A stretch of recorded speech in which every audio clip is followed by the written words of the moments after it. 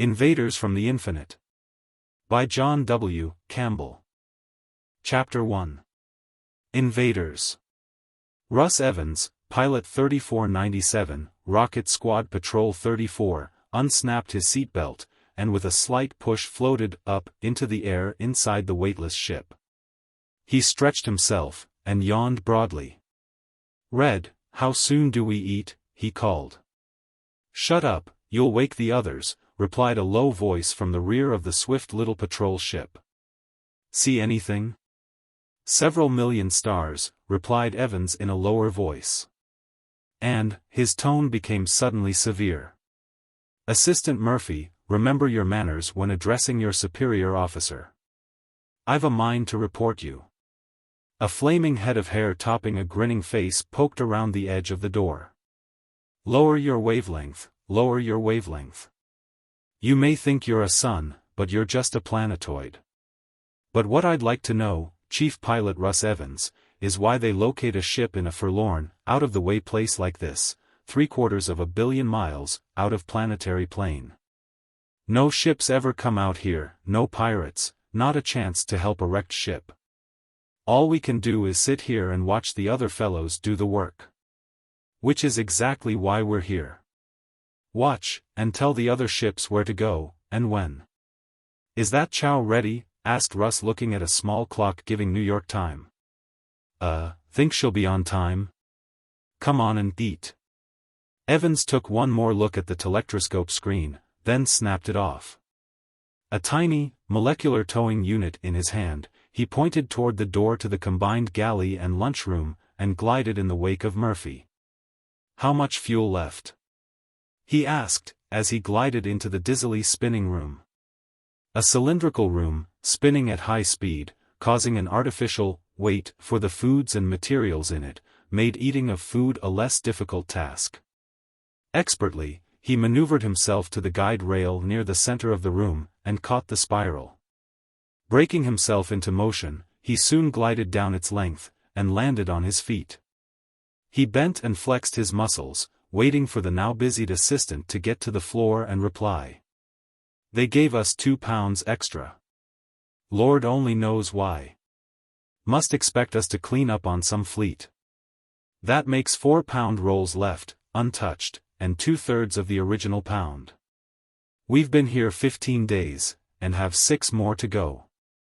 The main driving power rolls have about the same amount left, and 3-pound rolls in each reserve bin," replied Red, holding a curiously moving coffee pot that strove to adjust itself to rapidly changing air velocities as it neared the center of the room. "Sounds like a fleet's power stock." "Martian lead or the terrestrial isotope?" asked Evans, tasting warily a peculiar dish before him. "Say, this is energy food. I thought we didn't get any more till Saturday." The change from the energy-less, flavored pastes that made up the principal bulk of a space pilot's diet, to prevent overeating, when no energy was used in walking in the weightless ship, was indeed a welcome change. I got hungry." "Any objections?" grinned the Irishman. "None," replied Evans fervently, pitching in with a will. Seated at the controls once more, he snapped the little switch that caused the screen to glow with flashing, swirling colors as the telectroscope apparatus came to life. 1,000 tiny points of flame appeared scattered on a black field with a suddenness that made them seem to snap suddenly into being. Points, tiny dimensionless points of light, save one, a tiny disk of blue-white flame, old soul from a distance of close to 1 billion miles, and under slight reverse magnification. The skillful hands at the controls were turning adjustments now, and that disk of flame seemed to leap toward him with 100 light speeds, growing to a disk as large as a dime in an instant. While the myriad points of the stars seemed to scatter like frightened chickens, fleeing from the growing sun, out of the screen. Other points, heretofore invisible, appeared, grew, and rushed away. The sun shifted from the center of the screen, and a smaller reddish-green disk came into view, a planet, its atmosphere coloring the light that left it toward the red. It rushed nearer, grew larger. Earth spread as it took the center of the screen. A world, a portion of a world, a continent, a fragment of a continent as the magnification increased, boundlessly it seemed. Finally, New York spread across the screen. New York seen from the air, with a strange lack of perspective. The buildings did not seem all to slant toward some point, but to stand vertical, for, from a distance of 1 billion miles, the vision lines were practically parallel. Titanic shafts of glowing color in the early summer sun appeared, the hot rays from the sun, now only 82,500,000 miles away, shimmering on the colored metal walls. The new airlines building, 1.5 miles high, supported at various points by actual spaceship driving units, was a riot of shifting, rainbow hues. A new trick in construction had been used here, and Evans smiled at it. Arcot, inventor of the ship that carried him, had suggested it to Fuller, designer of that ship, and of that building. The colored beryllium metal of the wall had been ruled with 20,000 lines to the inch, mere scratches, but nevertheless a diffraction grating. The result was amazingly beautiful. The sunlight, split up to its rainbow colors, was reflected in millions of shifting tints. In the air, supported by tiny packs strapped to their backs, thousands of people were moving, floating where they wished, in any direction, at any elevation. There were none of the helicopters of even 5 years ago, now. A molecular power suit was far more convenient, cost nothing to operate, and but $50 to buy. Perfectly safe, requiring no skill, everyone owned them. To the watcher in space, they were mere moving, snaky lines of barely distinguishable dots that shivered and seemed to writhe in the refractions of the air. Passing over them, seeming to pass almost through them in this strange perspectiveless view, were the shadowy forms of giant space liners, titanic streamlined hulls. They were streamlined for no good reason, save that they looked faster and more graceful than the more efficient spherical freighters, just as passenger liners of 2 centuries earlier, with their steam engines, had carried 4 funnels and used 2. A space liner spent so minute a portion of its journey in the atmosphere that it was really inefficient to streamline them. "Won't be long," muttered Russ, grinning cheerily at the familiar, sunlit city. His eyes darted to the chronometer beside him. The view seemed to be taken from a ship that was suddenly scudding across the heavens like a frightened thing, as it ran across from Manhattan Island, followed the Hudson for a short way, then cut across into New Jersey, swinging over the great woodland area of Kittatinny Park, resting finally on the New Jersey suburb of New York nestled in the Kittitanys, Blairtown.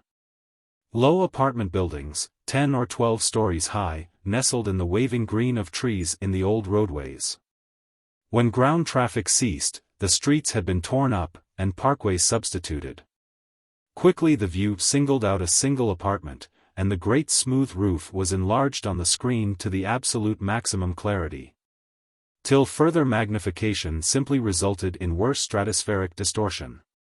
On the broad roof were white strips of some material, making a huge V followed by 2 eyes. Russ watched, his hand on the control steadying the view under the Earth's complicated orbital motion and rotation. Further corrections for the ship's orbital motion making the job one requiring great skill. The view held the center with amazing clarity. Something seemed to be happening to the last of the eyes. It crumpled suddenly, rolled in on itself and disappeared. "She's there, and on time," grinned Russ happily. He tried more magnification. Could he? He was tired, terribly, suddenly tired. He took his hands from the viewplate controls, relaxed, and dropped off to sleep. What made me so tired, wonder, God? He straightened with a jerk, and his hands flew to the controls. The view on the machine suddenly retreated, flew back with a velocity inconceivable. Earth dropped away from the ship with an apparent velocity 1,000 times that of light. It was a tiny ball, a pinpoint, gone, the sun, a minute disk, gone, then the apparatus was flashing views into focus from the other side of the ship. The assistant did not reply. Evans' hands were growing ineffably heavy, his whole body yearned for sleep. Slowly, clumsily he pawed for a little stud. Somehow his hand found it, and the ship reeled suddenly, little jerks, as the code message was flung out in a beam of such tremendous power that the sheer radiation pressure made it noticeable. Earth would be notified. The system would be warned. But light, slow-crawling thing, would take hours to cross the gulf of space, and radio travels no faster. Half-conscious, fighting for his faculties with all his will, the pilot turned to the screen. A ship. A strange, glistening thing streamlined to the nth degree, every spare corner rounded till the resistance was at the irreducible minimum. But, in the great pilot port of the stranger, the patrol pilot saw faces, and gasped in surprise as he saw them. Terrible faces, blotched, contorted. Patches of white skin, patches of brown, patches of black, blotched and twisted across the faces. Long, lean faces, great wide flat foreheads above, skulls strangely squared, more box-like than man's rounded skull. The ears were large, pointed tips at the top. Their hair was a silky mane that extended low over the forehead, and ran back, spreading above the ears, and down the neck. Then, as that emotion of surprise and astonishment weakened his will momentarily, oblivion came, with what seemed a fleeting instant of memories. His life seemed to flash before his mind in serried rank, a file of events, his childhood, his life, his marriage, his wife, an image of smiling comfort, then the years. Images of great and near great men, his knowledge of history, pictures of Great War of 2074, pictures of the attackers of the Black Star, then calm oblivion, quiet blankness. The long, silent ship that had hovered near him turned, and pointed toward the pinhead of matter that glowed brilliantly in the flaming jewel box of the heavens. It was gone in an instant, rushing toward sun and earth at a speed that outraced the flying radio message, leaving the ship of the guard patrol behind, and leaving the pilot as he leaves our story. How do you find this book? Any thoughts about the book or the author? Any suggestion for improvement? Please take a moment to share your thoughts in a comment. If you like it, share it with your friends who might enjoy it as well. Subscribe to keep in touch. Visit CompleteAudiobooks.com for more quality content. Chapter 2. Canine People. And that, said Arcot between puffs, will certainly be a great boon to the rocket patrol, you must admit. They don't like dueling with these space pirates using the molecular rays, and since molecular rays have such a tremendous commercial value, we can't prohibit the sale of ray apparatus. Now, if you will come into the workshop, Fuller, I'll give a demonstration with friend Morey's help. The four friends rose, Morey, Wade and Fuller following Arcot into his laboratory on the 37th floor of the Arcot Research Building. As they went, Arcot explained to Fuller the results and principles of the latest product of the ingenuity of the triumvirate, as Arcot, Morey and Wade had come to be called in the news dispatches. As you know, the molecular rays make all the molecules of any piece of matter they are turned upon move in the desired direction. Since they supply no new energy, but make the body they are turned upon supply its own, using the energy of its own random molecular motion of heat, they are practically impossible to stop. The energy necessary for molecular rays to take effect is so small that the usual type of filter lets enough of it pass. A ship equipped with filters is no better off when attacked than one without. The rays simply drove the front end into the rear, or vice versa, or tore it to pieces as the pirates desired. The rocket patrol could kill off the pirates, but they lost so many men in the process, it was a Pyrrhic victory. For some time Morey and I have been working on something to stop the rays.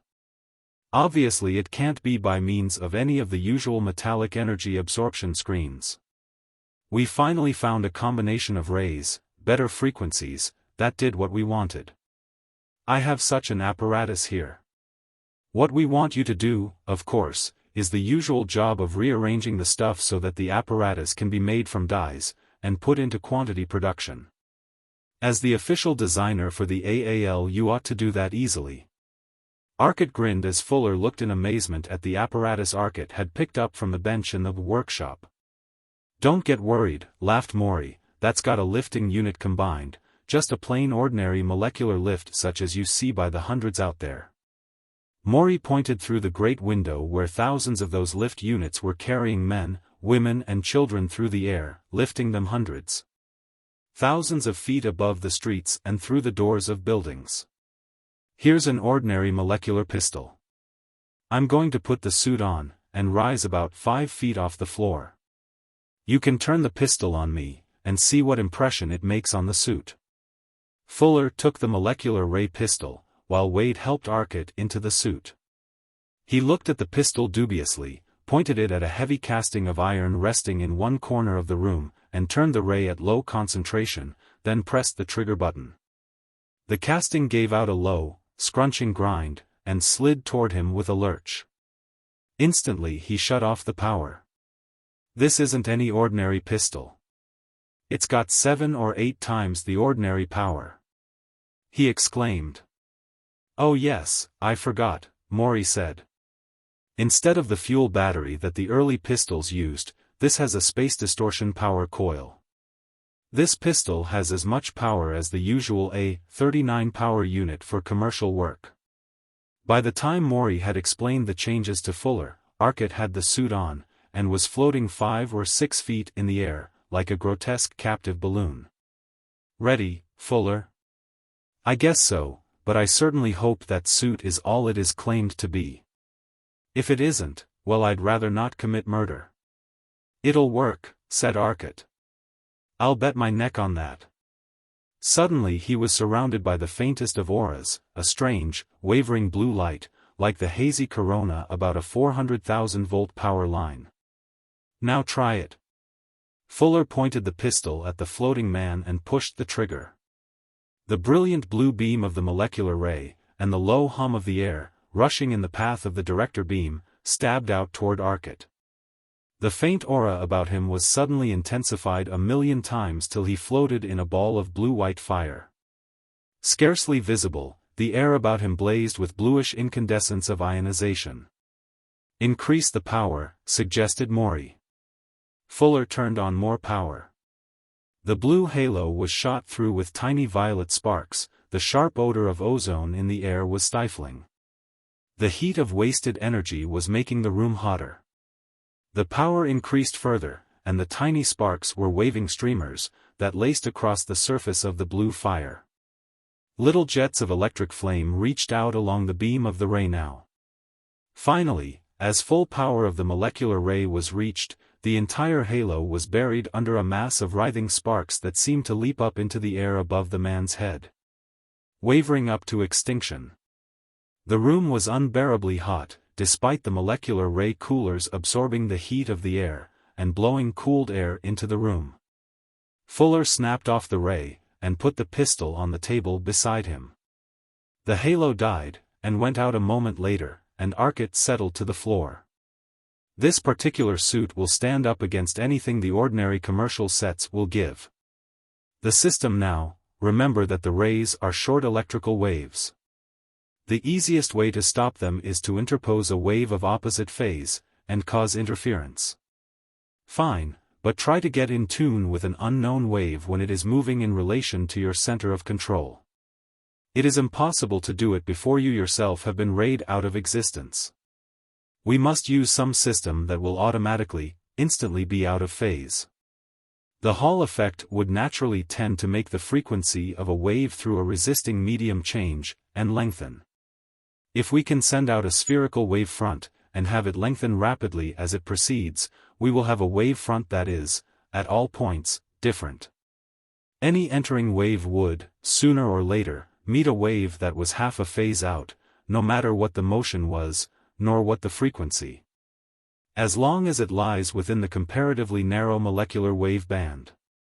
What this apparatus, or ray screen, consists of, is a machine generating a spherical wave front of the nature of a molecular wave, but of just too great a frequency to do anything. A second part generates a condition in space, which opposes that wave. After traveling a certain distance, the wave has lengthened to molecular wave type, but is now beyond the machine which generated it, and no longer affects it, or damages it. However, as it proceeds, it continues to lengthen, till eventually it reaches the length of infralight, when the air quickly absorbs it. As it reaches one of the absorption bands for air molecular waves, and any molecular wave must find its half-wave complement somewhere in that wedge of waves. It does, and is at once choked off, its energy fighting the energy of the ray screen, of course. In the air, however, the screen is greatly helped by the fact that before the half-wave frequency is met in the ray wedge, the molecular ray is buried in ions, leaving the ray screen little work to do. Now your job is to design the apparatus in a form that machines can make automatically. We tried doing it ourselves for the fun of it, but we couldn't see how we could make a machine that didn't need at least 2 humans to supervise. Well, grinned Fuller, you have it all over me as scientists, but as economic workers, 2 human supervisors to make one product. All right, we agree. But no, let's see you, Lord. What was that? Morey started for the door on the run.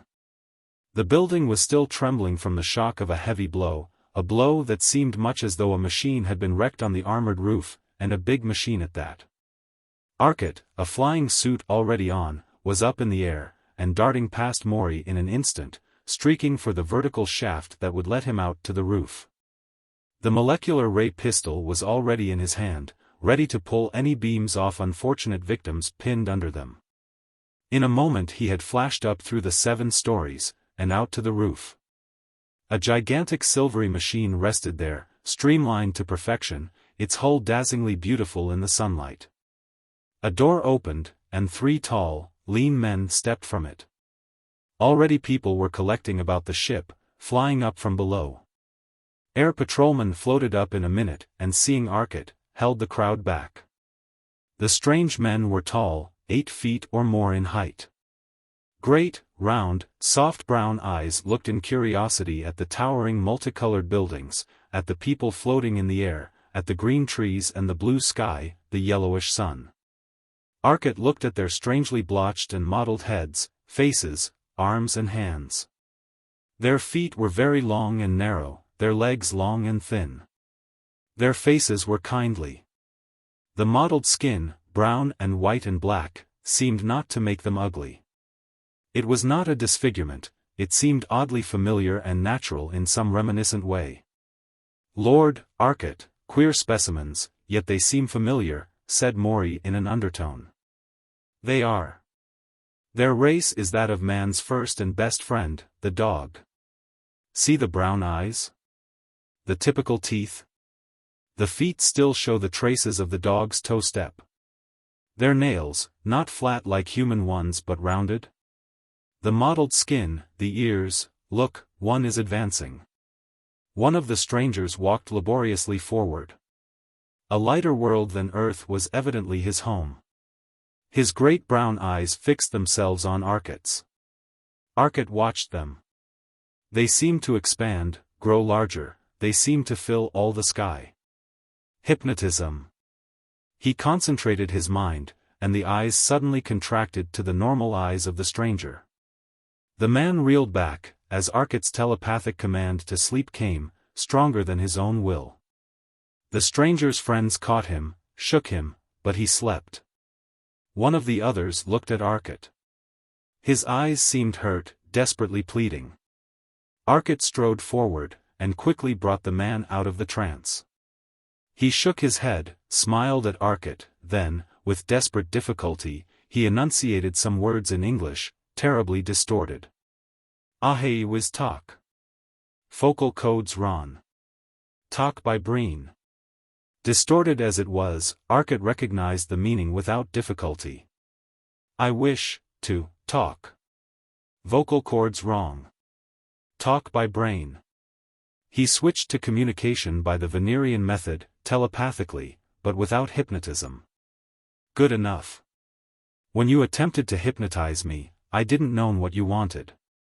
It is not necessary to hypnotize to carry on communication by the method of the second world of this system. What brings you to our system? From what system do you come? What do you wish to say? The other, not having learned the Venerian system, had great difficulty in communicating his thoughts, but Arcot learned that they had machines which would make it easier. And the terrestrian invited them into his laboratory, for the crowd was steadily growing. The three returned to their ship for a moment, coming out with several peculiar headsets. Almost at once the ship started to rise, going up more and more swiftly, as the people cleared a way for it. Then, in the tiniest fraction of a second, the ship was gone, it shrank to a point, and was invisible in the blue vault of the sky. "Apparently they intend to stay a while," said Wade. "They are trusting souls, for their line of retreat is cut off. We naturally have no intention of harming them, but they can't know that." "I'm not so sure," said Arcot. He turned to the apparent leader of the three and explained that there were several stories to descend, and stairs were harder than a flying unit. "Wrap your arms about my legs, when I rise above you, and hold on till your feet are on the floor again," he concluded. The stranger walked a little closer to the edge of the shaft, and looked down. White bulbs illuminated its walls down its length to the ground. The man talked rapidly to his friends, looking with evident distaste at the shaft, and the tiny pack on Arcot's back. Finally, smiling, he evinced his willingness. Arcot rose, the man grasped his legs, and then both rose. Over the shaft, and down to his laboratory was the work of a moment. Arcot led them into his consultation room, where a number of comfortable chairs were arranged, facing each other. He seated them together, and his own friends facing them. "Friends of another world," began Arcot, "we do not know your errand here, but you evidently have good reason for coming to this place. It is unlikely that your landing was the result of sheer chance. What brought you? How came you to this point? It is difficult for me to reply. First we must be en rapport. Our system is not simple as yours, but more effective, for yours depends on thought ideas, not altogether universal. Place these on your heads, for only a moment. I must induce temporary hypnotic coma. Let one try first if you desire." The leader of the visitors held out one of the several headsets they had brought, cap-like things, made of laminated metal apparently. Arcot hesitated, then with a grin slipped it on. "Relax," came a voice in Arcot's head, a low, droning voice, a voice of command. "Sleep," it added.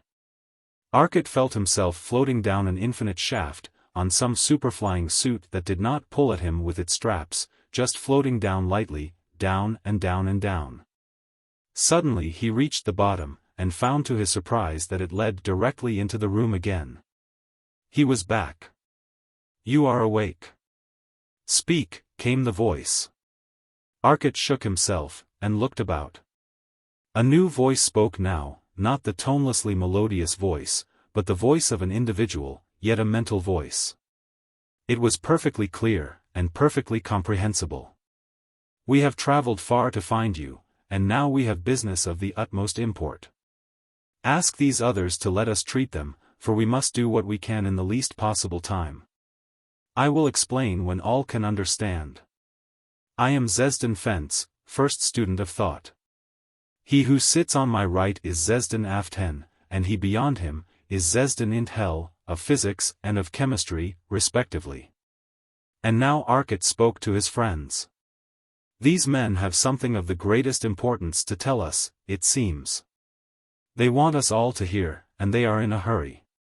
The treatment isn't at all annoying. Try it." The man on the extreme right, as we face them, is XVIII of thought, XVIII apparently meaning something like professor, or first student of. Those next him are XVIII of physics and XVIII of chemistry. XVIII offered them the headsets, and in a moment everyone present was wearing one. The process of putting them en rapport took very little time, and shortly all were able to communicate with ease. "Friends of Earth, we must tell our strange story quickly for the benefit of your world as well as ours, and others, too. We cannot so much as annoy. We are helpless to combat them. Our world lies far out across the galaxy. Even with incalculable velocity of the great swift thing that bore us, 3 long months have we traveled toward your distant worlds, hoping that at last the invaders might meet their masters. We landed on this roof because we examined mentally the knowledge of a pilot of one of your patrol ships. His mind told us that here we would find the three greatest students of science of this solar system. So it was here we came for help. Our race has arisen, he continued, as you have so surely determined from the race you call canines. It was artificially produced by the ancient masters when their hour of need had come. We have lost the great science of the ancient ones. But we have developed a different science, a science of the mind. Dogs are far more psychic than are men.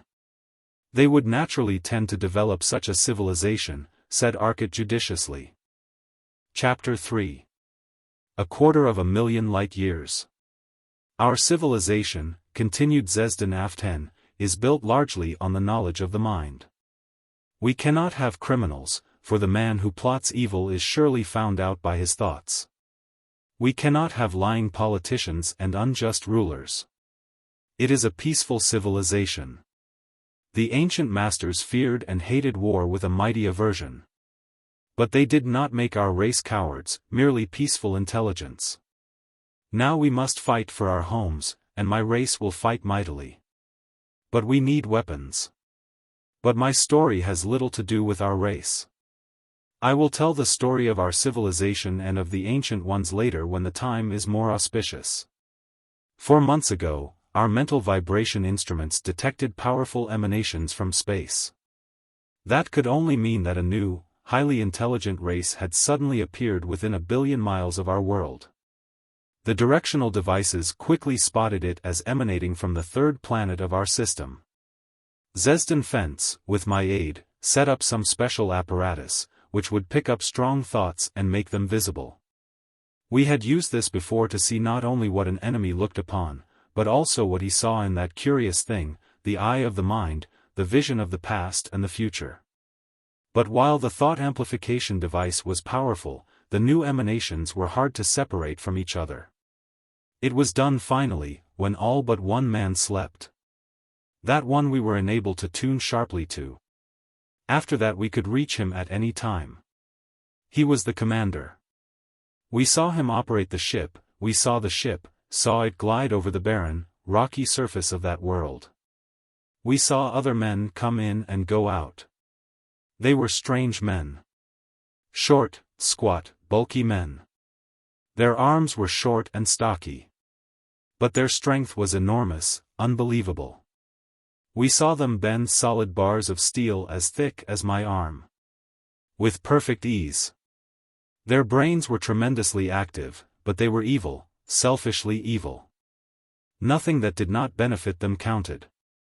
At one time our instruments went dead, and we feared that the commander had detected us, but we saw what happened a little later. The second in command had killed him. We saw them examine the world, working their way across it, wearing heavy suits, yet, for all the terrific gravity of that world, bouncing about like rubber balls. Leaping and jumping where they wanted. Their legs would drive out like pistons, and they soared up and through the air. They were tired while they made those examinations, and slept heavily at night. Then one night there was a conference.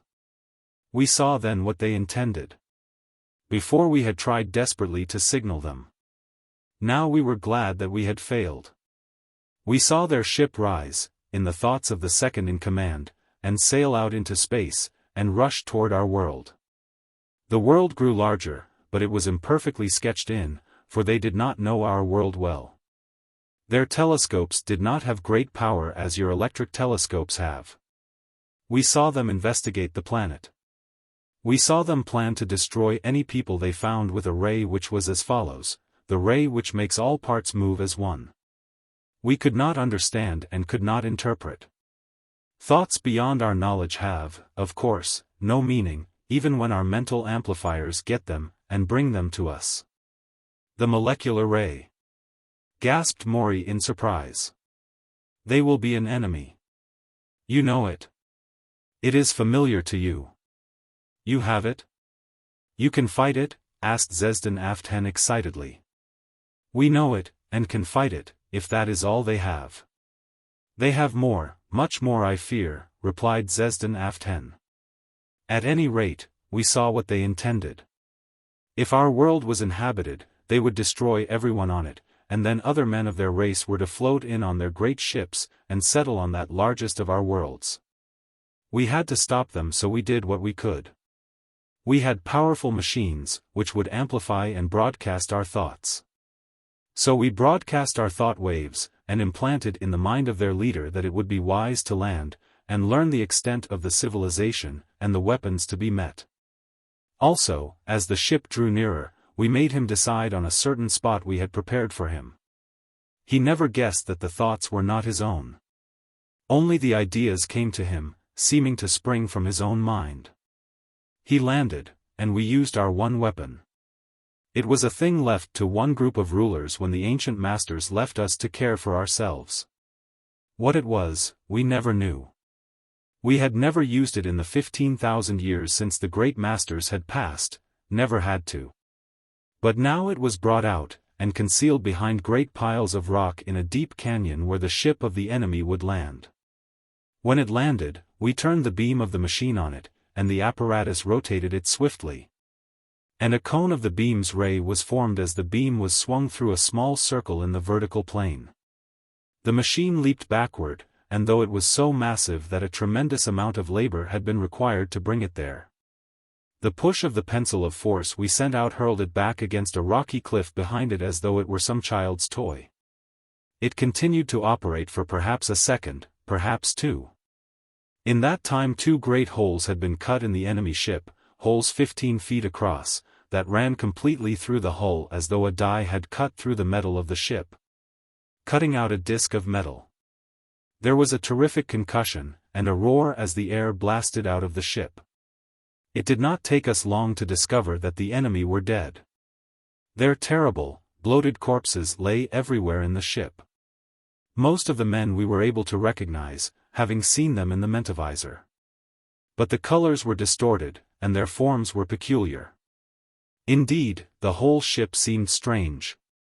The only time that things ever did seem normal about that strange thing, when the angles of it seemed what they were, when the machines did not seem out of proportion, out of shape, twisted, was when on a trial trip we ventured very close to our sun. Arcot whistled softly and looked at Morey. Morey nodded. Probably right. Don't interrupt. That you thought something, I understood, but the thoughts themselves were hopelessly unintelligible to me.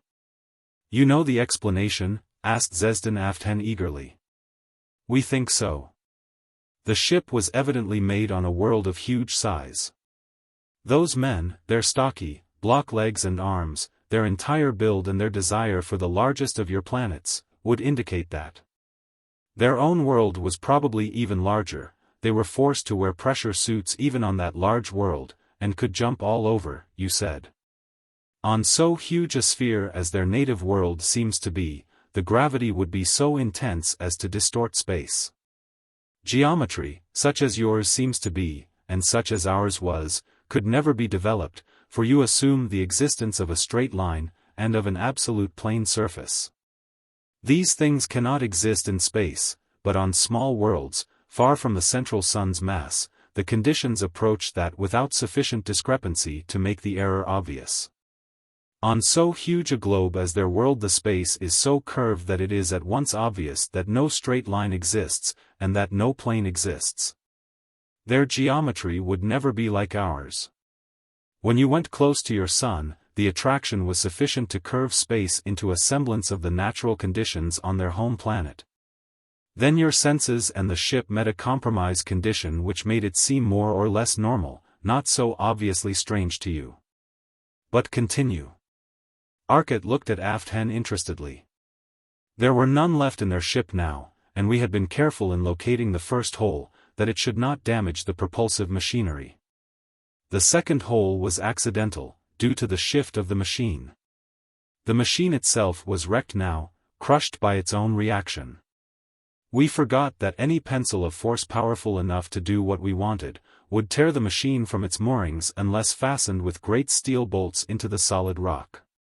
The second hole had been far to the rear, and had, by ill luck, cut out a portion of the driving apparatus. We could not repair that, though we did succeed at last in lifting the great discs into place. We attempted to cut them, and put them back in sections. Our finest saws and machines did not nick them. Their weight was unbelievable, and yet we finally succeeded in lifting the things into the wall of the ship. The actual missing material did not represent more than a tiny cut, perhaps as wide as one of your credit discs. You could slip the thin piece of metal in between them, but not so much as your finger. Those slots we welded tight with our best steel, letting a flap hang over on each side of the cut, and as the hot metal cooled, it was drawn against the shining walls with terrific force. The joints were perfectly airtight. The machines proper were repaired to the greatest possible extent. It was a heartbreaking task, for we must only guess at what machines should be connected together. Much damage had been done by the rushing air as it left, for it filled the machines, too. And they were not designed to resist the terrific air pressure that was on them when the pressure in the ship escaped. Many of the machines had been burst open, and these we could repair when we had the necessary elements and knew their construction from the remnants. Or could find unbroken duplicates in the stock rooms. Once we connected the wrong things. This will show you what we dealt with. They were the wrong poles, 2 generators, connected together in the wrong way. There was a terrific crash when the switch was thrown, and huge sheets of electric flame leaped from one of them. 2 men were killed, incinerated in an instant. Even the odors one might expect were killed in that flash of heat. Everything save the shining metal and clear glass within 10 feet of it was instantly wiped out. And there was a fuse link that gave. The generator was ruined. One was left, and several small auxiliary generators. Eventually, we did the job. We made the machine work. And we are here. We have come to warn you, and to ask aid. Your system also has a large planet, slightly smaller than the largest of our system, but yet attractive. There are approximately 50,000 planetary systems in this universe, according to the records of the Invaders. Their world is not of this system. It is the world that, Sun and Sec, universe Venone. Where that is, or even what it means, we do not know. Perhaps you understand. But they investigated your world, and its address, according to their records, was World 3769, 8482730-3. This, I believe, means, Universe 3769, Sun 8482730, World 3. They have been investigating this system now for nearly 3 centuries. It was close to 200 years ago that they visited your world, 200 years of your time. This is 2129, which makes it about the year 1929, 30 that they floated around here investigating. Why haven't they done anything? Arcot asked him. They waited for an auspicious time. They are afraid now, for recently they visited your world, and were utterly amazed to find the unbelievable progress your people have made. They intend to make an immediate attack on all worlds known to be intelligently populated. They had made the mistake of letting one race learn too much. They cannot afford to let it happen again. There are only 21 inhabited worlds known, and their thousands of scouts have already investigated nearly all the central mass of this universe, and much of the outer rings. They have established a base in this universe. Where I do not know. That, alone, was never mentioned in the records. But of all peoples, they feared only your world. There is one race in the universe far older than yours, but they are a sleeping people. Long ago their culture decayed. Still, now they are not far from you, and perhaps it will be worth the few days needed to learn more about them. We have their location and can take you there. Their world circles a dead star. Not anymore, laughed Morey grimly. That's another surprise for the enemy. They had a little jog, and they certainly are wide awake now. They are headed for big things, and they are going to do a lot. But how do you know these things?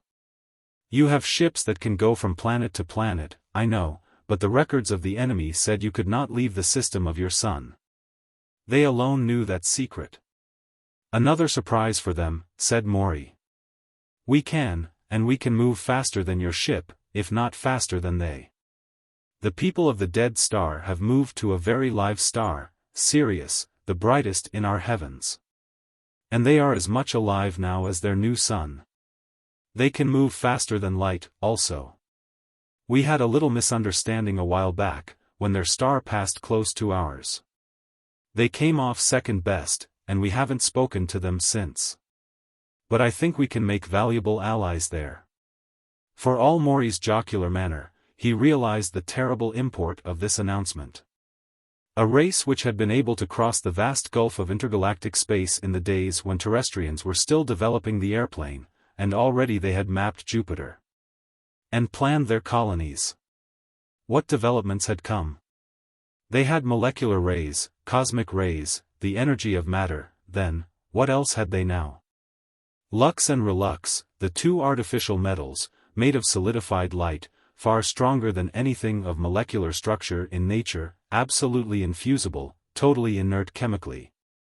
One a perfect conductor of light and of all radiation in space, the other a perfect reflector of all radiations, save molecular rays.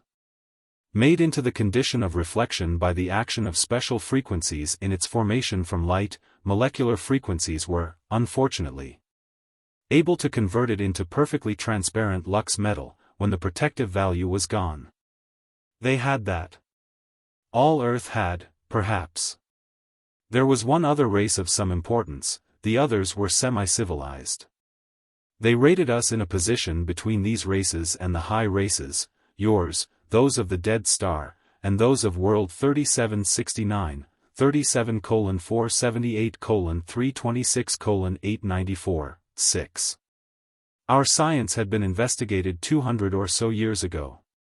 This other race was at a great distance from us, greater than yours, and apparently not feared as greatly as yours. They cannot cross to other worlds, save in small ships driven solely by fire, which the Thetians have called a hopelessly inefficient and laughably awkward thing to ride in. Rockets, grinned Morey. Our first ship was part rocket. XVIII Fence smiled. But that is all. We have brought you warning, and our plea. Can you help us? We cannot answer that. The Interplanetary Council must act. But I am afraid that it will be all we can do to protect our own world if this enemy attacks soon, and I fear they will. Since they have a base in this universe, it is impossible to believe that all ships did not report back to the home world at stated intervals. That one is missing will soon be discovered, and it will be sought. War will start at once. 3 months it took you to reach us, they should come soon. Those men who left will be on their way back from the home world from which they came. What do you call your planet, friend? Ortol is our home, replied XVIII int Hell. At any rate, I can only assure you that your world will be given weapons that will permit your people to defend themselves, and I will get you to your home within 24 hours. Your ship, is it in the system? It waits on the second satellite of the fourth planet, replied XVIII aft 10. Signal them, and tell them to land where a beacon of intense light, alternating red and blue, reaches up from this point on the map. Arcot pointed out the spot in Vermont where their private lake and laboratory were. He turned to the others, and in rapid-fire English, explained his plans.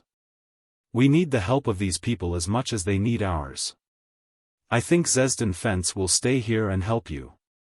The others will go with us to their world. There we shall have plenty of work to do, but on the way we are going to stop at Mars and pick up that valuable ship of theirs and make a careful examination for possible new weapons. Their system of speed drive, and their regular space drive. I'm willing to make a bet right now, that I can guess both. Their regular drive is a molecular drive with lead disintegration apparatus for the energy, cosmic ray absorbers for the heating, and a drive much like ours. Their speed drive is a time distortion apparatus, I'll wager. Time distinction offers an easy solution of speed. All speed is relative to other bodies, but also to time speed. But we'll see. I'm going to hustle some workmen to installing the biggest spare power board I can get into the storerooms of the Ancient Mariner, and pack in a ray screen. It will be useful. Let's move. Our ship, said XVIII Aften, will land in 3 of your hours. Chapter 4. The First Move. The Ortolians were standing on a low, green-clad hill. Below them stretched the green flank of the little rise, and beyond lay ridge after ridge of the broad, smooth carpet of the beautiful Vermont hills. Man of Earth, said XVIII Aften, turning at last to Wade, who stood behind him.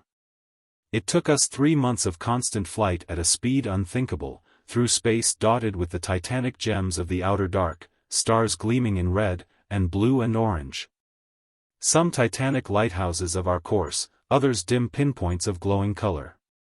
It was a scene of unspeakable grandeur, but it was so awesomely mighty in its scope, one was afraid. And his soul shriveled within him as he looked at those inconceivable masses floating forever alone in the silence of the inconceivable nothingness of eternal cold and eternal darkness. One was awed, suppressed by their sheer magnitude. A magnificent spectacle truly, but one no man could love. Now we are at rest on a tiny pinpoint of dust in a tiny bit of a tiny corner of an isolated universe, and the magnitude and stillness is gone. Only the chirpings of those strange birds as they seek rest in darkness, the soft gurgling of the little stream below, and the rustle of countless leaves break the silence with a satisfying existence, while the loneliness of that great star, your sun, is lost in its tintings of soft color, the fleeciness of the clouds, and the seeming companionship of green hills. The beauty of boundless space is awe-inspiring in its magnitude. The beauty of Earth is something man can love. Man of Earth, you have a home that you may well fight for with all the strength of your arms, all the forces of your brain, and all the energies of space that you can call forth to aid you. It is a wondrous world. Silently he stood in the gathering dusk, as first Venus winked into being, then one by one the stars came into existence in the deepening color of the sky. Space is awesomely wonderful, this is lovable. He gazed long at the heavens of this world so strange, so beautiful to him, looking at the unfamiliar heavens.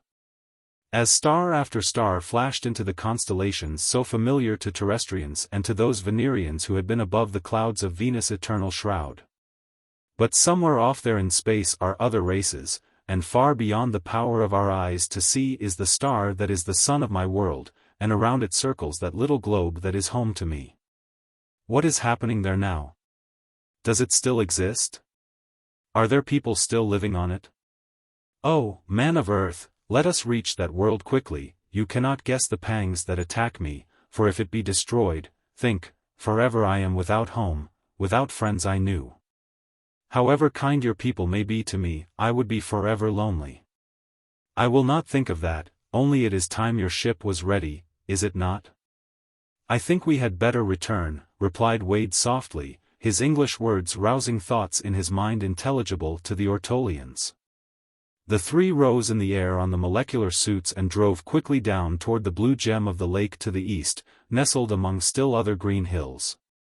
Lights were showing in the great shop, where the ancient mariner was being fitted with the ray shields, and all possible weapons.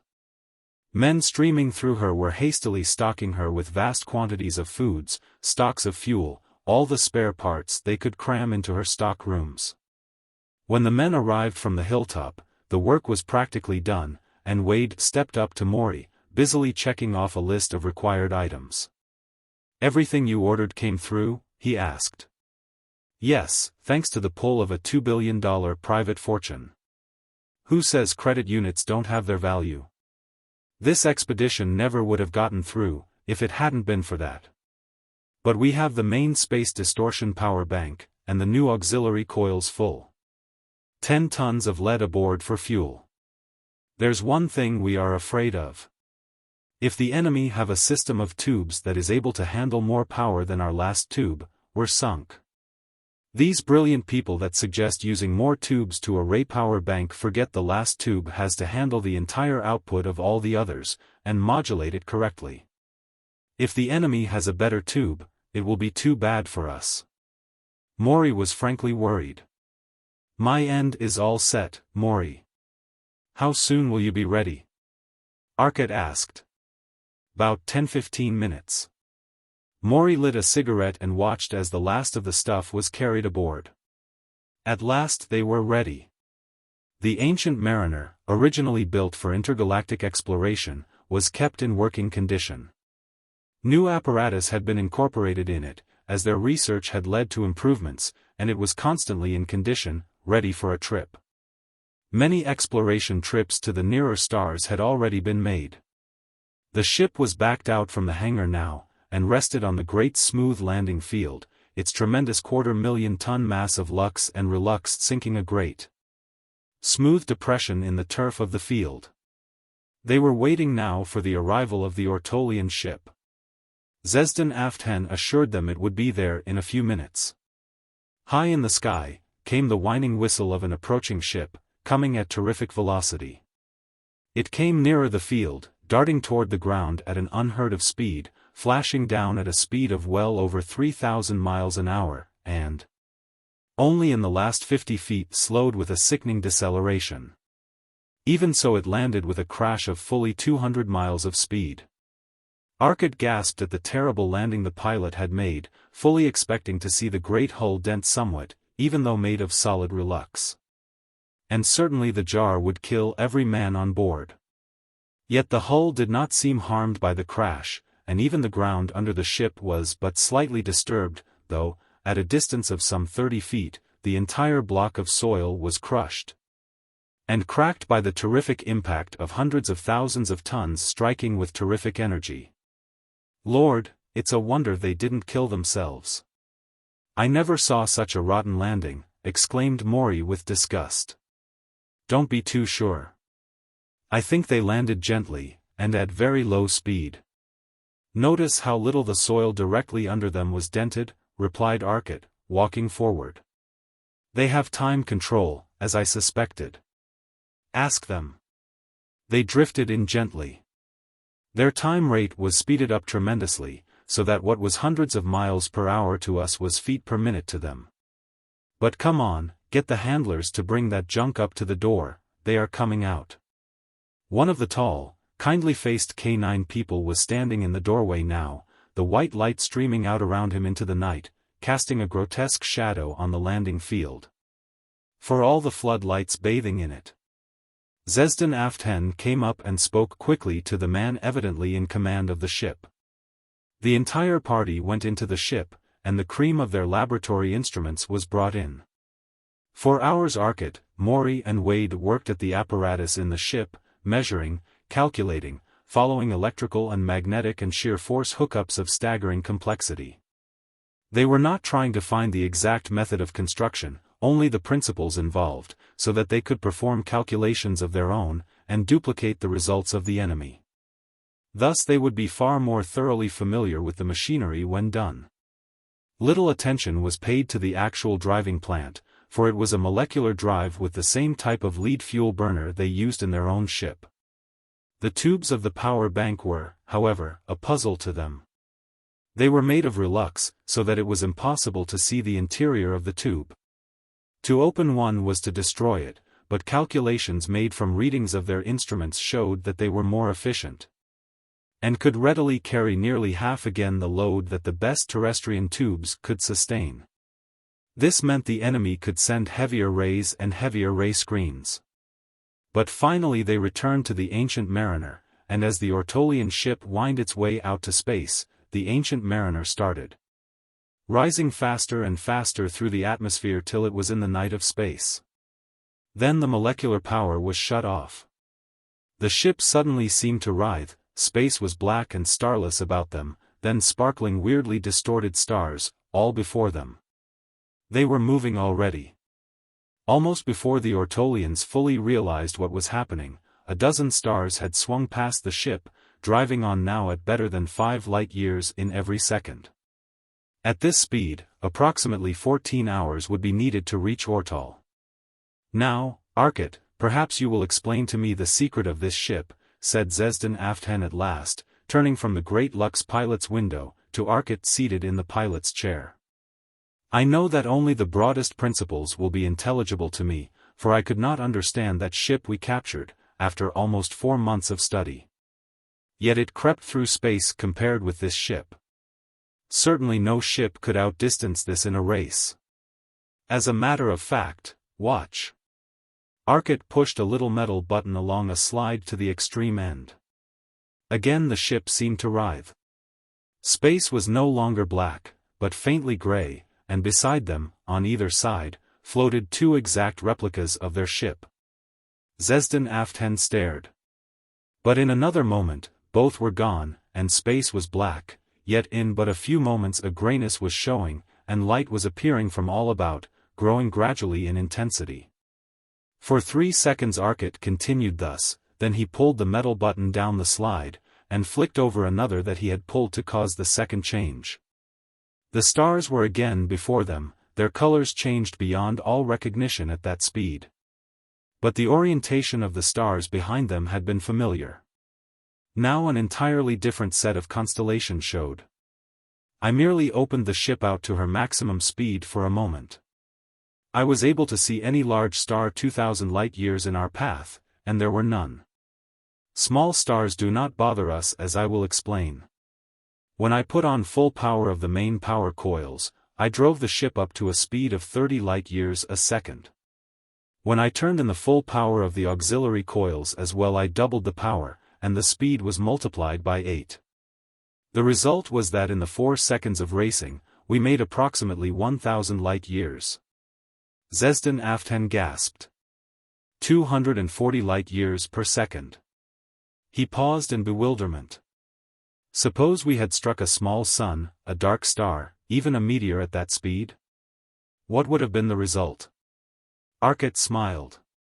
The chances are excellent that we plowed through more than one meteor, more than one dark star, and more than one small sun. But this is the secret: the ship attains the speed only by going out of space. Nothing in space can attain the speed of light, save radiation. Nothing in normal space. But, we alter space, make space along patterns we choose, and so distort it that the natural speed of radiation is enormously greater. In fact, we so change space that nothing can go slower than a speed we fix. Morey, show Aften the coils, and explain it all to him. I've got to stay here. Morey rose, and diving through the weightless ship, went down to the power room, XVIII following. Here, giant pots 5 feet high were in close-packed rows. The pots contained specially designed coils storing tremendous energy, the energy of 4 tons of disintegrated lead, in the only form that energy may be stored, as a strain or distortion in space. These charged coils distorted only the space within themselves, making a closed field entirely within themselves. But in the exact gravitational center of the 250,000-ton ship was a single high coil of different design that distorted space around it as well as the space within it. This, as Morey explained, was the control that altered the constants of space to suit. The coils were charged, and the energy stored. Their energy could be pumped into the big coil, and then, when the ship slowed to normal space, could be pumped back to them. The pumping energy, as well as any further energy needed for recharging the coils, could be supplied by 3 huge power generators. These energy producers, Morey explained, work on a principle known for hundreds of years on Earth. Lead, when reduced to a temperature approaching absolute zero as closely as, for instance, liquid helium, has no electrical resistance. In other words, no matter how great a current is sent through it, there is no resistance, and no heat is produced to raise the temperature. What we do is to send a powerful current through a lead wire. The wire has a current density so huge that the atoms are destroyed, and the protons and electrons coalesce into pure radiant energy. Relux, under the influence of a magnetic field, converts this directly into electrical potential. Electricity we can convert to the spatial strain in the power coils, and thus the ship is driven. Morey pointed out the huge molecular power cylinder overhead, where the main power drive was located in the inertial center of the ship, or as near as the great space coil would permit. The smaller power units for vertical lift, and for steering, were in the side walls, hidden under heavy walls of relux.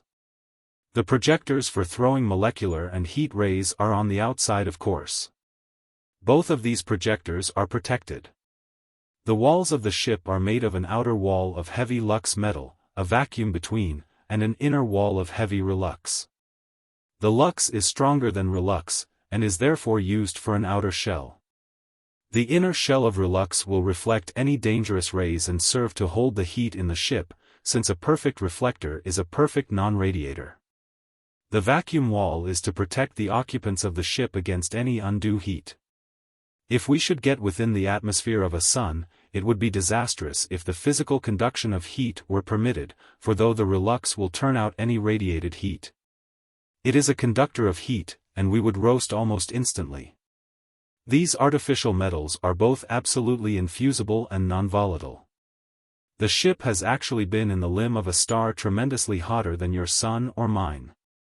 Now you see why it is we need not fear a collision with a small sun, meteor, or such like.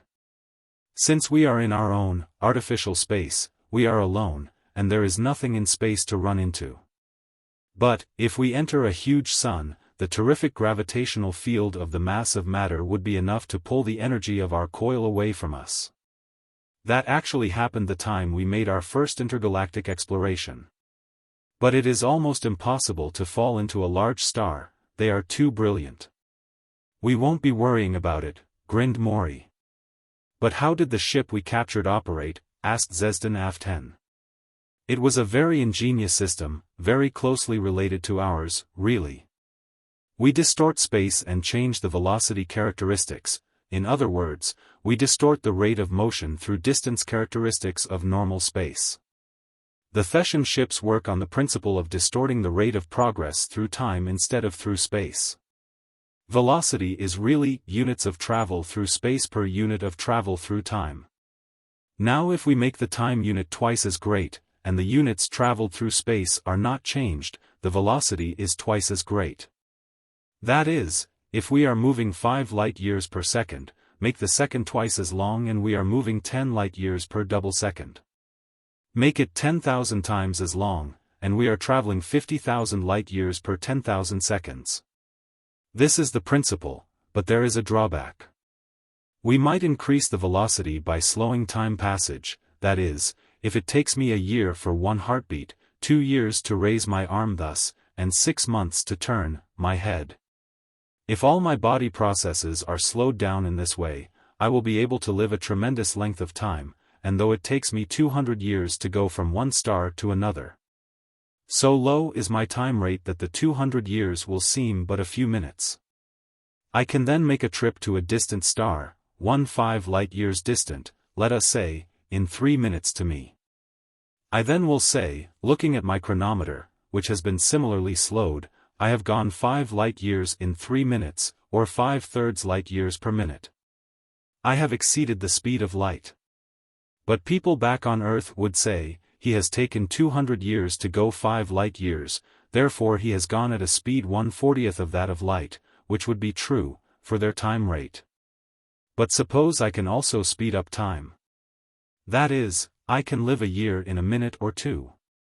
Then everyone else will be exceedingly slow. The ideal thing would be to combine these two effects, arranging that space about your ship will have a very rapid time rate, 10,000 times that of normal space. Then the speed of radiation through that space will be 1,860,000,000 miles per second, and a speed of 1 billion miles per second would be possible, but still you, too, will be affected. So that though the people back home will say you are going far faster than light, you will say, no, I am going only 100,000 miles per second. But now imagine that your ship and surrounding space for 1 mile is at a time rate 10,000 times normal, and you, in a space of 100 feet within your ship, are affected by a time rate 1/10. 000 that, or normal, due to a second, reversing field. The two fields will not fight, or be mutually antagonistic, they will merely compound their effects. Result, you will agree that you are exceeding the speed of light. Do you understand? That is the principle on which your ship operated. There were two time fields, overlapping time fields. Remember the terrible speed with which your ship landed, and yet there was no appreciable jar according to the men? The answer of course was, that their time rate had been speeded enough, due to the fact that one field had been completely shut off, the other had not. That is the principle. The system is so complex, naturally, that we have not yet learned the actual method of working the process. We must do a great deal of mathematical and physical research. Wish we had it done, we could use it now, mused the Terrestrian. We have some other weapons, none as important, of course, as the molecular ray and the heat ray. Or none that have been. But, if the enemy have ray shields, then perhaps these others also will be important. There are molecular motion guns, metal tubes, with molecular director apparatus at one end. A metal shell is pulling the power turned on, and the shell leaps out at a speed of about 10 miles per second, since it has been superheated, and is very accurately aimed. As there is no terrific shock of recoil to be taken up by the gun. But a more effective weapon, if these men are as I expect them to be, will be a peculiarly effective magnetic field concentrator device, which will project a magnetic field as a beam for a mile or more. How useful it will be, I don't know. We don't know what the enemy will turn against us. Chapter 5. Ortol. After Morey's explanation of the ship was completed, Wade took Arcot's place at the controls. While Morey and Arcot retired to the calculating room to do some of the needed mathematics on the time field investigation. Their work continued here, while the Ortolians prepared a meal and brought it to them, and to Wade. When at last the sun of Ortol was growing before them, Arcot took over controls from Wade once more. Slowing their speed to less than 50 times that of light, they drove on. The attraction of the giant sun was draining the energy from the coils so rapidly now, that at last Arcot was forced to get into normal space, while the planet was still close to 1,000,000 miles from them. Morey was showing the Ortolians the operation of the telectroscope and had it trained now on the rapidly approaching planet. The planet was easily enlarged to a point where the features of continents were visible. The magnification was increased till cities were no longer blurs, but truly cities. Suddenly, as city after city was brought under the action of the machine, the Ortolians recognizing them with glad exclamations, one swept into view, and as they watched, it leapt into the air. A vast column of dust, then twisting, whirling, it fell back in utter, chaotic ruin. XVIII Fence staggered back from the screen in horror. Arcot, drive down, increase your speed, the Thessians are there already and have destroyed one city, called Morey sharply. The men secured themselves with heavy belts, as the deep-toned hum of the warning echoed through the ship. A moment later they staggered under an acceleration of 4 gravities. Space was dark for the barest instant of time, and then there was the scream of atmosphere as the ship rocketed through the air of the planet at nearly 1,500 miles per second. The outer wall was blazing in incandescence in a moment, and the heavy Relux screens seemed to leap into place over the windows as the blasting heat, radiated from the incandescent walls flooded in. The millions of tons pressure of the air on the nose of the ship would have brought it to a stop in an instant, and had it not been that the molecular drive was on at full power, driving the ship against the air resistance, and still losing. The ship slowed swiftly, but was shrieking toward the destroyed city at terrific speed. Hesthus, to the right and ahead. That would be their next attack, said the Ortolian. Arcot altered the ship's course, and they shot toward the distant city of Hesthus. They were slowing perceptibly, and yet, though the city was half around the world, they reached it in half a minute. Now Arcot's wizardry at the controls came into play, for by altering his space field constants, he succeeded in reaching a condition that slowed the ship almost instantly to a speed of but a mile a second, yet without apparent deceleration. High in the white Ortolian sky was a shining point bearing down on the now visible city. Arcot slanted toward it, and the approaching ship grew like an expanding rubber balloon. A ray of intense, blindingly brilliant light flashed out, and a gout of light appeared in the center of the city. A huge flame, bright blue, shot heavenward in roaring heat. Seeing that a strange ship had arrived was enough for the Thessians, and they turned, and drove at Arcot instantly. The Thetan ship was built for a heavy world, and for heavy acceleration in consequence, and, as they had found from the captured ship, it was stronger than the ancient mariner. Now the Thetians were driving at Arcot with an acceleration and speed that convinced him dodging was useless. Suddenly space was black around them, the sunlit world was gone. "Wonder what they thought of that," grinned Arcot. Wade smiled grimly. "It's not what they thought, but what they'll do, that counts." Arcot came back to normal space, just in time to see the Thetan ship spin in a quick turn, under an acceleration that would have crushed a human to a pulp. Again the pilot dived at the terrestrian ship. Again it vanished. Twice more he tried these fruitless tactics, seeing the ship loom before him, bracing for the crash, then it was gone instantaneously. And though he sailed through the spot he knew it to have occupied, it was not there. Yet an instant later, as he turned, it was floating, unharmed, exactly where his ship had passed. Rushing was useless. He stood, and prepared to give battle. A molecular ray reached out, and disappeared in flaring ions on a shield utterly impenetrable in the ionizing atmosphere. Arcot meanwhile watched the instrument of his shield. The Thetan shield would have been impenetrable, but his shield, fed by less efficient tubes, was not, and he knew it.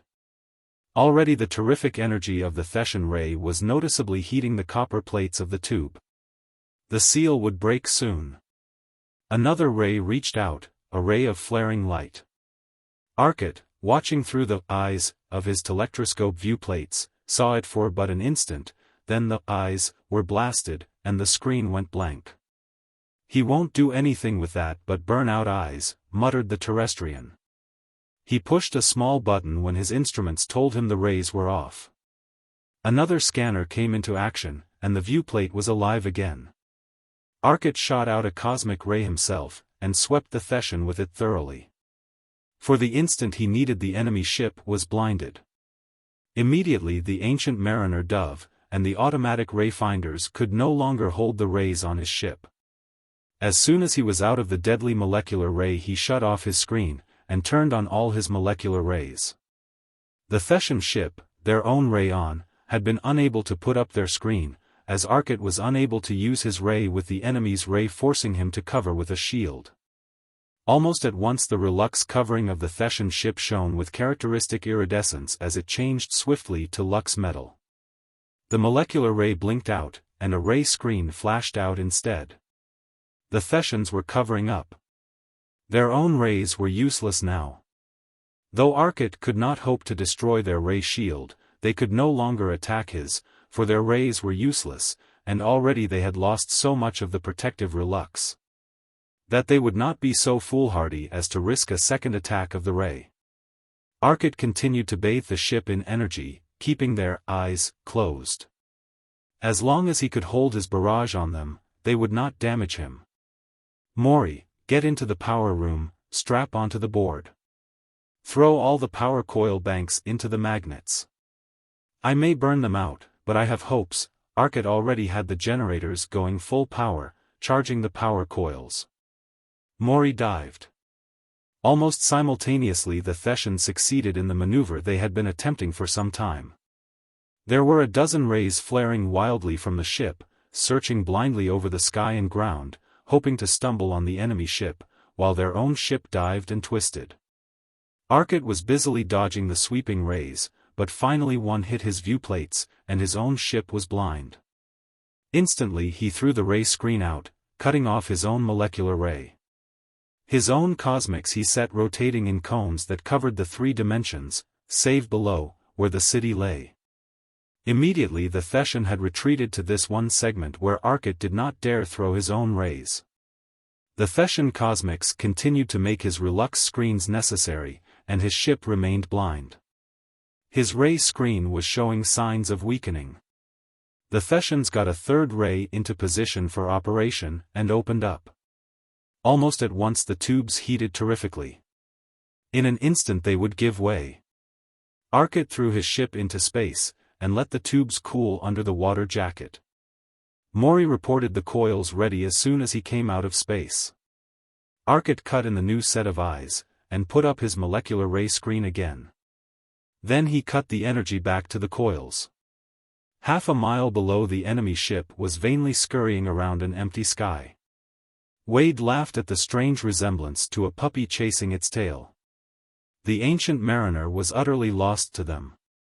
"Well, here goes the last trick," said Arcot grimly. "If this doesn't work, they'll probably win, for their tubes are better than ours, and they can maneuver faster. By win I mean force us to let them attack Ortol. They can't really attack us. Artificial space is a perfect defense." Arcot's molecular ray apprised the Thessians of his presence. Their screen flared up once more. Arcot was driving straight toward their ship as they turned. He snapped the relux screens in front of his eyes an instant before the enemy cosmics reached his ship. Immediately the thud of 4 heavy relays rang through the ship. The 250,000-ton ship leaped forward under a terrific acceleration, and then, as the 4 relays cut out again, the acceleration was gone. The screen regained life as Arcot opened the shutters. Before them, still directly in their path, was the huge Thessian ship.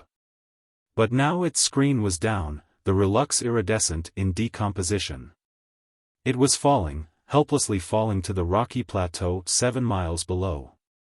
Its rays reached out even yet, and again the ancient mariner staggered under the terrific pull of some acceleration. The Thessian ship lurched upward, and a terrific concussion came, and the entire neighborhood of that projector disappeared in a flash of radiation. Arcot drove the ancient mariner down beneath the Thessian ship in its long fall, and with a powerful molecular beam ripped a mighty chasm in the deserted plateau. The Thessian ship fell into a 1/4-mile rift in the solid rock, smashing its way through falling debris. A moment later it was buried beneath a 1/4 mile of broken rock as Arcot swept a molecular beam about with the grace of a mine foreman filling breaks. An instant later, a heat ray followed the molecular in dazzling brilliance. A terrific gout of light appeared in the barren rocks. In 10 minutes the plateau was a white-hot cauldron of molten rocks, glowing now against a darkening sky. Night was falling. "That ship," said Arcot with an air of finality, "will never rise again." Chapter 6. The Second Move. "What happened to him, though?" asked Wade, bewildered. "I haven't yet figured it out. He went down in a heap, and he didn't have any power. Of course, if he had his power he could have pulled out again. He could just melt and burn all the excess rock off, and he would be all set. But his rays all went dead. And why the explosion? The magnetic beam is the answer. In our boat we have everything magnetically shielded, because of the enormous magnetic flux set up by the current flowing from the storage coils to the main coil. But, with so many wires heavily charged with current, what would have happened if they had not been shielded? If a current cuts across a magnetic field, a side thrust is developed. What do you suppose happened? And the terrific magnetic field of the beam and the currents in the wires of their power board were mutually opposed. Lord, it must have ripped away everything in the ship. It'd tear loose even the lighting wires, gasped Wade in amazement. But if all the power of the ship was destroyed in this way, how was it that one of their rays was operating as they fell? Asked XVIII. Each ray is a power plant in itself, explained Arcot, and so it was able to function. I do not know the cause of the explosion, though it might well have been that they had light bombs such as the Caxorians of Venus have, he added, thoughtfully. They landed, at XVIII's advice, in the city that their arrival had been able to save. This was Ortol's largest city, and their industrial capital. Here, too, was the university at which XVIII taught. They landed, and Arcot, Morey and Wade, with the aid of XVIII and XVIII Fence worked steadily for 2 of their days of 50 hours each. Teaching men how to make and use the molecular ships, and the rays and screens, heat beams, and relux. But Arcot promised that when he returned he would have some weapon that would bring them certain and easy salvation. In the meantime other terrestrians would follow him. They left the morning of their 3rd day on the planet. A huge crowd had come to cheer them on their way as they left, but it was the silent cheer of Ortol, a telepathic well-wishing. "Now," said Arcot as their ship left the planet behind, "we will have to make the next move." It certainly looks as though that next move would be to the still unknown race that lives on world 3769, 37, 478, 326, 894, 6. Evidently we will have to have some weapon they haven't, and I think that I know what it will be. Thanks to our trip out to the islands of space. Shall we go?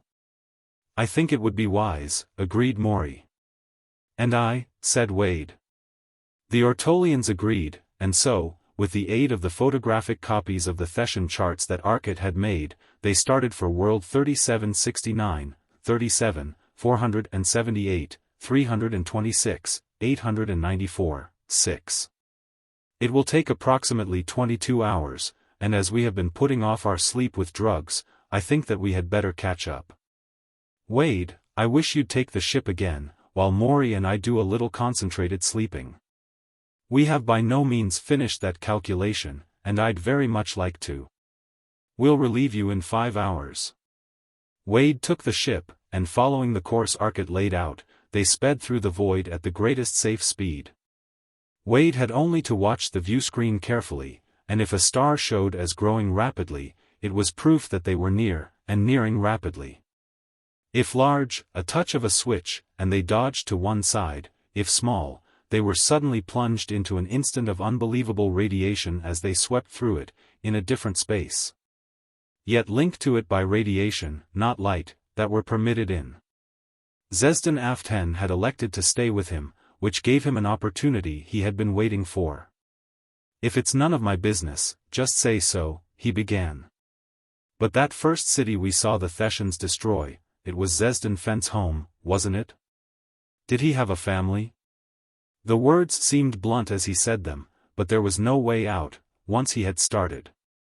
And XVIII took the question with complete calm. "Fence had both wives and children," he said quietly. His loss was great. Wade concentrated on the screen for a moment, trying to absorb the shock. Then, fearing XVIII might misinterpret his silence, he plunged on. "I'm sorry," he said. "I didn't realize you were polygamous. Most people on Earth aren't, but some groups are. It's probably a good way to improve the race. But blast it, what bothers me is that XVIII seemed to recover from the blow so quickly. From a canine race, I'd expect more affection, more loyalty, more." He stopped in dismay. But XVIII remained unperturbed. "More unconcealed emotion?" he asked. "No. Affection and loyalty we have, they are characteristic of our race. But affection and loyalty should not be uselessly applied. To forget dead wives and children, that would be insulting to their memory. But to mourn them with senseless loss of health and balance would also be insulting, not only to their memory, but to the entire race. No, we have a better way. Fence, my very good friend, has not forgotten, no more than you have forgotten the death of your mother, whom you loved. But you no longer mourn her death with a fear and horror of that natural thing, the eternal sleep. Time has softened the pain. If we can do the same in 5 minutes instead of 5 years, is it not better? That is why Fence has forgotten." "Then you have aged his memory of that event?" asked Wade in surprise. "That is one way of stating it," replied XVIII seriously. Wade was silent for a while, absorbing this. But he could not contain his curiosity completely. Well, to hell with it, he decided. Conventional manners and tact don't have much meaning between two different races. "Are you married?" he asked. "Only 3 times, XVIII told him blandly. "And to forestall your next question, no, our system does not create problems. At least, not those you're thinking of. I know my wives have never had the jealous quarrels I see in your mind pictures. It isn't safe thinking things around you," laughed Wade. "Just the same, all of this has made me even more interested in the ancient masters you keep mentioning." "Who were they?" "The ancient ones, began XVIII slowly, were men such as you are. They descended from a primeval omnivorous mammal very closely related to your race. Evidently the tendency of evolution on any planet is approximately the same with given conditions. The race existed as a distinct branch for approximately 1,500,000 of your years before any noticeable culture was developed. Then it existed for a total of 1,525,000 years before extinction. With culture and learning they developed such marvelous means of killing themselves that in 25,000 years they succeeded perfectly. 10,000 years of barbaric culture, I need not relate it to you, 5,000 years of the medieval culture, then 5,000 years of developed science culture. They learned to fly through space and nearly populated 3 worlds, 2 were fully populated, 1 was still under colonization when the Great War broke out. An interplanetary war is not a long drawn-out struggle. The science of any people so far advanced as to have interplanetary lines is too far developed to permit any long duration of war. Celto declared war, and made the first move. They attacked and destroyed the largest city of Ortol of that time. Ortolian ships drove them off, and in turn attacked Celto's largest city. 20 million intelligences, 20 million lives, each with its aims, its hopes, its loves and its strivings, gone in 4 days. The war continued to get more and more hateful, till it became evident that neither side would be pacified till the other was totally subjugated. So each laid his plans, and laid them to wipe out the entire world of the other. Ortol developed a ray of light that made things not happen, explained XVIII, his confused thoughts clearly indicating his own uncertainty. A ray of light that made things not happen, repeated Wade curiously. A ray, which prevented things, which caused processes to stop, the Negrian death ray. He exclaimed as he suddenly recognized, in this crude and garbled description of its powers, the Negrian ray of anti-catalysis. A ray which tended to stop the processes of life's chemistry and bring instant, painless death. Ah, you know it, too? Asked the Ortolian eagerly. Then you will understand what happened. The ray was turned first on Celto, and as the whirling planet spun under it, every square foot of it was wiped clean of every living thing, from gigantic Wellston to microscopic Escoptal. And every man, woman and child was killed, painlessly, but instantly. Then 10 spun under it, and all were killed, but many who had fled the planets were still safe, many, a few thousand. The day that 10 spun under that ray, men of Ortol began to complain of disease, men by the thousands, hundreds of thousands. Every man, every woman, every child was afflicted in some way. The diseases did not seem all the same.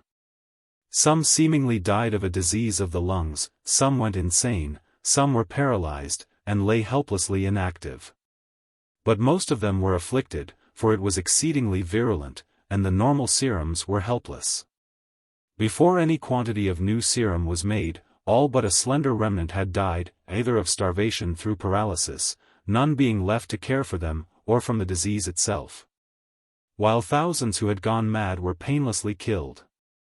The Celtonians came to Ortol, and the remaining Ortolians, with their aid, tried to rebuild the civilization. But what a sorry thing! The cities were gigantic, stinking, plague-ridden morgues. And the plague broke among those few remaining people. The Ortolians had done everything in their power with the serums, but too late. The Celtonians had been protected with it on landing, but even that was not enough. Again the wild fires of that loathsome disease broke out. Since first those men had developed from their hairy forebears, they had found their eternal friends were the dogs, and to them they turned in their last extremity, breeding them for intelligence, hairlessness, and resemblance to themselves. The deathless ones alone remained after 3 generations of my people, but with the aid of certain rays, the rays capable of penetrating lead for a short distance. And most other substances for considerable distances.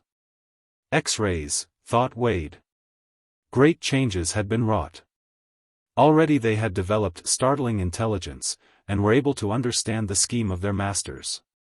Their feet and hands were being modified rapidly, and their vocal apparatus was changing. Their jaws shortened, their chins developed, the nose retreated. Generation after generation the process went on, while the deathless Ancient Ones worked with their helpers, for soon my race was a real helping organization. But it was done. The successful arousing of true love emotion followed, and the unhappy days were gone. Quickly development followed. In 5,000 years the new race had outstripped the ancient masters, and they passed, voluntarily, willingly joining in oblivion the millions who had died before. Since then our own race has risen. It has been but a short 1,000 years, 1,000 years of work, and hope, and continuous improvement for us, continual accomplishment on which we can look. And a living hope to which we could look with raised heads, and smiling faces. Then our hope died, as this menace came. Do you see what you and your world was meant to us, man of Earth? XVIII raised his dark eyes to the terrestrian with a look in their depths that made Wade involuntarily resolve that Thett and all Thessians should be promptly consigned to that limbo of forgotten things where they belonged. Chapter 7. World 3769, 37, 478, 326, 894, 6, Talso. Wade sat staring moodily at the screen for some time, while XVIII, sunk in his own reveries, continued. Our race was too highly psychic, and too little mechanically curious. We learned too little of the world about, and too much of our own processes. We are a peaceful race, for, while you and the ancient masters learned the rule of existence in a world of strife, where only the fittest, the best fighters survived. We learned life in a carefully tended world, where the ancient masters taught us to live, where the one whose social instincts were best developed, where he who would most help the others. And the race, was permitted to live. Is it not natural that our race will not fight among themselves? We are careful to suppress tendencies toward criminality and struggle. The criminal and the maniac, or those who are permanently incurable as determined by careful examination, are removed, as the leaders put it. Lethal gas. At any rate, we know so pitiably little of natural science. We were hopelessly helpless against an attacking science. I promise you, XVIII, that if Earth survives, Ortol shall survive, for we have given you all the weapons we know of and we will give your people all the weapons we shall learn of. Morey spoke from the doorway. Arcot was directly behind him. They talked for a short while, then Wade retired for some needed sleep, while Morey and Arcot started further work on the time fields. Hour after hour the ship sped on through the dark of space, weirdly distorted, glowing spots of light before them, wheeling suns that moved and flashed as their awesome speed whirled them on. They had to move slower soon, as the changing stars showed them near the space marks of certain locating suns. Finally, still moving close to 15,000 miles per second, they saw the sun they knew was Sun 3769, 37, 478, 326, 894, twice as large as Sol. 2.5 times as massive and 26 times as brilliant. 13 major planets they counted as they searched the system with their powerful telectroscope, the outermost more than 10 billion miles from the parent sun, while Planet 6, the one indicated by the world number, was at a distance of 500 million miles, nearly as far from the Sun as Jupiter is from ours, yet the giant Sun, giving more than 25 times as much heat and light in the blue-white range, heated the planet to approximately the same temperature Earth enjoys. Spectroscopy showed that the atmosphere was well supplied with oxygen, and so the inhabitants were evidently oxygen-breathing men. Unlike those of the Negrian people who live in an atmosphere of hydrogen. Arcot threw the ship toward the planet, and as it loomed swiftly larger, he shut off the space control, and set the coils for full charge. While the ship entered the planet's atmosphere in a screaming dive, still at a speed of better than 100 miles a second. But this speed was quickly damped as the ship shot high over broad oceans to the dull green of land ahead in the daylit zone. Observations made from various distances by means of the space control, thus going back in time, show that the planet had a day of approximately 40 hours. The diameter was nearly 9,000 miles, which would probably mean an inconveniently high gravity for the terrestrians and a distressingly high gravity for the Ortolians. Used to their world even smaller than Earth, with scarcely 80% of Earth's gravity. Wade made some volumetric analysis of the atmosphere, and with the aid of a mouse, pronounced it, quite all right, for human beings. It had not killed the mouse, so probably humans would find it quite all right. "We'll land at the first city that comes into view," suggested Arcot. "Aften, you be the spokesman. You have a very considerable ability with the mental communication, and have a better understanding of the physics we need to explain than has XVIII Fence." They were over land, a rocky coast that shot behind them as great jagged mountains, tipped with snow, rose beneath. Suddenly, a shining apparition appeared from behind one of the neighboring hills, and drove down at them with an unearthly acceleration. Arcot moved just enough to dodge the blow, and turned to meet the ship. Instantly, now that he had a good view of it, he was certain it was a Thessian ship. Waiting no longer to determine that it was not a ship of this world, he shot a molecular beam at it. The beam exploded into a coruscating panoply of pyrotechnics on the Thessian shield. The Thessian replied with all beams he had available, including an induction beam, an intensely brilliant light beam, and several molecular cannons with shells loaded with an explosive that was very evidently condensed light.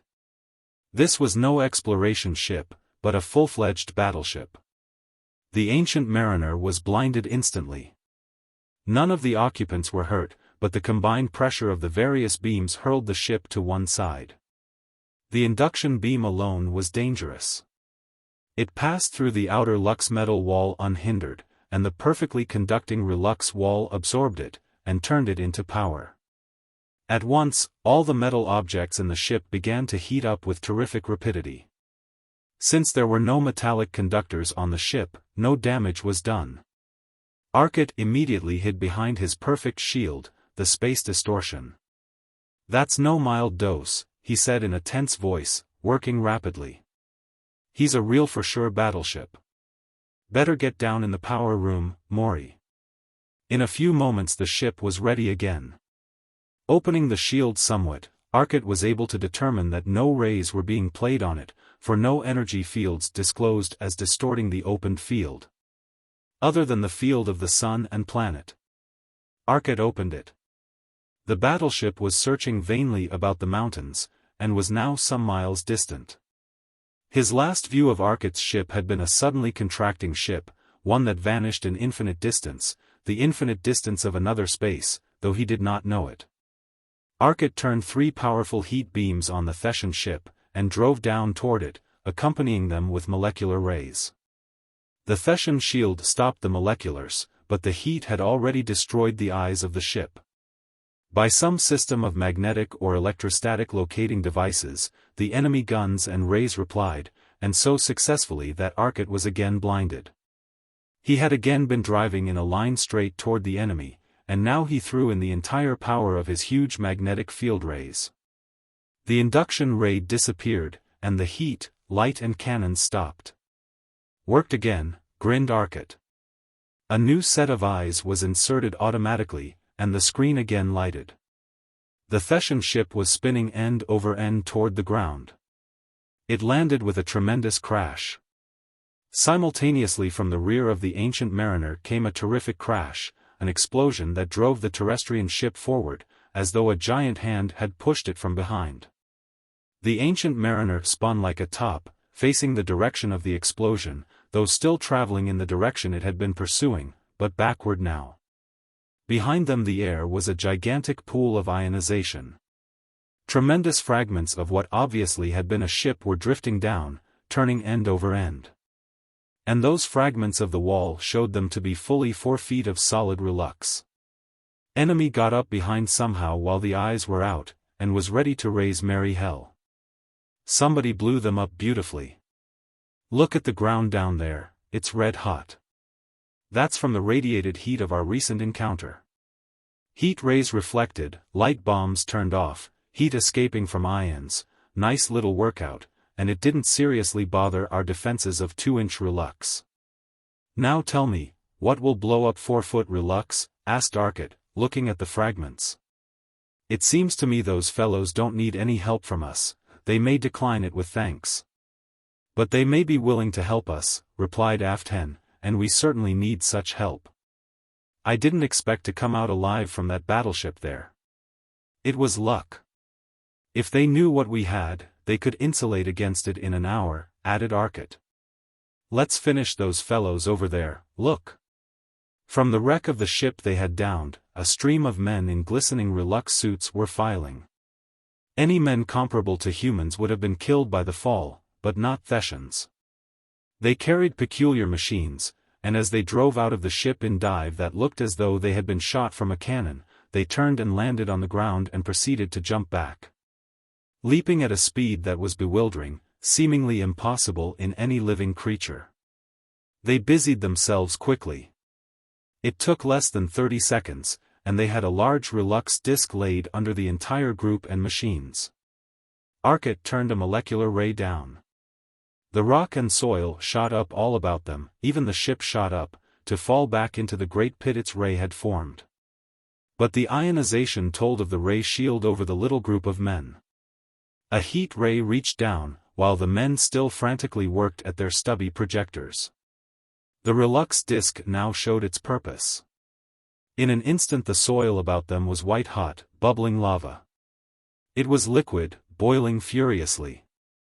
But the deep Relux disk simply floated on it.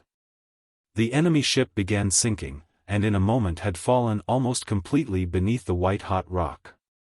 A fountain of the melted lava sprung up, and under Arcot's skillful direction, fell in a cloud of molten rock on the men working. The suits protected, and the white-hot stuff simply rolled off.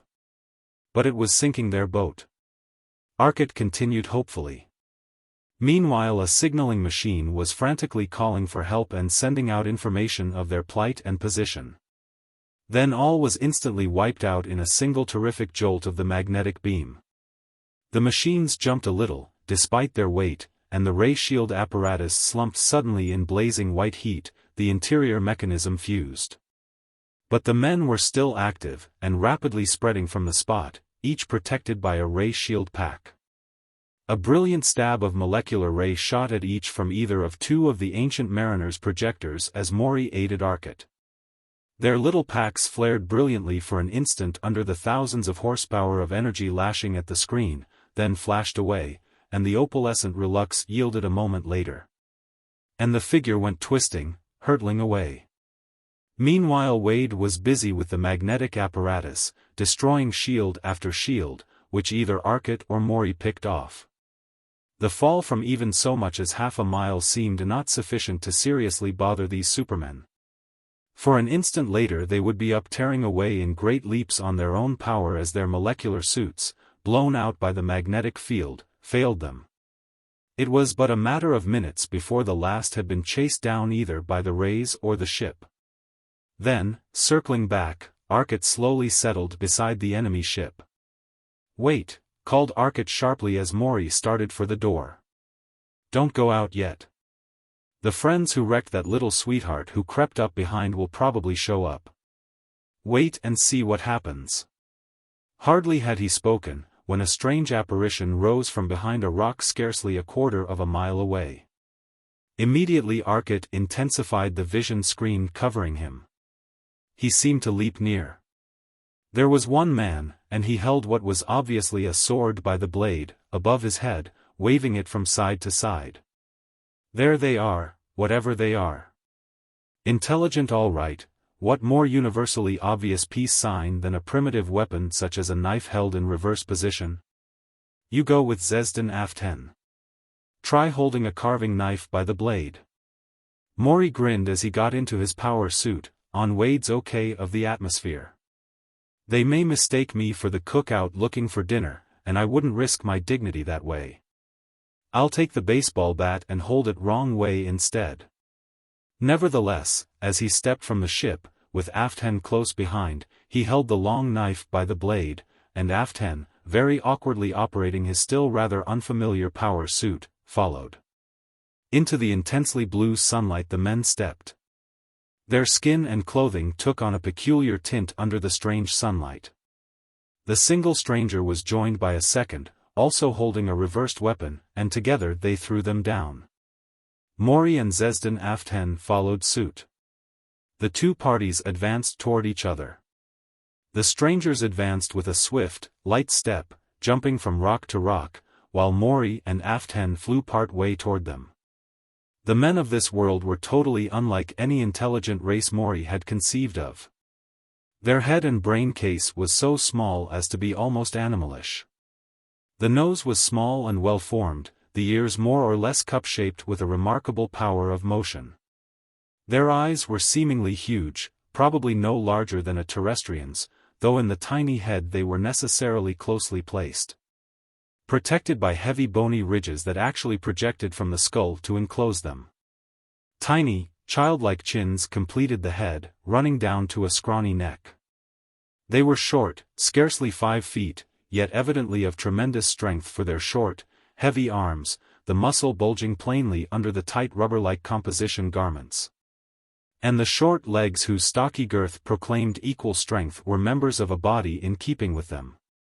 The deep, broad chest, wide, square shoulders, heavy broad hips, combined with the tiny head seemed to indicate a perfect incarnation of brainless, brute strength. Strangers from another planet, enemies of our enemies. What brings you here at this time of troubles? The thoughts came clearly from the stocky individual before them. We seek to aid, and to find aid. The menace that you face, attacks not alone your world, but all this star cluster, replied XVIII steadily. The stranger shook his head with an evident expression of hopelessness. The menace is even greater than we feared.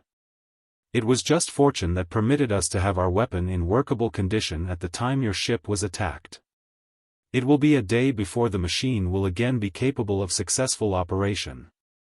When in condition for use, it is invincible, but, one blow in 30 hours, you can see we are not of great aid. He shrugged.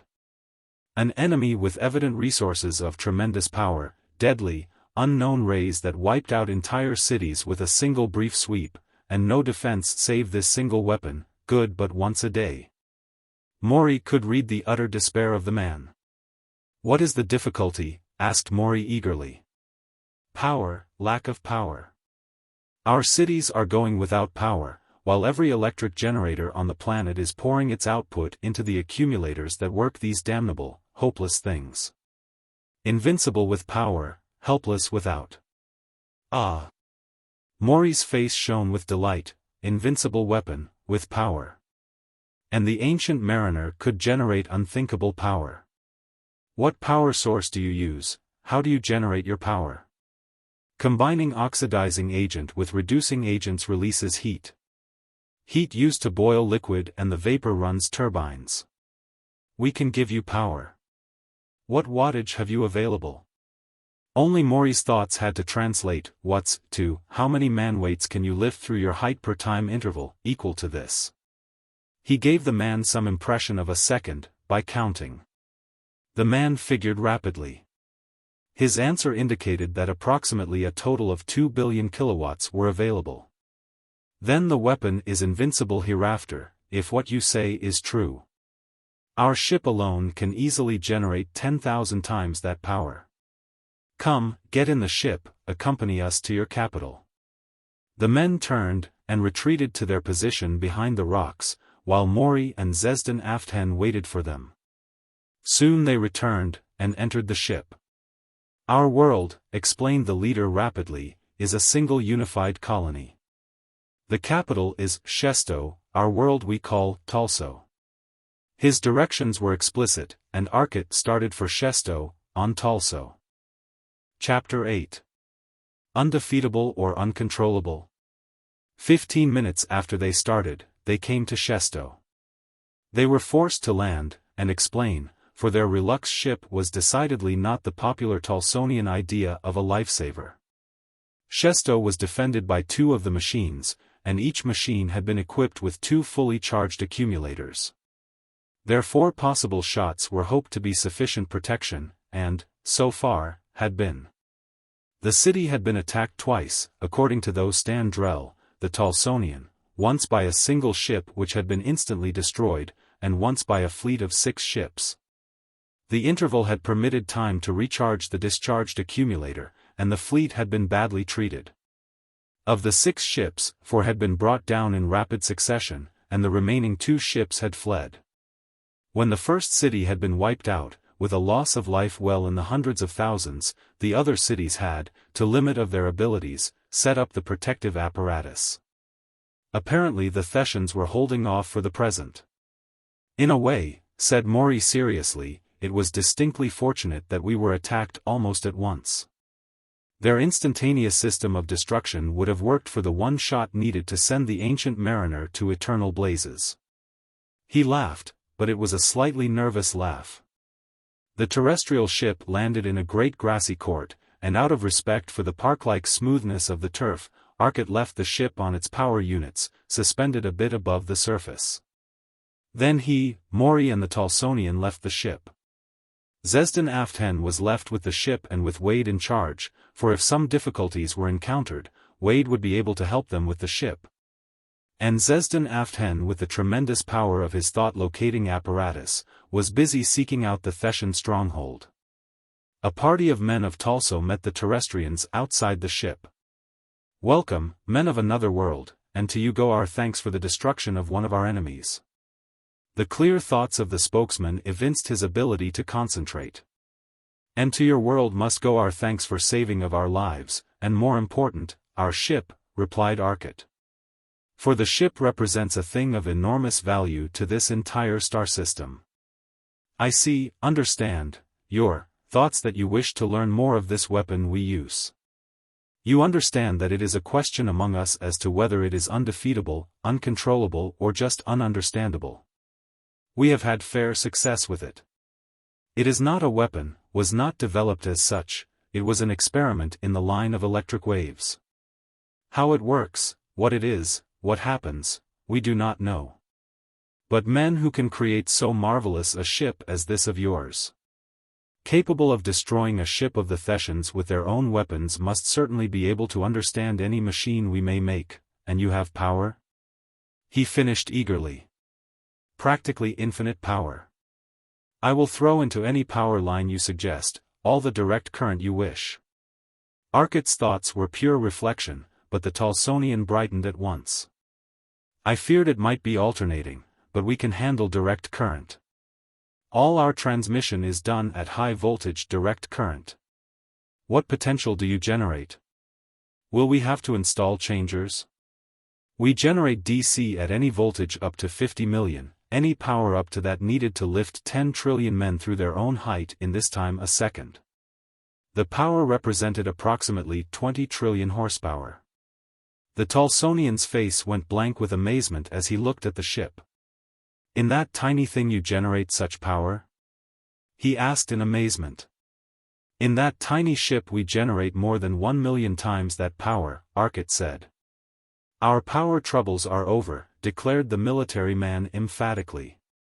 "Our troubles are not over," replied a civilian who had joined the party, with equal emphasis. "As a matter of fact, they are worse than ever. More tantalizing.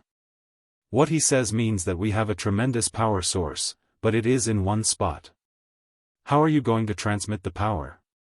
We can't possibly move any power anywhere near that amount. We couldn't touch it to our lines without having them all go up in one instantaneous blaze of glory. We cannot drain such a lake of power through our tiny power pipes of silver." "This man is Stel Felsothu," said those Standrel.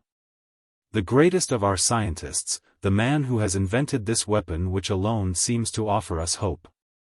And I am afraid he is right. See, there is the university. For the power requirements of their laboratories, a heavy power line has been installed, and it was hoped that you could carry leads into it." His face showed evident despair greater than ever. "We can always feed some power into the lines. Let us see just what hope there is." "I think that it would be wiser to investigate the power lines at once," suggested Morey. 10 minutes later, with but a single officer now accompanying them, though Standrel, the terrestrial scientist, and the Talsonian scientist were inspecting the power installation. They had entered a large stone building, into which led numerous very heavy silver wires. The insulators were silicate glass. Their height suggested a voltage of well over 100,000, and such heavy cables suggested a very heavy amperage, so that a tremendous load was expected. Within the building were a series of gigantic glass tubes, their walls fully 3 inches thick, and even so, braced with heavy platinum rods. Inside the tubes were tremendous elements such as the tiny tubes of their machine carried. Great cables led into them, and now their heating coils were glowing a somberly deep red. Along the walls were the switchboards, dozens of them, all sizes, all types of instruments, strange to the eyes of the terrestrians, and in practically all the light beam indicator system was used. No metallic pointers, but tiny mirrors directing a very fine line of brilliant light acted as a needle. The system thus had practically no inertia. "Are these the changers?" asked Arcot, gazing at the gigantic tubes. "They are. Each tube will handle up to 100,000 volts, said Felsoth. But I fear, Felsoth, that these tubes will carry power only one way. That is, it would be impossible for power to be pumped from here into the powerhouse, though the process can be reversed," pointed out Arcot. "Radio tubes work only one way, which is why they can act as rectifiers. The same was true of these tubes. They could carry power one way only." "True, of tubes in general," replied the Talsonian, "and I see by that you know the entire theory of our tubes, which is rather abstruse." "We use them on the ship, in special form," interrupted Arcot. "Then I will only say that the college here has a very complete electric power plant of its own.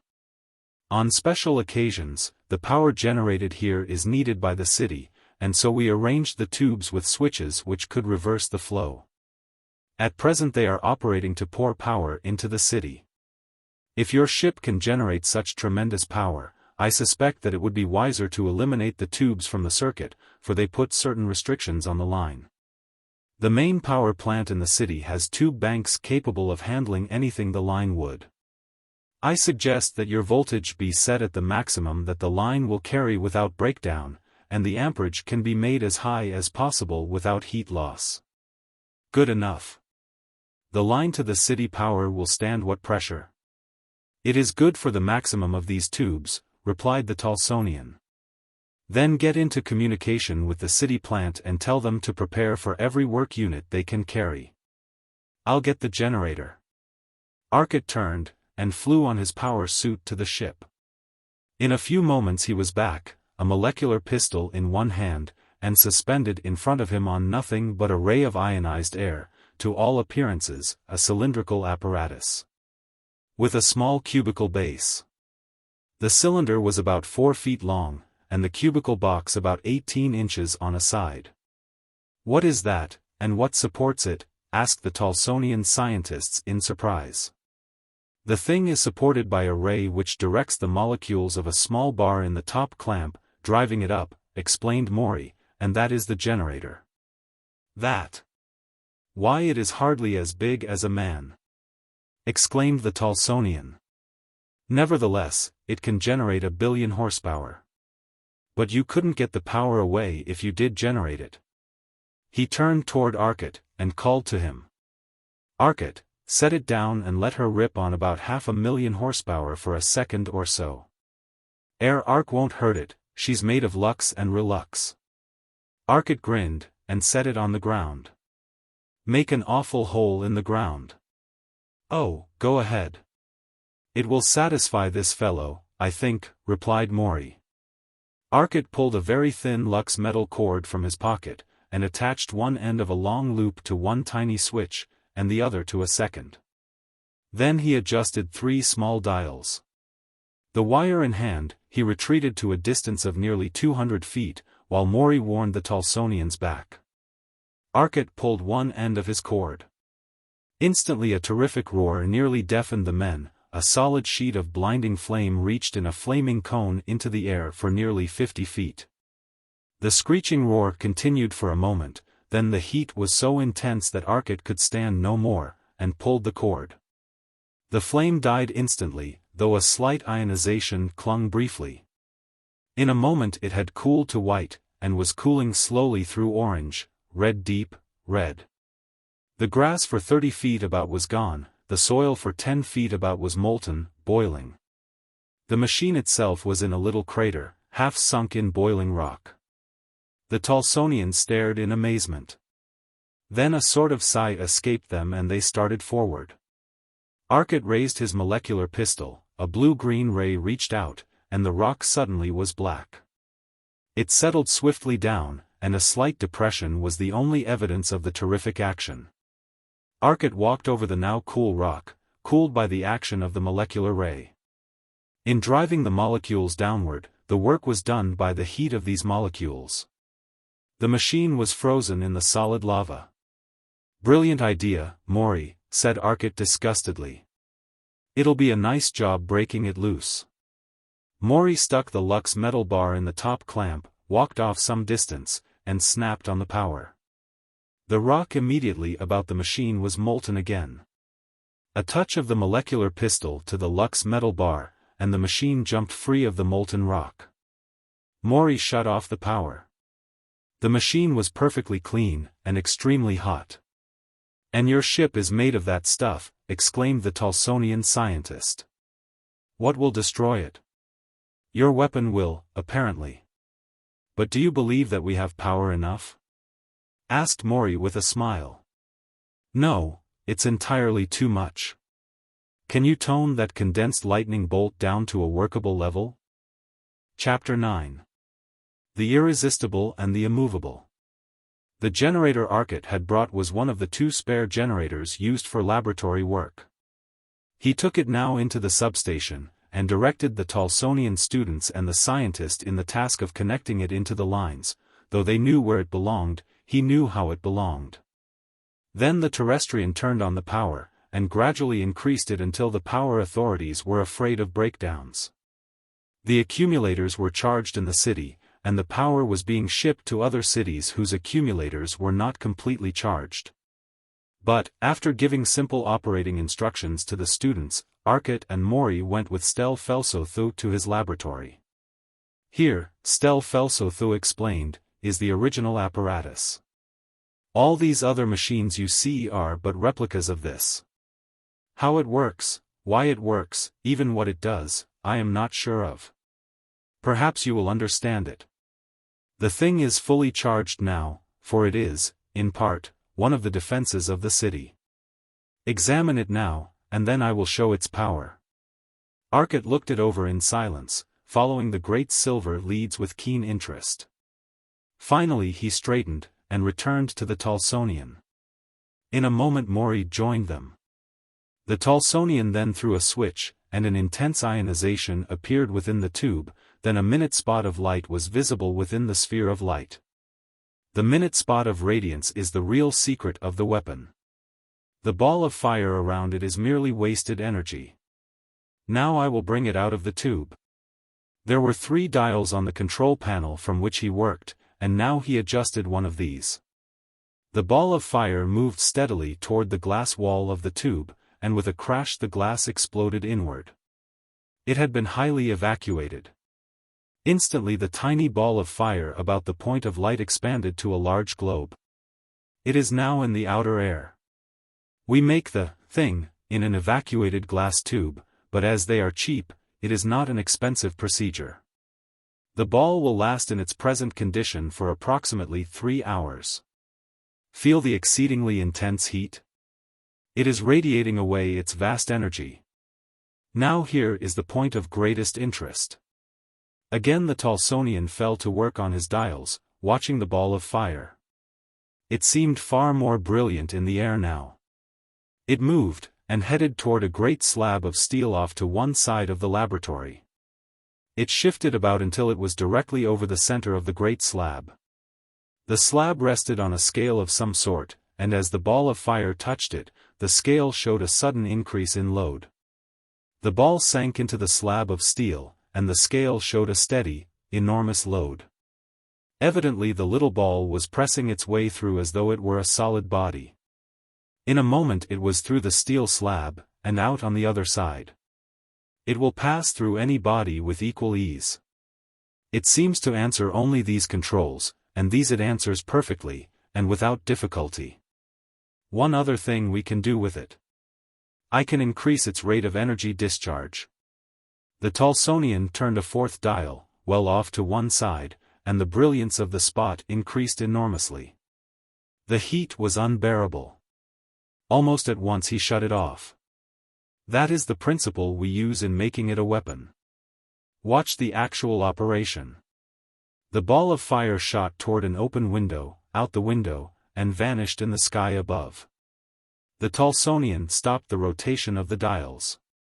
It is motionless now, but scarcely visible. I will now release all the energy. He twirled the fourth dial, and instantly there was a flash of light, and a moment later a terrific concussion. It is gone. He left the controls, and went over to his apparatus.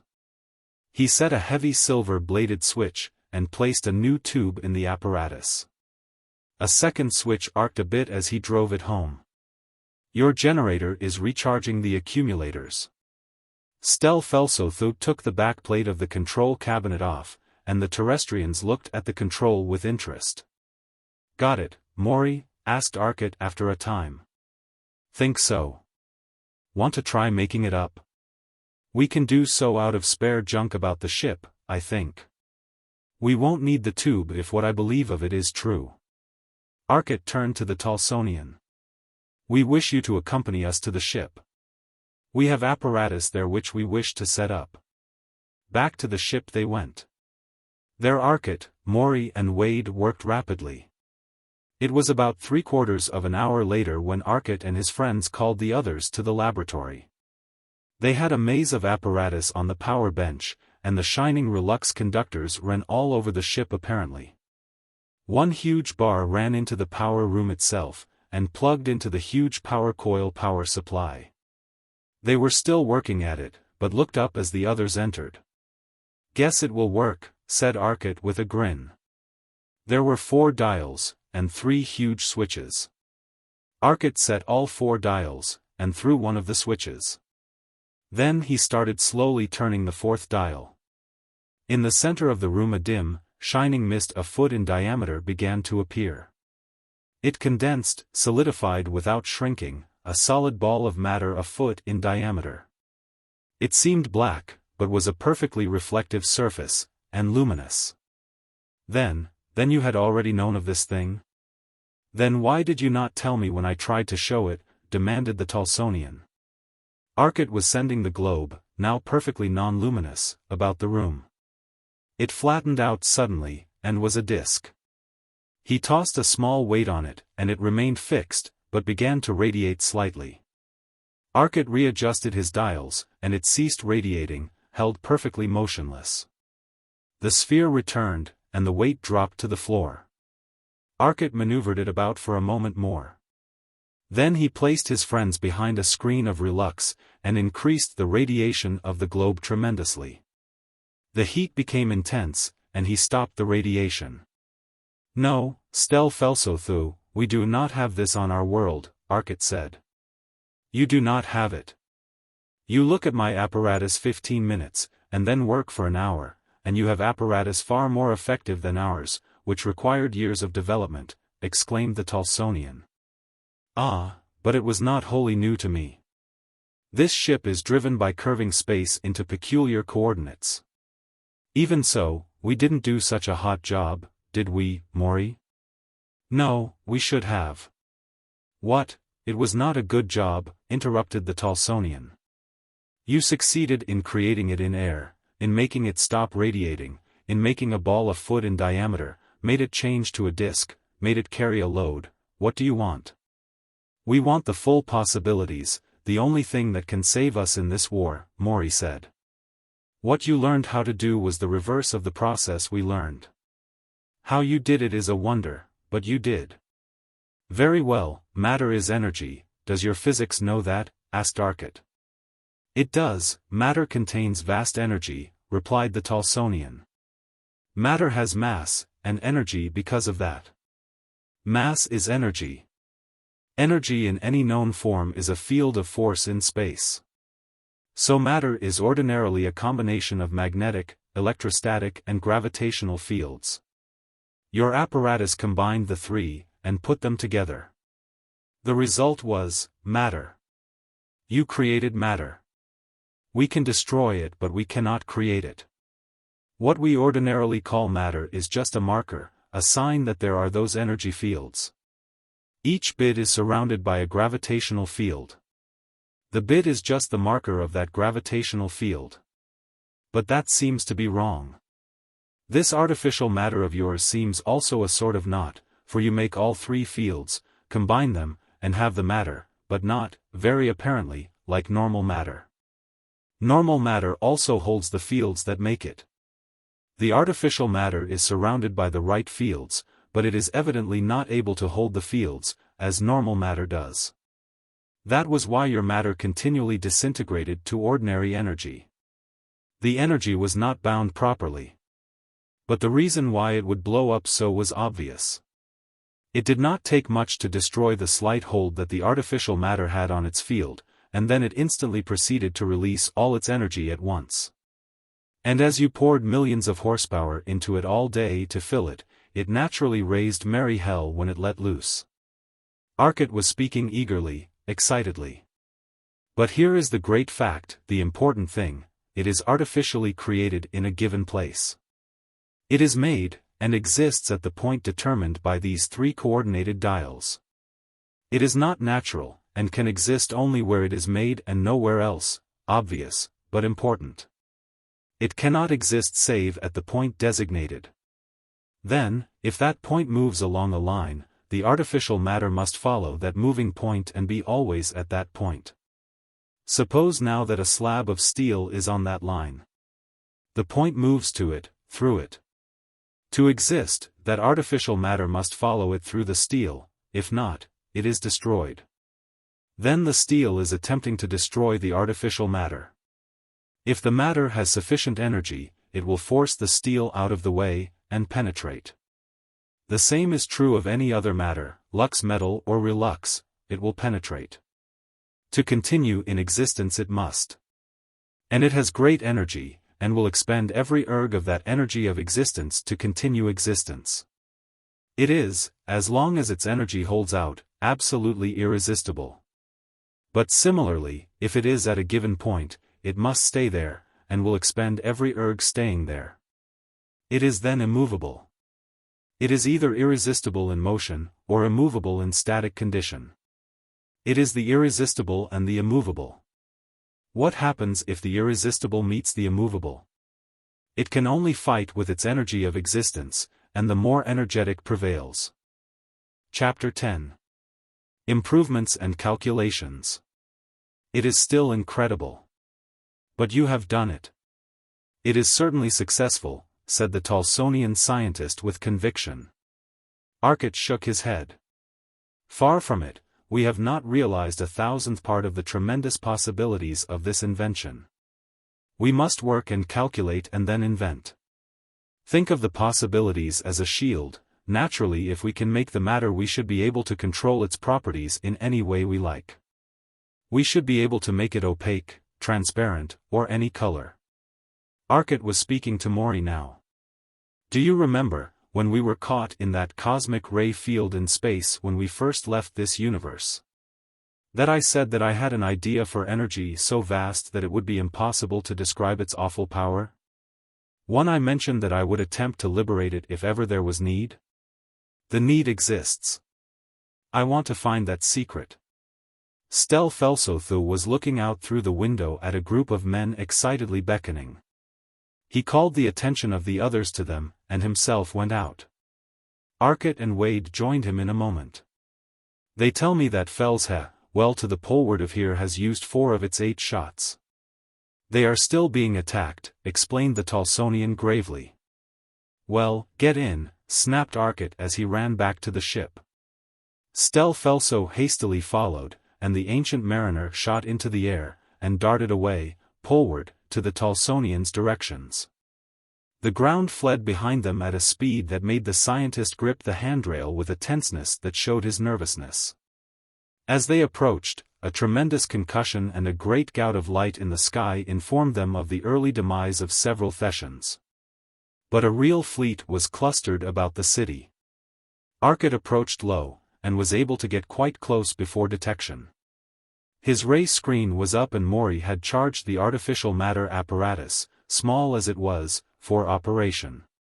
He created a ball of substance outside the Ancient Mariner, and thrust it toward the nearest Thessian, just as a molecular hit the Ancient Mariner's ray screen. The artificial matter instantly exploded with terrific violence, slightly denting the tremendously strong Lux metal walls. The pressure of the light was so great that the inner Relux walls were dented inward. The ground below was suddenly, instantaneously fused. "Lord, they won't pass a ray screen, obviously," Morey muttered, picking himself from where he had fallen. "Hey, easy there. You blinked off the ray screen, and our Relux is seriously weakened," called Arcot, a note of worry in his voice. "No artificial matter with the ray screen up." "I'll use the magnet," called Morey. He quickly shut off the apparatus, and went to the huge magnet control. The power room was crowded, and now that the battle was raging in truth, with 3 ships attacking simultaneously, even the enormous power capacity of the ship's generators was not sufficient. And the storage coils had been thrown into the operation. Morey looked at the instruments a moment. They were all up to capacity, save the ammeter from the coils. That wasn't registering yet. Suddenly it flicked, and the other instrument dropped to 0. They were in artificial space. "Come here, will you, Morey," called Arcot. In a moment Morey joined his much worried friend. "That artificial matter control won't work through ray screens. The Thessians never had to protect against moleculars here, and didn't have them up, hence the destruction wrought. We can't take our screen down, and we can't use our most deadly weapon with it up. If we had a big outfit, we might throw a screen around the whole ship, and sail right in. But we haven't. We can't stand 10 seconds against that fleet. I'm going to find their base, and make them yell for help." Arcot snapped a tiny switch 1 notch further for the barest instant, then snapped it back. They were several millions miles from the planet. "Quicker," he explained, "to simply follow those ships back home, go back in time." With the telectroscope, he took views at various distances, thus quickly tracing them back to their base at the pole of the planet. Instantly Arcot shot down, reaching the pole in less than a second, by carefully maneuvering of the space device. A gigantic dome of polished Relux rose from rocky, icy plains. The thing was nearly half a mile high, a mighty rounded roof that covered an area almost 3/4 of a mile in diameter. Titanic, that was the only word that described it. About it there was the peculiar shimmer of a molecular ray screen. Morey darted to the power room and set his apparatus into operation. He created a ball of matter outside the ship and hurled it instantly at the fort. It exploded with a terrific concussion as it hit the wall of the ray screen. Almost instantly a second one followed. The concussion was terrifically violent, the ground about was fused, and the ray screen was opened for a moment. Arcot threw all his moleculars on the screen, as Morey sent bomb after bomb at it. The coil supplied the energy, cracked the rock beneath. Each energy release disrupted the ray screen for a moment, and the concentrated fury of the molecular beams poured through the open screen, and struck the Relux behind. It glowed opalescent now in a spot 20 feet across. But the Relux was tremendously thick. 30 bombs Morey hurled, while they held their position without difficulty, pouring their bombs and rays at the fort. Arcot threw the ship into space, moved, and reappeared suddenly nearly 300 yards further on. A snap of the eyes, and he saw that the fleet was approaching now. He went again into space, and retreated. Discretion was the better part of valor. But his plan had worked.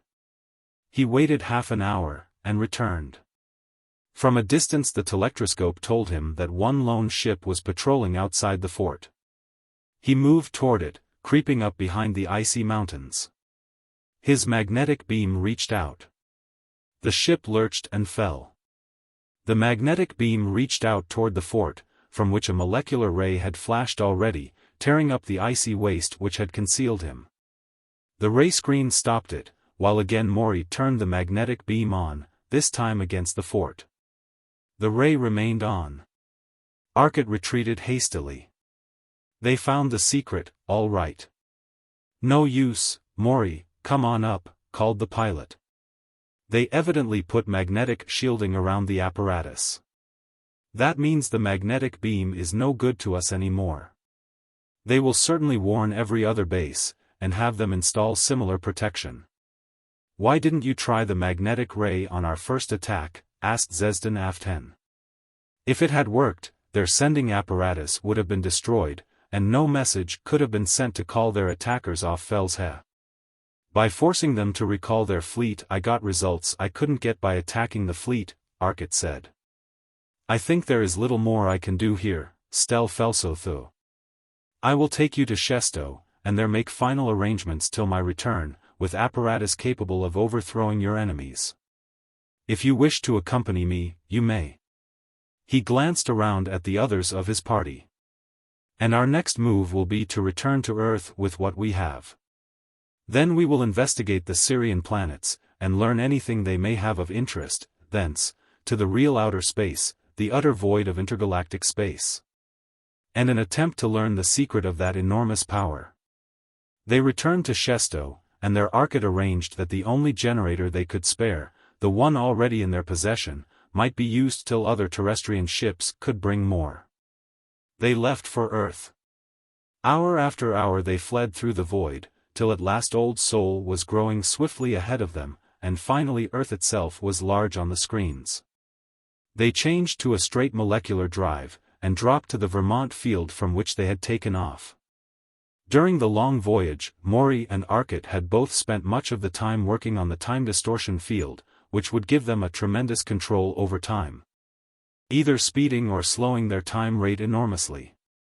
At last, this finished, they had worked on the artificial matter theory, to the point where they could control the shape of the matter perfectly. Though as yet they could not control its exact nature. The possibility of such control was, however, definitely proven by the results the machines had given them. Arcot had been more immediately interested in the control of form. He could control the nature as to opacity or transparency to all vibrations that normal matter is opaque or transparent to. Light would pass, or not as he chose, but cosmics he could not stop, nor would radio or moleculars be stopped by any present shield he could make. They had signaled, as soon as they slowed outside the atmosphere, and when they settled to the field, Arcot's father and a number of very important scientists had already arrived. Arcot Sr. greeted his son very warmly, but he was tremendously worried, as his son soon saw. "What's happened, Dad? Won't they believe your statements?" "They doubted when I went to Luna for a session with the Interplanetary Council, but before they could say much, they had plenty of proof of my statements," the older man answered. News came that a fleet of planetary guard ships had been wiped out by a fleet of ships from outer space. They were huge things, nearly half a mile in length. The guard ships went up to them, 50 of them, and tried to signal for a conference. The white ship was instantly wiped out, we don't know how. They didn't have ray screens, but that wasn't it. Whatever it was, slightly luminous ray in space, it simply released the energy of the lux metal and relux of the ship. Being composed of light energy simply bound by photonic attraction, it let go with terrible energy. They can do it almost instantly from a distance. The other guards at once let loose with all their moleculars and cosmics. The enemy shunted off the moleculars, and wiped out the guard almost instantly. Of course, I could explain the screen, but not the detonation ray. I am inclined to believe from other casualties that the destruction, though reported as an instantaneous explosion, was not that. Other ships have been destroyed, and they seem to catch fire, and burn, but with terrific speed, more like gunpowder than coal. It seems to start a spreading decomposition. The ship lasts perhaps 10 minutes. If it went instantly, the shock of such a tremendous energy release would disrupt the planet. At any rate, the great fleet separated, 12 went to the North Pole of Earth, 12 to the South, and similarly 12 to each pole of Venus. Then one of them turned, and went back to wherever it had come from, to report. Just turned and vanished. Similarly one from Venus turned and vanished. That leaves 12 at each of the 4 poles, for, as I said, there were an even 50. They all followed the same tactics on landing, so I'll simply tell what happened in Attica. In the north they had to pick one of the islands a bit to the south of the pole. They melted about 100 square miles of ice to find one. The ships arranged themselves in a circle around the place, and literally hundreds of men poured out of each and fell to work. In a short time, they had set up a number of machines, the parts coming from the ships. These machines at once set to work, and they built up a relux wall. That wall was at least 6 feet thick. The floor was lined with thick relux as well as the roof, which is simply a continuation of the wall in a perfect dome. They had so many machines working on it, that within 24 hours they had it finished. We attacked twice, once in practically our entire force, with some ray-shield machines. The result was disastrous. The second attack was made with ray-shielded machines only, and little damage was done to either side, though the enemy were somewhat impeded by masses of ice hurled into their position. Their relux disintegration ray was conspicuous by its absence. Yesterday, and it seems a lot longer than that, son, they started it again. They'd been unloading it from the ship evidently.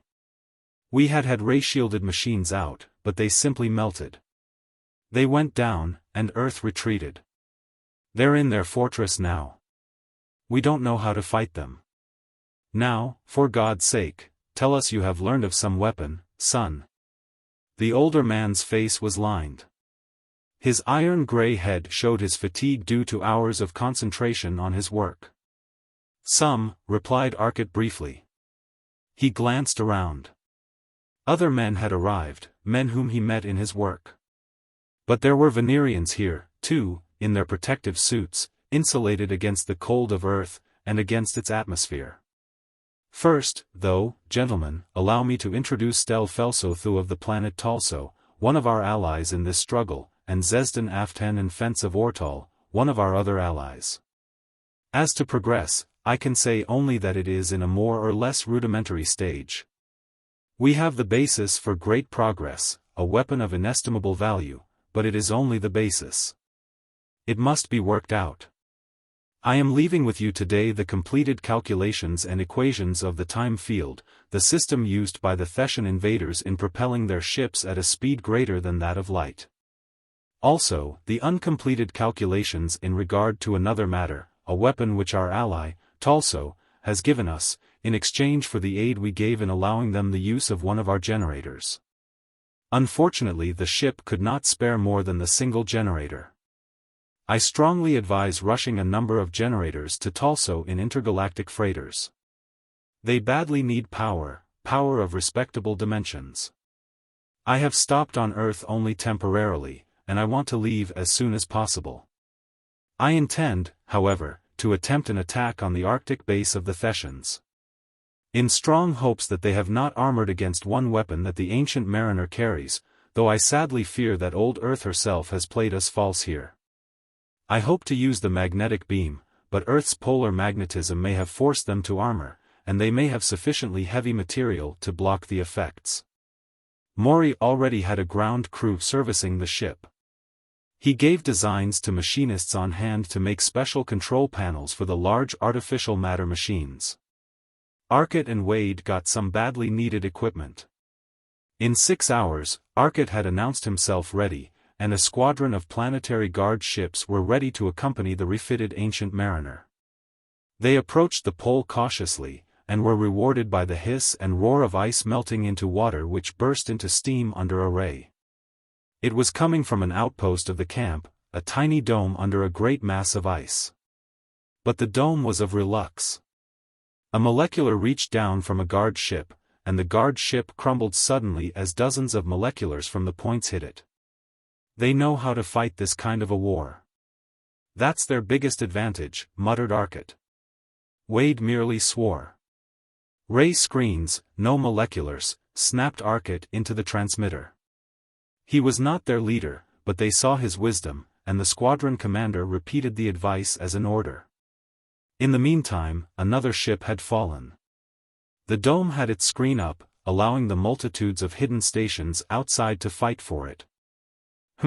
Something to remember when Terrestrians have to retire to forts. They will, too, before this war is over. That way the main fort doesn't have to lower its ray screen to fight, commented Arcot. He was watching intensely as a tiny ship swung away from one of the larger machines, and a tremendously powerful molecular started biting at the fort's ray screen. The ship seemed nothing but a flying ray projector, which was what it was.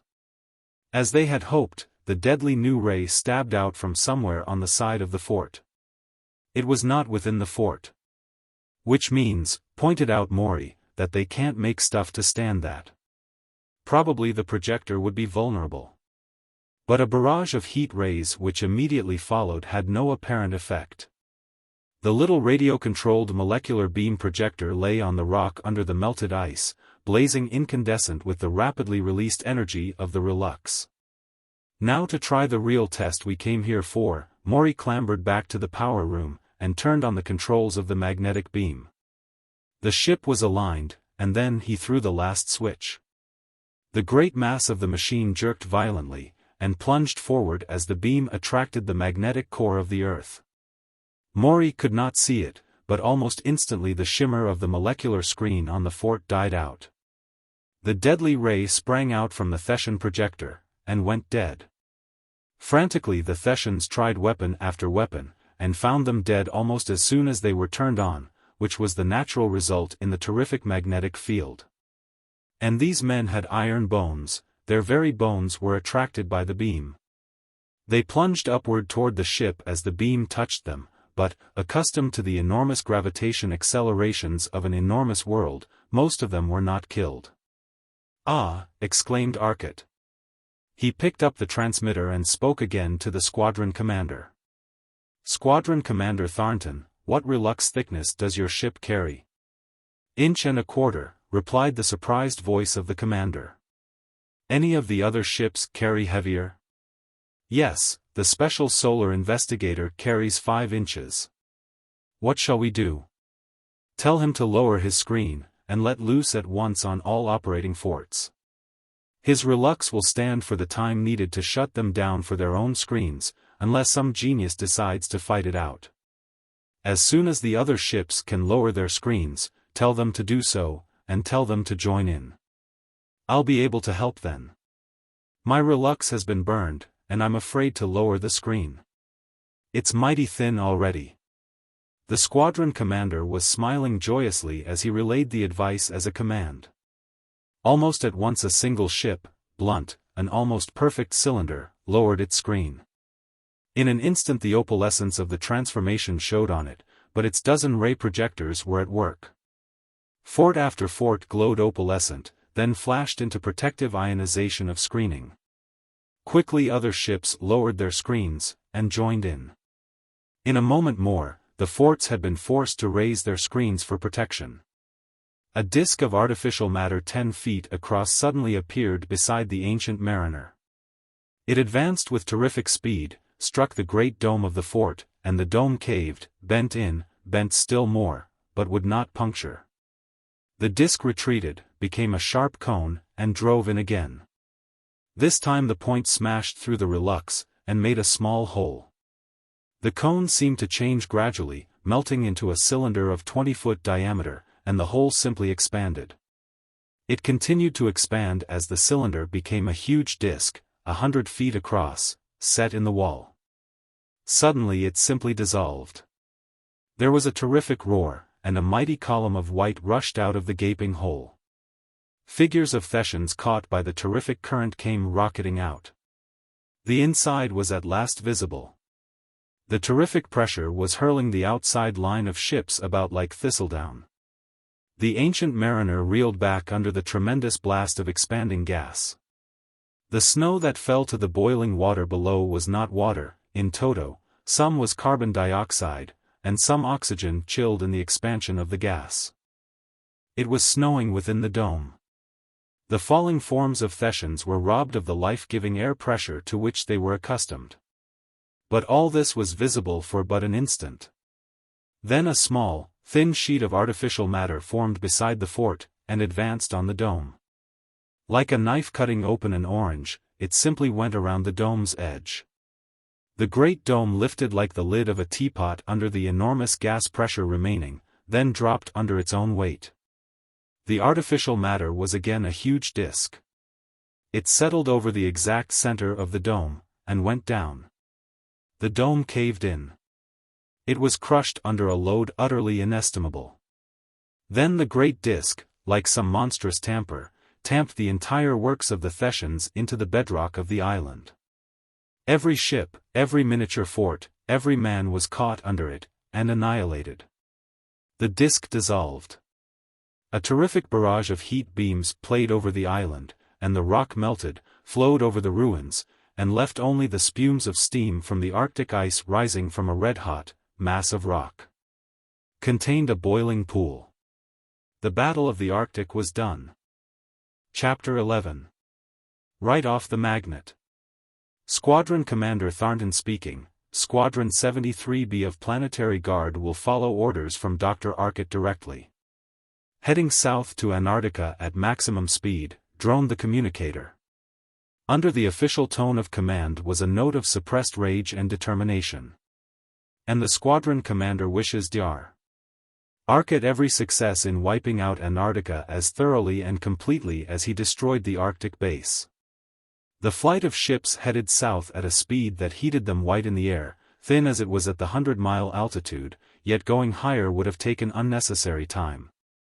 And the white heat meant no discomfort. They reached Antarctica in about 10 minutes. The Thessian ships were just entering through great locks in the walls of the dome.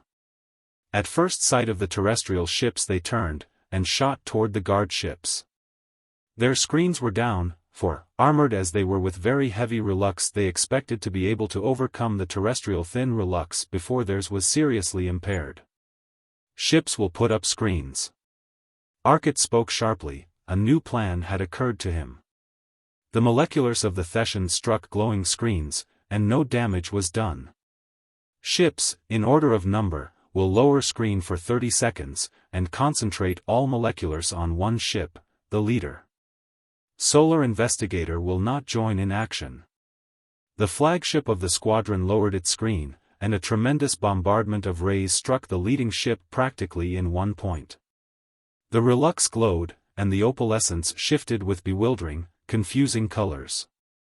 Then the terrestrial ship screen was up, before the Thessians could concentrate on the one unprotected ship. Immediately another terrestrial ship opened its screen and bombarded the same ship. Two others followed, and then it was forced to use its screen. But suddenly a terrestrial ship crashed. Its straining screen had been overworked, and it failed. Arcot's magnetic beam went into action. The Thessian ray did not go out, it flickered, dimmed, but was apparently as deadly as ever. Shielded, right off the magnet, Morey. That is one asset we lose. Arcot, protected in space, was thinking swiftly. Moleculars, useless. They had to keep their own screens up. Artificial matter, bound in by their own molecular screen. And the magnet had failed them against the protected mechanism of the dome. The ships were not as yet protected, but the dome was. Guess the only place we'd be safe is under the ground, way under, commented Wade dryly. Under the ground, Wade, you're a genius. Arcot gave a shout of joy, and told Wade to take over the ship. Take the ship back into normal space, head for the hill over behind the dome, and drop behind it. It's solid rock, and even their rays will take a moment or so to move it. As soon as you get there, drop to the ground, and turn off the screen. No, here, I'll do it. You just take it there, land on the ground, and shut off the screen. I promise the rest. Arcot dived for the artificial matter room. The ship was suddenly in normal space, its screen up. The dogfight had been ended. The terrestrial ships had been completely defeated. The ancient mariner's appearance was a signal for all the moleculars in sight. 10 huge ships, half a dozen small forts and now the unshielded dome, joined in. Their screen tubes heated up violently in the brief moment it took to dive behind the hill, a tube fused, and blew out. Automatic devices shunted it, another tube took the load, and heated. But their screen was full of holes before they were safe for the moment behind the hill. Instantly Wade dropped the defective screen.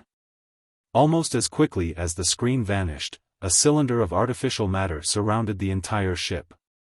The cylinder was tipped by a perfect cone of the same base diameter. The entire system settled into the solid rock.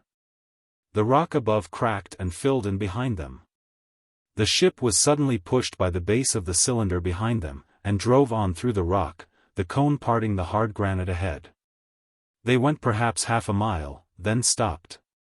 In the light of the ship's windows, they could see the faint mistiness of the inconceivably hard, artificial matter, and beyond the slick, polished surface of the rock it was pushing aside. The cone shape was still there. There was a terrific roar behind them, the rock above cracked, shifted and moved about. Raying the spot where we went down, Arcot grinned happily. The cone and cylinder merged, shifted together, and became a sphere. The sphere elongated upward and the ancient mariner turned in it, till it, too, pointed upward. The sphere became an ellipsoid. Suddenly the ship was moving, accelerating terrifically. It plowed through the solid rock, and up, into a burst of light. They were inside the dome. Great ships were berthed about the floor. Huge machines bulked here and there, barracks for men, everything. The ellipsoid shrank to a sphere, the sphere grew a protuberance which separated and became a single bar-like cylinder. The cylinder turned, and drove through the great dome wall. A little hole, but it whirled rapidly around, sliced the top off neatly and quickly. Again, like a gigantic teapot lid, the whole great structure lifted, settled, and stayed there. Men, scrambling wildly toward ships, suddenly stopped, seemed to blur and their features ran together horribly. They fell, and were dead in an instant as the air disappeared. In another instant they were solid blocks of ice, for the temperature was below the freezing point of carbon dioxide. The giant tamper set to work. The Thetan ships went first. They were all crumpled, battered wrecks in a few seconds of work of the terrible disk. The dome was destroyed. Arcot tried something else. He put on his control machine the equation of a hyperboloid of 2 branches, and changed the constants gradually till the 2 branches came close. Then he forced them against each other. Instantly they fought terribly for existence. A tremendous blast of light and heat exploded into being. The energy of 2 tons of lead attempted to maintain those 2 branches. It was not, fortunately, explosive, and it took place over a relux floor. Most of the energy escaped into space. The vast flood of light was visible on Venus, despite the clouds. But it fused most of Antarctica. It destroyed the last traces of the camp in Antarctica. Well, the squadron was wiped out, I see. Arcot's voice was flat as he spoke. The squadron, 20 ships, 400 men. Yes, but so is the Arctic camp, and the Antarctic camp, as well, replied Wade. What next, Arcot? Shall we go out to intergalactic space at once? Asked Morey, coming up from the power room. No, we'll go back to Vermont, and have the time field stuff I ordered installed, then go to Sirius, and see what they have.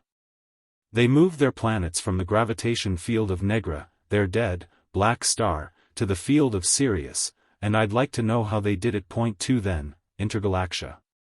He started the ship toward Vermont, while Morey got into communication with the field, and gave them a brief report. Chapter 12. Sirius. They landed about half an hour later, and Arcot simply went into the cottage, and slept, with the aid of a light soporific. Morey and Wade directed the disposition of the machines, but Dr. Arcot Sr. really finished the job. The machines would be installed in less than 10 hours, for the complete plans Arcot and Morey had made. With the modern machines for translating plans to metal and lux had made the actual construction quick, while the large crew of men employed required but little time. When Arcot and his friends awoke, the machines were ready. "Well, Dad, you have the plans for all the machines we have. I expect to be back in 2 weeks. In the meantime you might set up a number of ships with very heavy relux walls that will stand raise for a while, and equip them with the rudimentary artificial matter machines you have. And go ahead with the work on the calculations. That will land other machines here, or on the moon. Probably they will attempt to ray the whole Earth. They won't have concentration of ray enough to move the planet, or to seriously chill it. But life is a different matter, it's sensitive. It is quite apt to let go even under a mild ray. I think that a few exceedingly powerful ray screen stations might be set up, and the heavy-side layer used to transmit the vibrations entirely around the Earth. You can see the idea easily enough. If you think it worthwhile, or better, if you can convince the thick-head politicians of the Interplanetary Defense Commission that it is. Beyond that, I'll see you in about 2 weeks. Arcot turned, and entered the ship. I'll line up for Sirius and let go. Arcot turned the ship now, for Earth was well behind, and lined it on Sirius, bright in the utter black of space. He pushed his control to 1/2, and the space closed in about them. Arcot held it there while the chronometer moved through 6.5 seconds. Sirius was at a distance almost planetary in its magnitude from them. Controlling directly now, he brought the ship closer, till a planet loomed large before them, a large world, its rocky continents. Its rolling oceans and jagged valleys white under the enormous energy flood from the gigantic star of Sirius, 26 times more brilliant than the sun they had left. "But, Arcot, hadn't you better take it easy?" Wade asked. "They might take us for enemies, which wouldn't be so good. I suppose it would be wise to go slowly." "I had planned, as a matter of fact, on looking up a Thetan ship, taking a chance on a fight, and proving our friendship," replied Arcot. Morey saw Arcot's logic, then suddenly burst into laughter. "Absolutely, attack a Thetan. But since we don't see any around now, we'll have to make one." Wade was completely mystified, and gave Morey a doubtful, sarcastic look. "Sounds like a good idea, only I wonder if this constant terrific mental strain. Come along and find out." Arcot threw the ship into artificial space for safety, holding it motionless. The planet, invisible to them, retreated from their motionless ship. In the artificial matter control room, Arcot set to work, and developed a very considerable string of forms on his board. The equations of their formations requiring all the available formation controls. "Now," said Arcot at last, "you stay here, Morey, and when I give the signal, create the thing back of the nearest range of hills, raise it, and send it toward us." At once they returned to normal space, and darted down toward the now distant planet. They landed again near another city, one which was situated close to a range of mountains ideally suited to their purposes. They settled, while XVIII sent out the message of friendship. He finally succeeded in getting some reaction, a sensation of skepticism, of distrust, but of interest. They needed friends, and only hoped that these were friends. Arcot pushed a little signal button, and Morey began his share of the play. From behind a low hill a slim, pointed form emerged, a beautifully streamlined ship, the lines obviously those of a Thetan, the windows streaming light. While the visible ionization about the hull proclaimed its molecular ray screen. Instantly XVIII, who had carefully refrained from learning the full nature of their plans, felt the intense emotion of the discovery, called out to the others. While his thoughts were flashed to the Sirians below. From the attacking ship, a body shot with tremendous speed, it flashed by, barely missing the ancient mariner, and buried itself in the hillside beyond. With a terrific explosion it burst, throwing the soil about in a tremendous crater. The ancient mariner spun about, turned toward the other ship, and let loose a tremendous bombardment of molecular and cosmic rays. A great flame of ionized air was the only result. A new ray reached out from the other ship, a fan-like spreading ray. It struck the ancient mariner, and did not harm it, though the hillside behind was suddenly withered and blackened, then smoking as the temperature rose. Another projectile was launched from the attacking ship, and exploded terrifically but a few hundred feet from the ancient mariner. The terrestrial ship rocked and swayed, and even the distant attacker rocked under the explosion. A projectile, glowing white, leaped from the XVIII ship. It darted toward the enemy ship, seemed to barely touch it, then burst into terrific flames that spread, eating the whole ship, spreading glowing flame. In an instant the blazing ship slumped, started to fall, then seemingly evaporated, and before it touched the ground, was completely gone. The relief in XVIII's mind was genuine, and it was easily obvious to the Sirians that the winning ship was friendly, for, with all its frightful armament, it had downed a ship obviously of Thett. Though not exactly like the others, it had the all-too-familiar lines. "They welcome us now," said XVIII's mental message to his companions. "Tell them we'll be there, with bells on or thoughts to that effect," grinned Arcot. Morey had appeared in the doorway, smiling broadly. "How was the show?" he asked. "Terrible. Why didn't you let it fall, and break open?" "What would happen to the wreckage as we moved?" he asked sarcastically. "I thought it was a darned good demonstration." "It was convincing," laughed Arcot. "They want us now." The great ship circled down, landing gently just outside of the city. Almost at once one of the slim, long Sirian ships shot up from a courtyard of the city, racing out and toward the ancient mariner. Scarcely a moment later 100 other ships from all over the city were on the way. Sirians seemed quite humanly curious. "We'll have to be careful here. We have to use altitude suits, as the Negrians breathe an atmosphere of hydrogen instead of oxygen," explained Arcot rapidly to the Ortolian and the Talsonian who were to accompany him.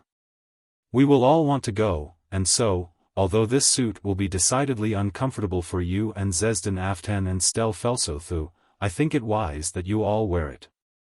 It will be much more convincing to the Sirians if we show that people of no less than 3 worlds are already interested in this alliance." A considerable number of Sirian ships had landed about them, and the tall, slim men of the 100-million-year-old race were watching them with their great brown eyes from a slight distance. For a cordon of men with evident authority were holding them back.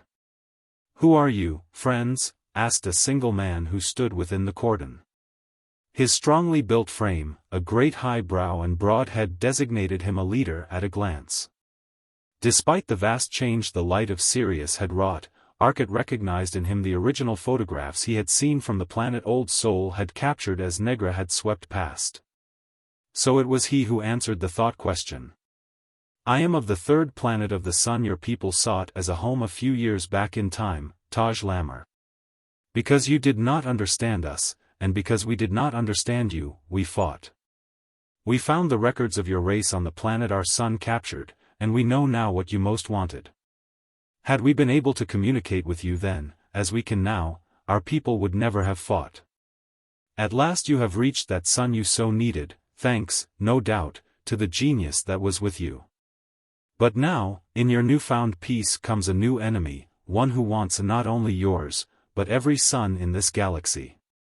You have tried your ray of death, the anti-catalyst? And it but sputters harmlessly on their screens? You have been swept by their terrible rays that fuse mountains, then hurl them into space? Our world and the world of each of these men is similarly menaced.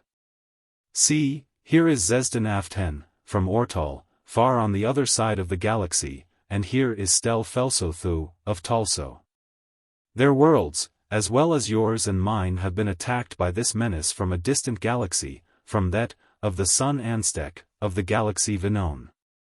Now we must form an alliance of far wider scope than ever has existed before. To you we have come, for your race is older by far than any race of our alliance. Your science has advanced far higher. What weapons have you discovered among those ancient documents, Taj Lammer? We have one weapon that you no doubt need. A screen, which will stop the rays of the molecule director apparatus. What have you to offer us? We need your help badly, was the reply. We have been able to keep them from landing on our planets, but it has cost us much. They have landed on a planet we brought with us when we left the Black Star, but it is not inhabited. From this as a base they have made attacks on us. We tried throwing the planet into Sirius. They merely left the planet hurriedly as it fell toward the star, and broke free from our attractive ray. The attractive ray. Then you have uncovered that secret? Asked Arcot eagerly. Taj Lammer had some of his men bring an attractive ray projector to the ship. The apparatus turned out to be nearly 1,000 tons in weight, and some 20 feet long, 10 feet wide and approximately 12 feet high. It was impossible to load the huge machine into the Ancient Mariner, so an examination was conducted on the spot, with instruments whose reading was intelligible to the terrestrians operating it. Its principal fault lay in the fact that, despite the enormous energy of matter given out, the machine still gobbled up such titanic amounts of energy before the attraction could be established. That a very large machine was needed. The ray, so long as maintained, used no more power than was actually expended in moving the planet or other body. The power used while the ray was in action corresponded to the work done, but a tremendous power was needed to establish it, and this power could never be recovered. Further, no reaction was produced in the machine, no matter what body it was turned upon. In swinging a planet then, a spaceship could be used as the base for the reaction was not exerted on the machine. From such meager clues, and the instruments, Arcot got the hints that led him to the solution of the problem, for the documents, from which Taj Lammer had gotten his information, had been disastrously wiped out, when one of their cities fell, and Taj Lammer had but copied the machines of his ancestors. The immense value of these machines was evident, for they would permit Arcot to do many things that would have been impossible without them. The explanation as he gave it to Stel Felsothu foretold the uses to which it might be put. As a weapon, he pointed out, its most serious fault is that it takes a considerable time to pump in the power needed. It has here, practically the same fault which the artificial matter had on your world. As I see it, the ray is actually a directed gravitational field. Now here is one thing that makes it more interesting, and more useful. It seems to defy the laws of mechanics. It acts, but there is no apparent reaction. A small ship can swing a world. Remember, the field that generates the attraction is an integral, interwoven part of the mesh of space. It is created by something outside of itself. Like the artificial matter, it exists there, and there alone. There is reaction on that attractive field, but it is created in space at that given point, and the reaction is taken by all space. No wonder it won't move. The work considerations are fairly obvious. The field is built up. That takes energy. The beam is focused on a body, the body falls nearer, and immediately absorbs the energy in acquiring a velocity. The machine replenishes the energy, because it is set to maintain a certain energy level in the field. Therefore the machine must do the work of moving the ship, just as though it were a driving apparatus. After the beam has done what is wanted, it may be shut off, and the energy in the field is now available for any work needed. It may be drained back into power coils such as ours for instance, or one might just spend that last iota of power on the job. As a driving device it might be set to pull the entire ship along, and still not have any acceleration detectable to the occupants. I think we'll use that on our big ship, he finished, his eyes far away on some future idea. Natural gravity of natural matter is, luckily, not selective. It goes in all directions. But this artificial gravity is controlled so that it does not spread, and the result is that the mass attraction of a mass of matter does not fall off as the inverse square of the distance, but like the ray from the parallel beam spotlight, continues undiminished. Actually, they create an exceedingly intense, exceedingly small gravitational field, and direct it in a straight line. The building up of this field is what takes time. XVIII Aften, who had a question which was troubling him, looked anxiously at his friends. Finally he broke into their thoughts which had been too cryptically abbreviated for him to follow, like the work of a professor solving some problem. His steps taken so swiftly and so abbreviated that their following was impossible to his students. But how is it that the machine is not moved when exerting such force on some other body? He asked at last. Oh, the ray concentrates the gravitational force, and projects it. The actual strain is in space. It is space that takes the strain, but in normal cases, unless the masses are very large, no considerable acceleration is produced over any great distance. That law operates in the case of the pulled body. It pulls the gravitational field as a normal field, the inverse square law applying. But on the other hand, the gravity beam pulls with a constant force. It might be likened to the light pressure effects of a spotlight and a star. The spotlight would push the sun with a force that was constant, no matter what the distance, while the light pressure of the sun would vary as the inverse square of the distance. But remember, it is not a body that pulls another body, but a gravitational field that pulls another. The field is in space. A normal field is necessarily attached to the matter that it represents, or that represents it as you prefer, but this artificial field has no connection in the form of matter. It is a product of a machine, and exists only as a strain in space. To move it you must move all space, since it, like artificial matter, exists only where it is created in space. Do you see now why the law of action and reaction is apparently flouted? Actually the reaction is taken up by space. Arcot rose, and stretched. Morey and Wade had been looking at him, and now they asked when he intended leaving for the intergalactic spaces. Now, I think. We have a lot of work to do. At present we have the mathematics of the artificial matter to carry on, and the math of the artificial gravity to develop. We gave the Sirians all we had on artificial matter and on moleculars. They gave us all they had, which wasn't much beyond the artificial gravity, and a lot of work. At any rate, let's go. Chapter 13. Attacked. The ancient mariner stirred, and rose lightly from its place beside the city. Visible over the horizon now, and coming at terrific speed, was a fleet of 7 Thetan ships. They must do their best to protect that city. Arcot turned the ship and called his decision to Morey. As he did so, one of the Thetan ships suddenly swerved violently, and plunged downward. The attractive ray was in action. It struck the rocks of Neptune, and plunged in. Half buried, it stopped. Stopped, and backed out. The tremendously strong Relux and Lux had withstood the blow, and these strange, inhumanly powerful men had not been injured. 2 of the ships darted toward him simultaneously, flashing out molecular rays. The rays glanced off of Arcot's screen already in place, but the tubes were showing almost at once that this could not be sustained. It was evident that the swiftly approaching ships would soon break down the shields. Arcot turned the ship and drove to one side. His eyes went dead. He cut into artificial space, waited 10 seconds, then cut back. The scene before him changed. It seemed a different world. The light was very dim, so dim he could scarcely see the images on the view plate. They were so deep a red that they were very near to black. Even Sirius, the flaming blue-white star, was red. The darting Thetan ships were moving quite slowly now, moving at a speed that was easy to follow. Their rays, before ionizing the air brilliantly red, were now dark.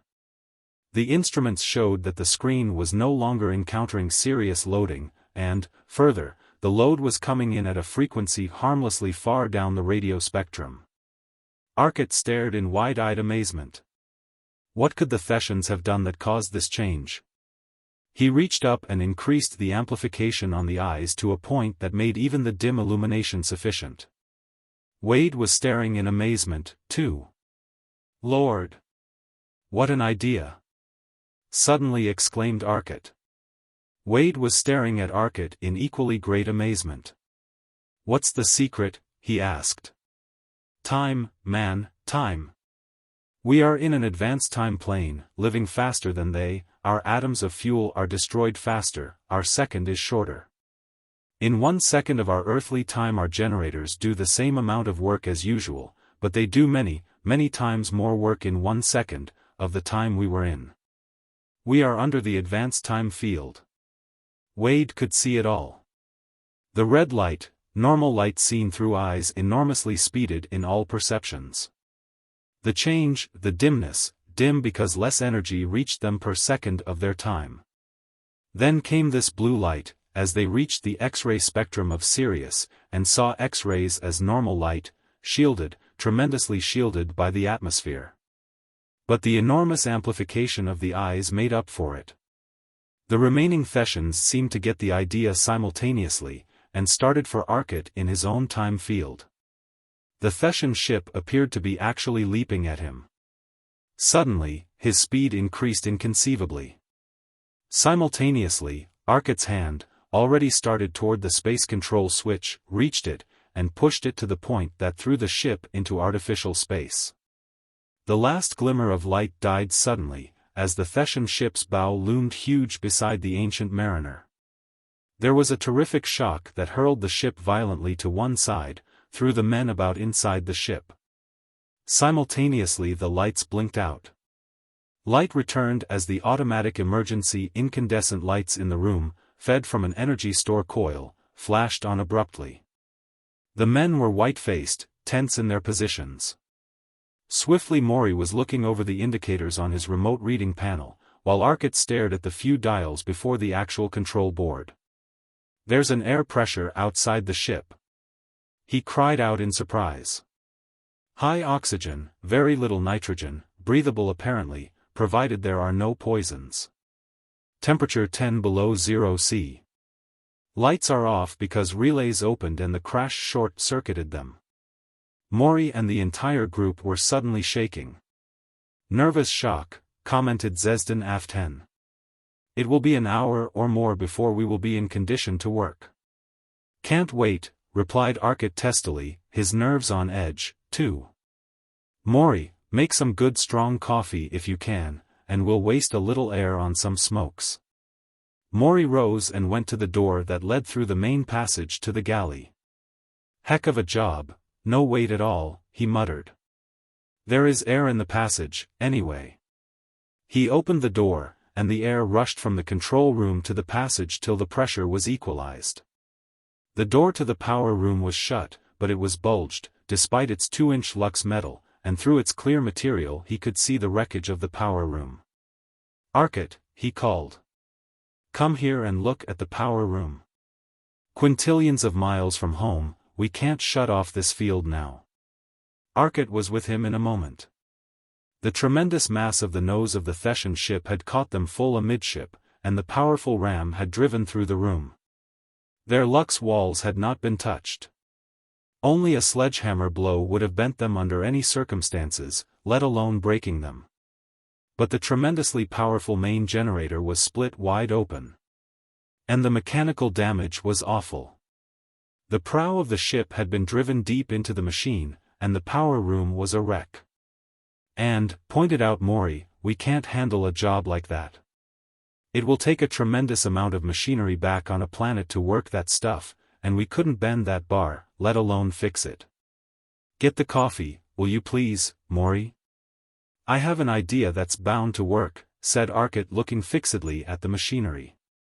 Morey turned and went to the galley. 5 minutes later they returned to the corridor, where Arcot stood still, looking fixedly at the engine room.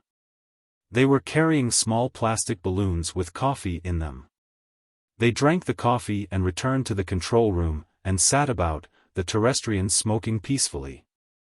The Ortolian and the Talsonian satisfying themselves with some form of mild narcotic from Ortol, which XVIII Aft-10 introduced. "Well, we have a lot more to do," Arcot said. "The air apparatus stopped working a while back, and I don't want to sit around doing nothing while the air in the storage tanks is used up. Did you notice our friends, the enemy? Through the great pilot's window the bulk of the Thetan ship's bow could be seen. It was cut across with an exactitude of mathematical certainty. Easy to guess what happened, Morey grinned. They may have wrecked us, but we sure wrecked them. They got half in and half out of our space field. Result, the half that was in, stayed in. The half that was out stayed out.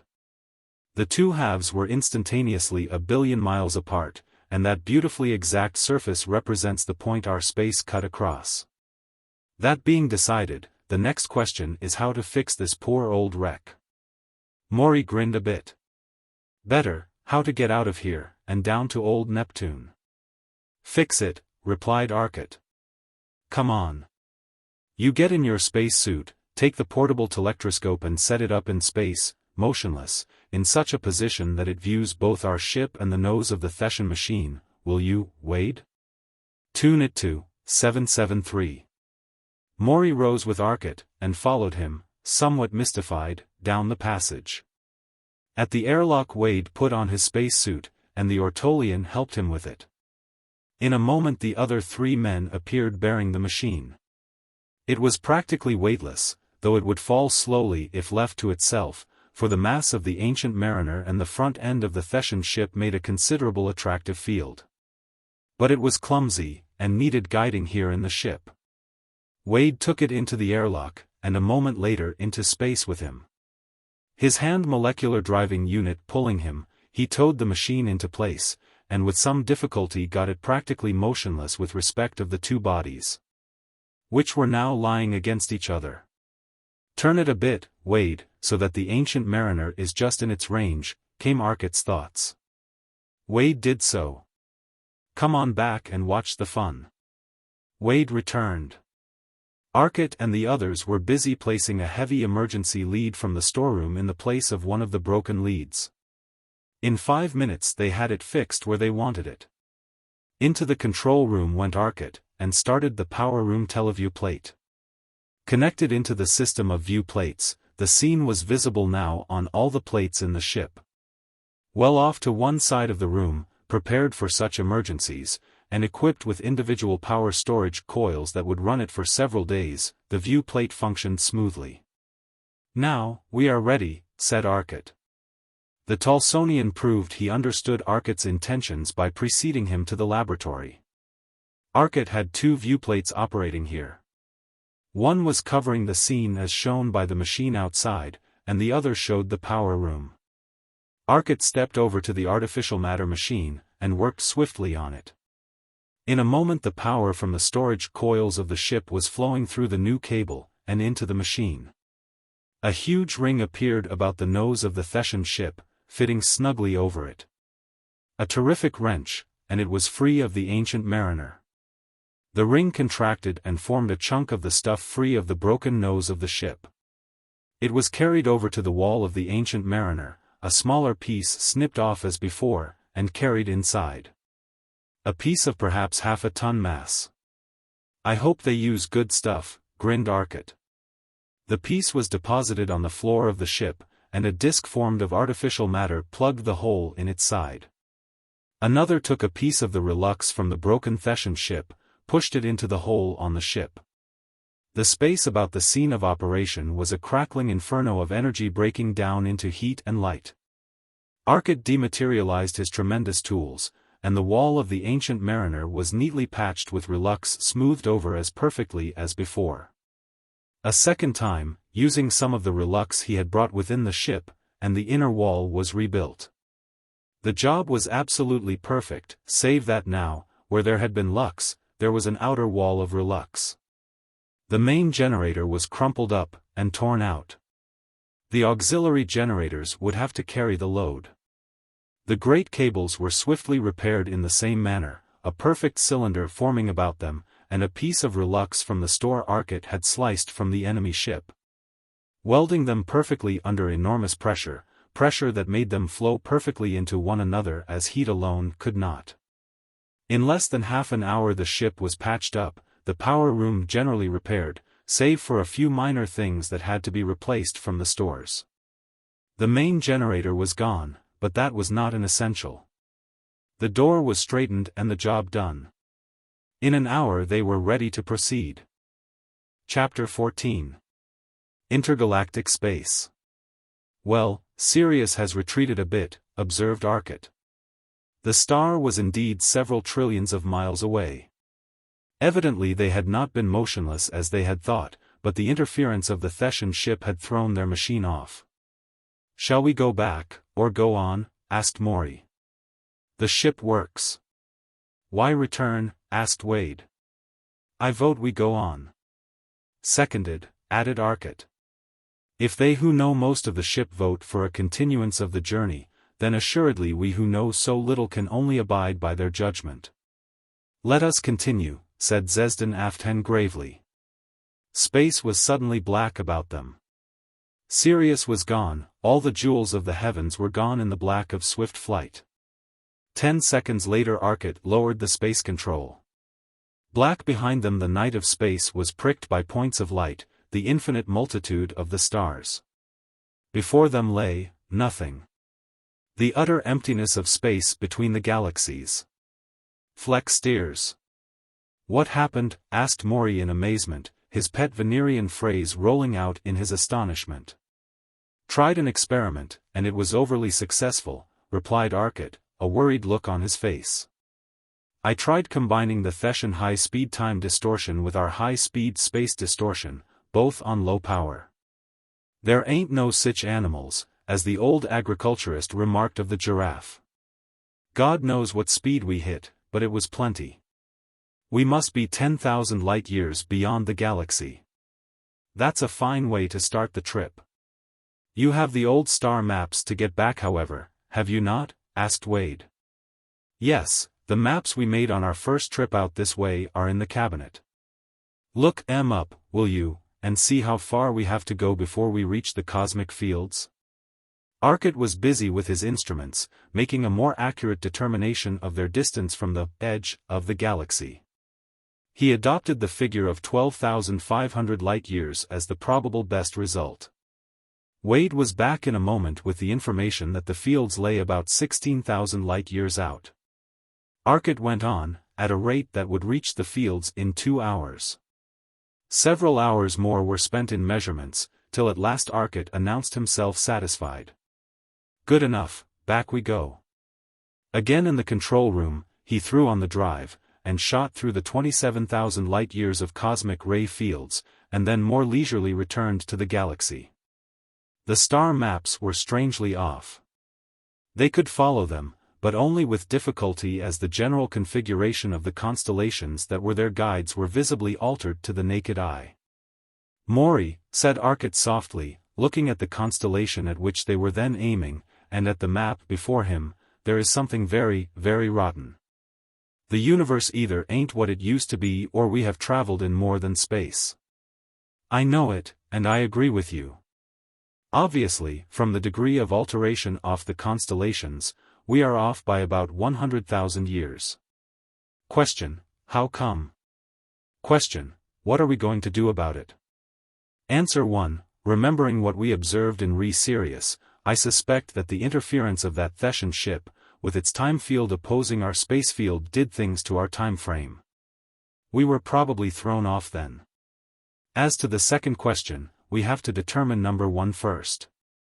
Then we can plan our actions. With Wade's help, and by coming to rest near several of the stars, then observing their actual motions, they were able to determine their time status. The estimate they made finally was of the order of 80,000 years in the past. The Thessian ship had thrown them that much out of their time. "This isn't all to the bad," said Morey with a sigh. "We at least have all the time we could possibly use to determine the things we want for this fight. We might even do a lot of exploring for the archaeologists of Earth and Venus and Ortol and Talso. As to getting back, that's a question. Which is," added Arcot, "easy to answer now, thank the good Lord. All we have to do is wait for our time to catch up with us. If we just wait 80,000 years, 800 centuries, we will be in our own time." "Oh, I think waiting so long would be boring," said Wade sarcastically. "What do you suggest we do in the intervening 80 millenniums?" Play cards? Oh, cards, or chess. Something like that, grinned Arcot. Play cards, calculate our fields, and turn on the time rate control. Oh, I take it back. You win. Take all. I forgot all about that, Wade smiled at his friend. That will save a little waiting, won't it? The exploring of our worlds would without doubt be of infinite benefit to science, but I wonder if it would not be of more direct benefit if we were to get back to our own time, alive and well. Accidents always happen, and for all our weapons, we might easily meet some animal which would put an abrupt and tragic finish to our explorations. Is it not so? Asked XVIII. Your point is good, XVIII. I agree with you. We will do no more exploring than is necessary, or safe. We might just as well travel slowly on the time retarder, and work on the way. I think the thing to do is to go back to Earth, or better, the solar system, and follow the sun in its path. They returned, and the desolation that the sun in its journey passes through is nothing to the utter, oppressive desolation of empty space between the stars. For it has its family of planets, and it has no conscious thought. The sun was far from the point that it had occupied when the travelers had left it, billions on billions of miles further on its journey around the gravitational center of our galactic universe. And in the 80 millenniums that they must wait, it would go far. They did not go to the planets now, for, as Arcot said in reply to XVIII's suggestion that they determine more accurately their position in time, life had not developed to an extent that would enable them to determine the year according to our calendar. So for 30,000 years they hung motionless as the sun moved on, and the little spots of light, that were worlds, hurled about it in a mad race. Even Pluto, in its 300-year-long track, seemed madly gyrating beneath them. Mercury was a line of light, as it swirled about the swiftly moving sun. But that 30,000 years was 30 days to the men of the ship. Their time rate immensely retarded, they worked on their calculations. At the end of that month Arcot had, with the help of Morey and Wade, worked out the last of the formulas of artificial matter. And the machines had turned out the last graphical function of the last branch of research that they could discover. It was a time of labor for them, and they worked almost constantly, stopping occasionally for a game of some sort to relax the nervous tension. At the end of that month they decided that they would go to Earth. They speeded their time rate now, and flashed toward Earth at enormous speed that brought them within the atmosphere in minutes. They had landed in the valley of the Nile. Arcot had suggested this as a means of determining the advancement of life of man. Man had evidently established some of his earliest civilizations in this valley where water and sun for his food plants were assured. Look, there are men here, exclaimed Wade. Indeed, below them were villages, of crude huts made of timber and stone and mud. Rubble work walls, for they needed little shelter here, and the people were but savages. Shall we land? Asked Arcot, his voice a bit unsteady with suppressed excitement. Of course, replied Morey without turning from his station at the window. Below them now, less than half a mile down on the patchwork of the Nile Valley, men were standing, staring up, collecting in little groups, gesticulating toward the strange thing that had materialized in the air above them. Does everyone agree that we land? Asked Arcot. There were no dissenting voices, and the ship sank gently toward a road below and to the left. A little knot of watchers broke, and they fled in terror as the great machine approached, crying out to their friends, casting affrighted glances at the huge, shining monster behind them. Without a jar the mighty weight of the ship touched the soil of its native planet, touched it 50 millenniums before it was made, 500 centuries before it left. Arcot's brow furrowed. There is one thing puzzles me, I can't see how we can come back. Don't you see, Morey, we have disturbed the lives of those people. We have affected history. This must be written into the history that exists. This seems to banish the idea of free thought. We have changed history, yet history is that which is already done. Had I never been born, but I was already, I existed 50,000-80,000 years before I was born. Let's go out and think about that later. We'll go to a psych hospital, if we don't stop thinking about problems of space and time for a little while. We need some kind of relaxation. I suggest that we take our weapons with us. These men may have weapons of chemical nature, such as poisons injected into the flesh on small sticks hurled either by a spring device or by pneumatic pressure of the lungs," said XVIII as he rose from his seat, unstrapping himself. "Arrows and blowguns we call them. But it's a good idea, XVIII, and I think we will," replied Arcot. "Let's not all go out at once, and the first group to go out goes out on foot, so they won't be scared off by our flying around." Arcot, Wade, XVIII, and XVIII went out. The natives had retreated to a respectful distance, and were now standing about, looking on, chattering to themselves. They were edging nearer. "Growing bold," grinned Wade. "It is the characteristic of intelligent races manifesting itself, curiosity," pointed out XVIII. "Are these the type of men still living in this valley, or who will be living there in 50,000 years, asked XVIII. "I'd say they weren't Egyptians as we know them, but typical Neolithic men. It seems they have brains fully as large as some of the men I see on the streets of New York. I wonder if they have the ability to learn as much as the average man of, say about 1950? The Neolithic men were warming up. There was an orator among them, and his grunts, growls, snorts and gestures were evidently affecting them. They had sent the women back, by the simple and direct process of sweeping them up in one arm and heaving them in the general direction of home. The men were brandishing polished stone knives and axes, various instruments of war and peace. One favorite seemed to be a large club. "Let's forestall trouble," suggested Arcot. He drew his ray pistol, and turned it on the ground directly in front of them, and about halfway between them and the Neoliths. A streak of the soil about 2 feet wide flashed into intense radiation under the impact of millions on millions of horsepower of radiant energy. Further, it was fused to a depth of 20 feet or more, and intensely hot still deeper. The Neoliths took a single look at it, then turned, and raced for home. "Didn't like our looks. Let's go back." They wandered about the world, investigating various peoples, and proved to their own satisfaction that there was no Atlantis, not at this time at any rate. But they were interested in seeing that the polar caps extended much farther toward the equator. They had not retreated at that time to the extent that they had by the opening of history. They secured some fresh game, an innovation in their larder, and a welcome one. Then the entire ship was swept out with fresh, clean air, their water tanks filled with water from the cold streams of the melting glaciers. The air apparatus was given a new stock to work over. Their supplies in a large measure restored, thousands of aerial photographic maps made, they returned once more to space to wait. Their time was taken up for the most part by actual work on the enormous mass of calculation necessary.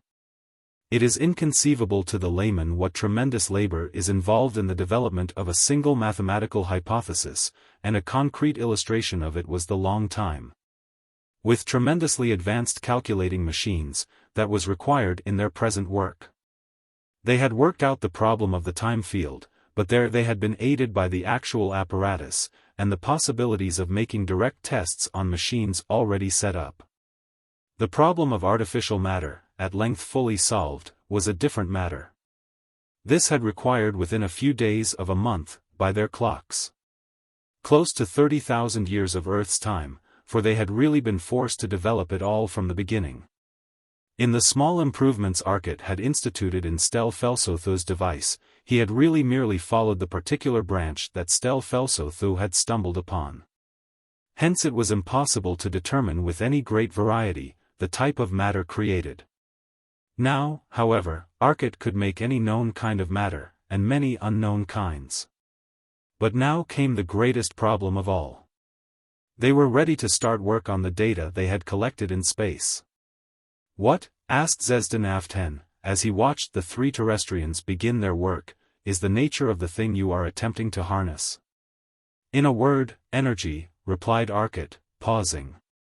We are attempting to harness energy in its primeval form, in the form of a space field. Remember, mass is a measure of energy. 2 centuries ago a scientist of our world proposed the idea that energy could be measured by mass, and proceeded to prove that the relationship was the now firmly entrenched formula E=mc². The sun is giving off energy. It is giving off mass, then, in the form of light photons. The field of the sun's gravity must be constantly decreasing as its mass decreases. It is a collapsing field. It is true, the sun's gravitational field does decrease, by a minute amount, despite the fact that our sun loses 1,000 million tons of matter every 4 minutes. The percentage change is minute, but the energy released is immeasurable. But, I am going to invent a new power unit, XVIII. I will call it the soul, the power of a sun. 1 soul is the rating of our sun. And I will measure the energy I use in terms of sun powers, not horsepower. That may tell you of its magnitude. But, XVIII asked, while you men of Earth work on this problem, what is there for us? We have no problems, save the problem of the fate of our world, still 50,000 years of your time in the future. It is terrible to wait and think of what may be happening in that other time. Is there nothing we can do to help? I know our hopeless ignorance of your science. Talso can scarcely understand the thoughts you use, and I can scarcely understand his explanations. I cannot help you there, with your calculations, but is there nothing I can do? There is, Ortolian, decidedly. We badly need your help, and as Talso cannot aid us here as much as he can by working with you, I will ask him to do so. I want your knowledge of psychomechanical devices to help us. Will you make a machine controlled by mental impulses? I want to see such a system and know how it is done that I may control machines by such a system. Gladly. It will take time, for I am not the expert worker that you are, and I must make many pieces of apparatus, but I will do what I can, exclaimed XVIII eagerly. So, while Arcot and his group continued their work of determining the constants of the space energy field, the others were working on the mental control apparatus. Chapter 15. All-Powerful Gods. Again there was a period of intense labor, while the ship drifted through time, following Earth in its mad careening about the sun. And the sun as it rushed headlong through space. At the end of a 30-day period, they had reached no definite position in their calculations, and the Talsonian reported, as a medium between the 2 parties of scientists, that the work of the Ortolian had not reached a level that would make a scientific understanding possible. As the ship needed no replenishing, they determined to finish their present work before landing, and it was nearly 40,000 years after their first arrival that they again landed on Earth. It was changed now, the ice caps had retreated visibly, the Nile Delta was far longer, far more prominent, and cities showed on the Earth here and there. Greece, they decided, would be the next stop, and to Greece they went, landing on a mountainside. Below was a small thing of huts and hovels. But the villagers attacked, swarming up the hillside furiously, shouting and shrieking warnings of their terrible prowess to these men who came from the shining house, ordering them to flee from them and turn over their possession to them. "What'll we do?" asked Morey. He and Arcot had come out alone this time. "Take one of these fellows back with us, and question him. We had best get a more or less definite idea of what time age we are in, hadn't we? We don't want to overshoot by a few centuries, you know." The villagers were swarming up the side of the hill, armed with weapons of bronze and wood. The bronze implements of murder were rare, and evidently costly, for those that had them were obviously leaders, and better dressed than the others. "Hang it all, I have only a molecular pistol." "Can't use that, it would be a plain massacre," exclaimed Arcot. But suddenly several others, who had come up from one side, appeared from behind a rock. The scientists were wearing their power suits, and had them on at low power, leaving a weight of about 50 pounds. Morey, with his normal weight well over 200, jumped far to one side of a clumsy rush of a peasant, leaped back, and caught him from behind. Lifting the smaller man above his head, he hurled him at two others following. The three went down in a heap. Most of the men were about 5 feet tall, and rather lightly built. The Greek god had not yet materialized among them. They were probably poorly fed, and heavily worked. Only the leaders appeared to be in good physical condition, and the men could not develop to large stature. Arcot and Morey were giants among them, and with their greater skill, tremendous jumping ability, and far greater strength, easily overcame the few who had come by the side. One of the leaders was picked up, and trussed quickly in a rope a fellow had carried. "Look out," called Wade from above. Suddenly he was standing beside them, having flown down on the power suit. "Caught your thoughts," rather XXIII did. He handed Arcot a ray pistol. The rest of the Greeks were near now, crying in amazement, and running more slowly. They didn't seem so anxious to attack. Arcot turned the ray pistol to one side. "Wait," called Morey. A face peered from around the rock toward which Arcot had aimed his pistol. It was that of a girl, about 15 years old in appearance, but hard work had probably aged her face. Morey bent over, heaved on a small boulder, about 200 pounds of rock, and rolled it free of the depression it rested in, then caught it on a molecular ray, hurled it up. Arcot turned his heat ray on it for an instant, and it was white hot. Then the molecular ray threw it over toward the great rock, and crushed it against it. 3 children shrieked and ran out from the rock, scurrying down the hillside. The soldiers had stopped. They looked at Morey. Then they looked at the great rock, 300 yards from him. They looked at the rock fragments. "They think you threw it," grinned Arcot. "What else? They saw me pick it up, saw me roll it, and it flew. What else could they think?" Arcot's heat ray hissed out, and the rock sputtered and cracked, then glowed white. There was a dull explosion, and chips of rock flew up. Water, imprisoned, had been turned into steam. In a moment the whistle and crackle of combined heat and molecular rays stabbing out from Arcot's hands had built a barrier of fused rocks. Leisurely Arcot and Morey carried their now revived prisoner back to the ship, while Wade flew ahead to open the locks. Half an hour later the prisoner was discharged, much to his surprise, and the ship rose. They had been able to learn nothing from him. Even the Greek gods, Zeus, Hermes, Apollo, all the later Greek gods, were unknown, or so greatly changed that Arcot could not recognize them. "Well," he said at length, "it seems all we know is that they came before any historical Greeks we know of. That puts them back quite a bit, but I don't know how far. Shall we go see the Egyptians?"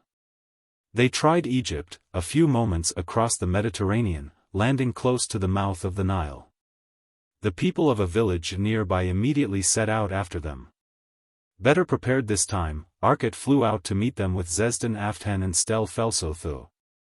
Surely, he felt, the sight of the strange men would be no more terrifying than the ship or the men flying. And that did not seem to deter their attack. Apparently the proverb that discretion is the better part of valor had not been invented. Arcot landed near the head of the column, and cut off 2 or 3 men from the rest with the aid of his ray pistol. XVIII quickly searched his mind, and with Arcot's aid they determined he did not know any of the gods that Arcot suggested. Finally they had to return to the ship, disappointed. They had had the slight satisfaction of finding that the sun god was Rals. The later Egyptian Ra might well have been an evolved form of that name. They restocked the ship, fresh game and fruits again appearing on the menu, then once again they launched forth into space to wait for their own time. "It seems to me that we must have produced some effect by our visit," said Arcot, shaking his head solemnly. "We did, Arcot," replied Morey softly. "We left an impress in history, an impress that still is, and an impress that affected countless thousands. Meet the Egyptian gods with their heads strange to terrestrians, the gods who fly through the air without wings, come from a shining house that flies, whose pointed finger melts the desert sands, and the moist soil."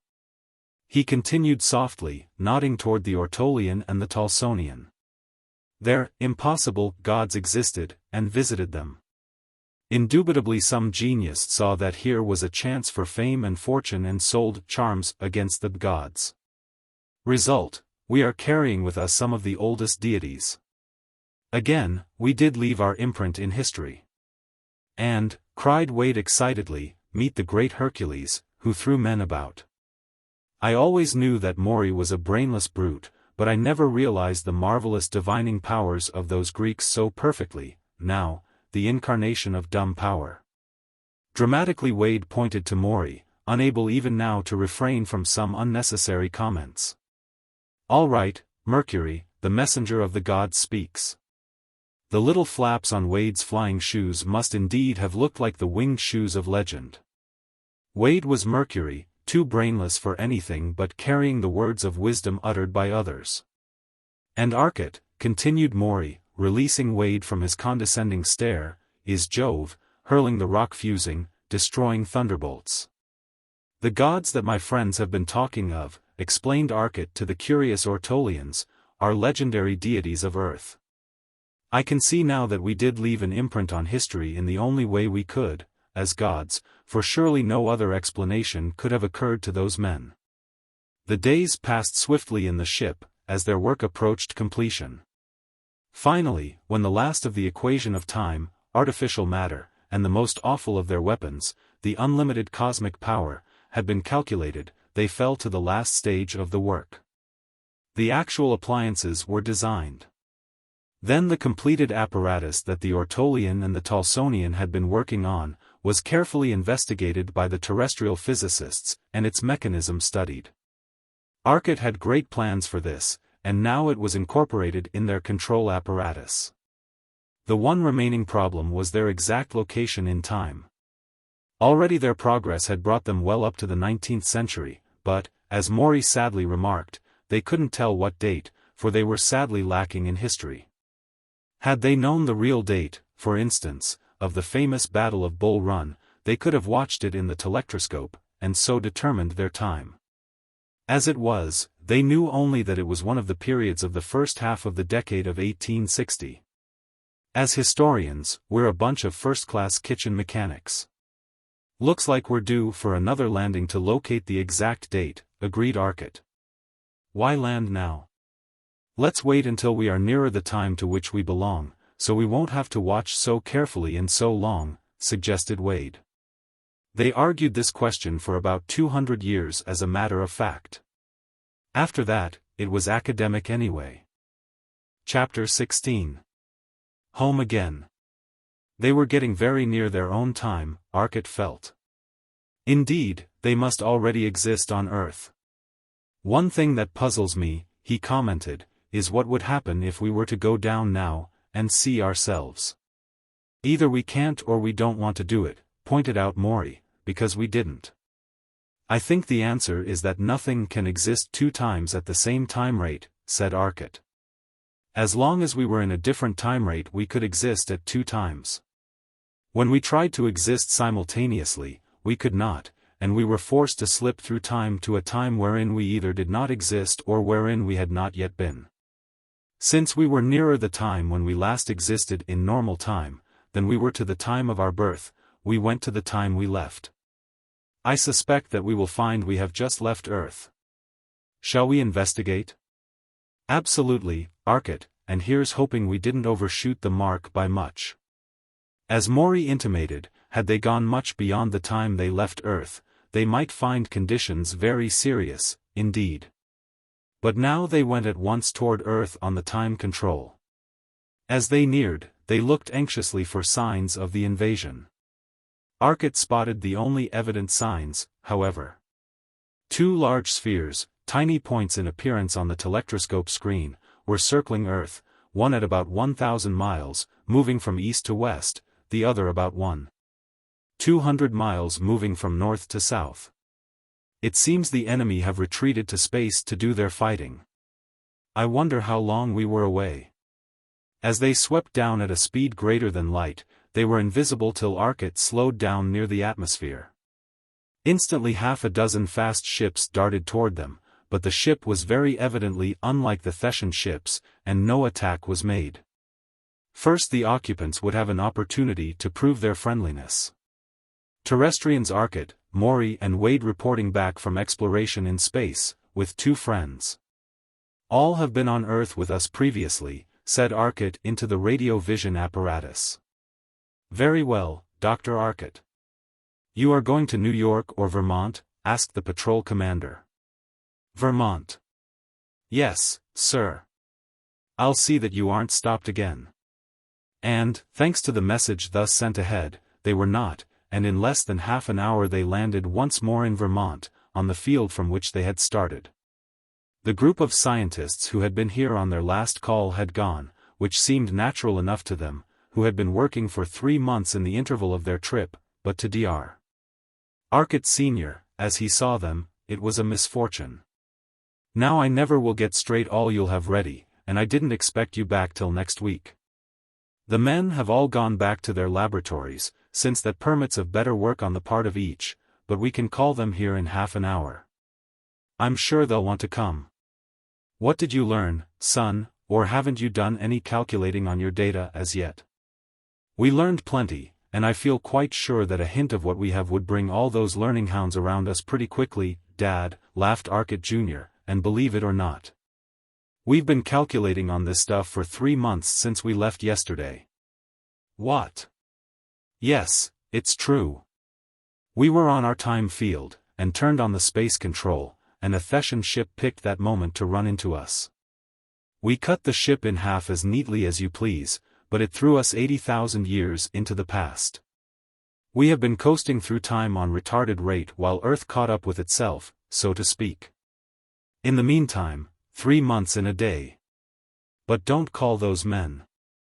Let them come to the appointment, while we do some work, and we have plenty of work to do, I assure you. We have a list of things to order from the standard supply houses, and I think you better get them for us, Dad. Arcot's manner became serious now. We haven't gotten our government expense research cards yet, and you have. Order the stuff, and get it out here, while we get ready for it. Honestly, I believe that a few ships such as this apparatus will permit, will be enough in themselves to do the job. It really is a pity that the other men didn't have the opportunity we had for crowding much work into little time. But then, I wouldn't want to take that road to concentration again myself. Have the enemy amused you in my absence? Come on, let's sit down in the house instead of standing here in the sun. They started toward the house, as Arcot Sr. explained what had happened in the short time they had been away. There is a friend of yours here, whom you haven't seen in some time, son. He came with some allies. As they entered the house, they could hear the boards creak under some heavy weight that moved across the floor, soundlessly and light of motion in itself. A shadow fell across the hall floor, and in the doorway a tremendously powerfully built figure stood. He seemed to overflow the doorway, nearly 6.5 feet tall, and fully as wide as the door. His rugged, bronzed face was smiling pleasantly, and his deep-set eyes seemed to flash. A living force flowed from them. Torlos. By the 9 planets. Torlos of Nansal.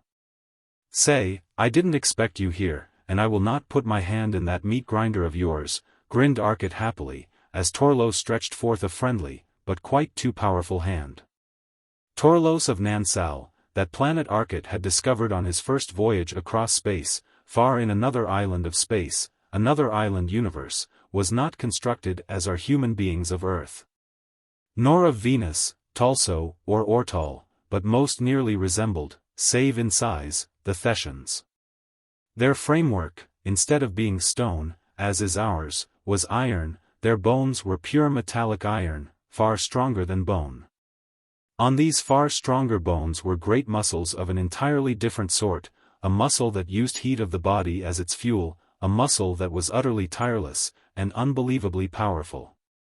Not a chemical engine, but a molecular motion engine, it had no chemical fatigue products that would tire it. And needed only the constant heat supply the body sucked from the air to work indefinitely. Unlimited by waste-carrying considerations, the strength was enormous.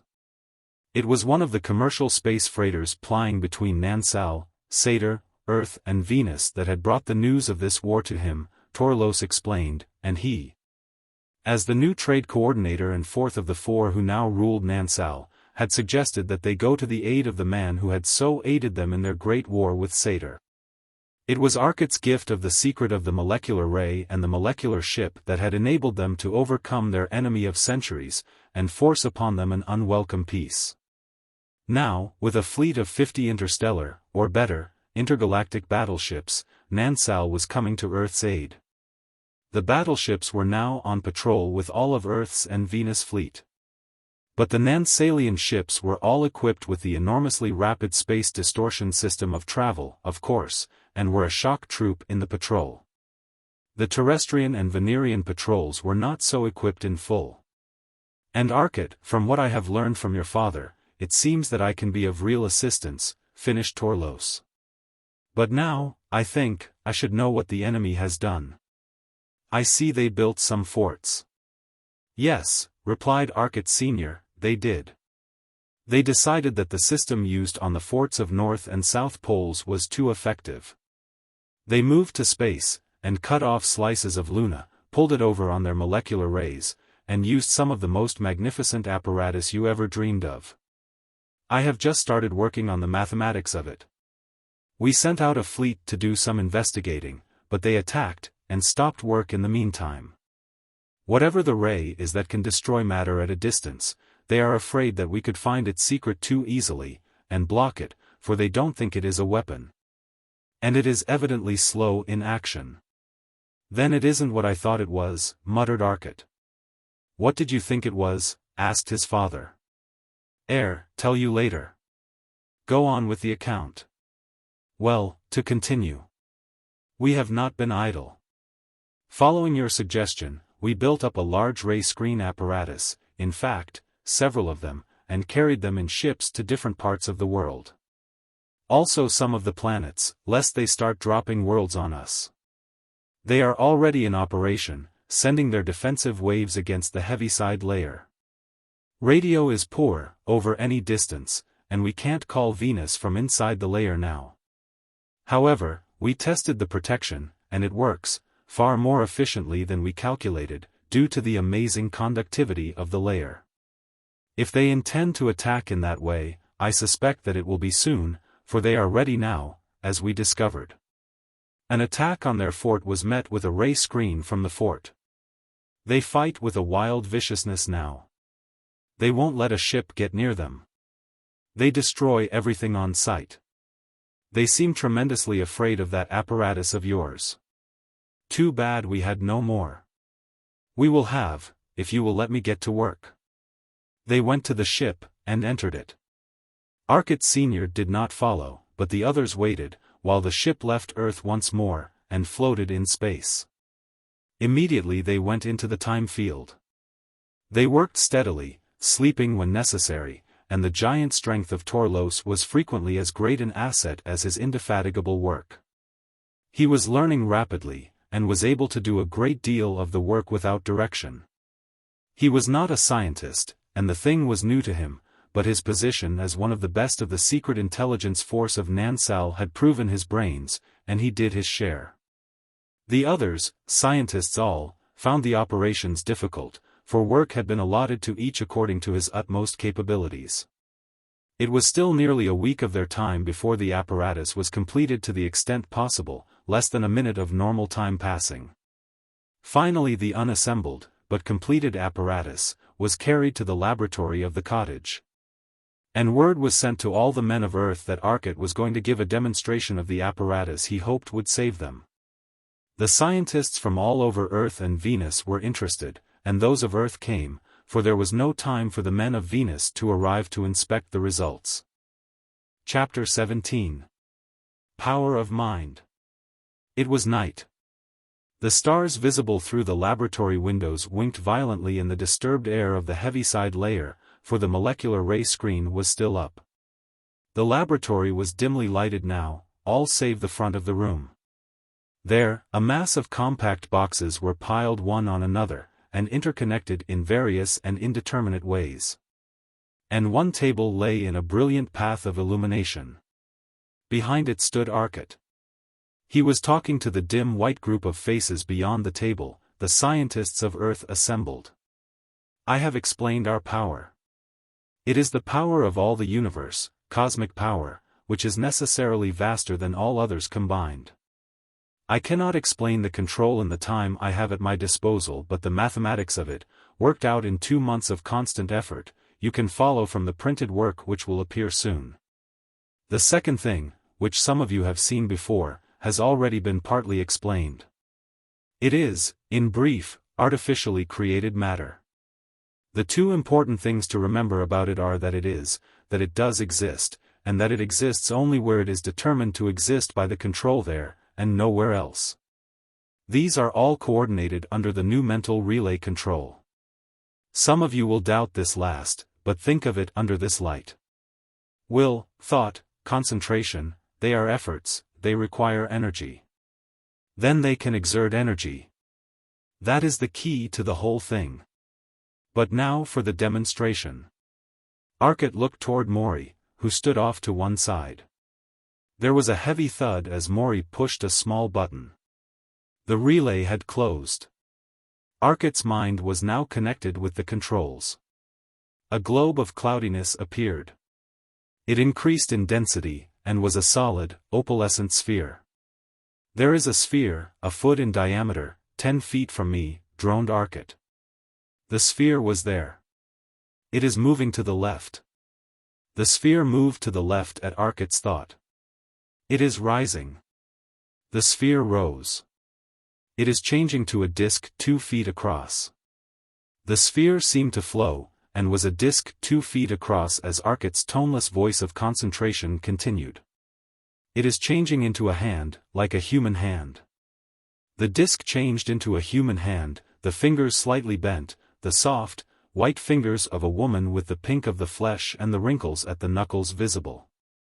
The wrist seemed to fade gradually into nothingness, the end of the hand was as indeterminate as are things in a dream, but the hand was definite. The hand is reaching for the bar of lux metal on the floor. The soft, little hand moved, and reached down and grasped the half-ton bar of lux metal, wrapped dainty fingers about it and lifted it smoothly and effortlessly to the table, and laid it there. A mistiness suddenly solidified to another hand. The second hand joined the first, and fell to work on the bar, and pulled. The bar stretched finally under an enormous load. One hand let go, and the thud of the highly elastic lux metal bars returned to its original shape echoed through the soundless room. These men of the 22nd century knew what relux and lux metals were, and knew their enormous strength. Yet it was putty under these hands. The hands that looked like a woman's. The bar was again placed on the table, and the hands disappeared. There was a thud, and the relay had opened. I can't demonstrate the power I have. It is impossible. The power is so enormous that nothing short of a sun could serve as a demonstration hall. It is utterly beyond comprehension under any conditions. I have demonstrated artificial matter, and control by mental action. I'm now going to show you some other things we have learned. Remember, I can control perfectly the properties of artificial matter, by determining the structure it shall have. Watch. Morey closed the relay. Arcot again set to work. A heavy ingot of iron was raised by a clamp that fastened itself upon it, coming from nowhere. The iron moved, and settled over the table. As it approached, a mistiness that formed became a crucible. The crucible showed the gray of pure iron, but it was artificial matter. The iron settled in the crucible, and a strange process of flowing began. The crucible became a ball, and colors flowed across its surface, till finally it was glowing richly silvery.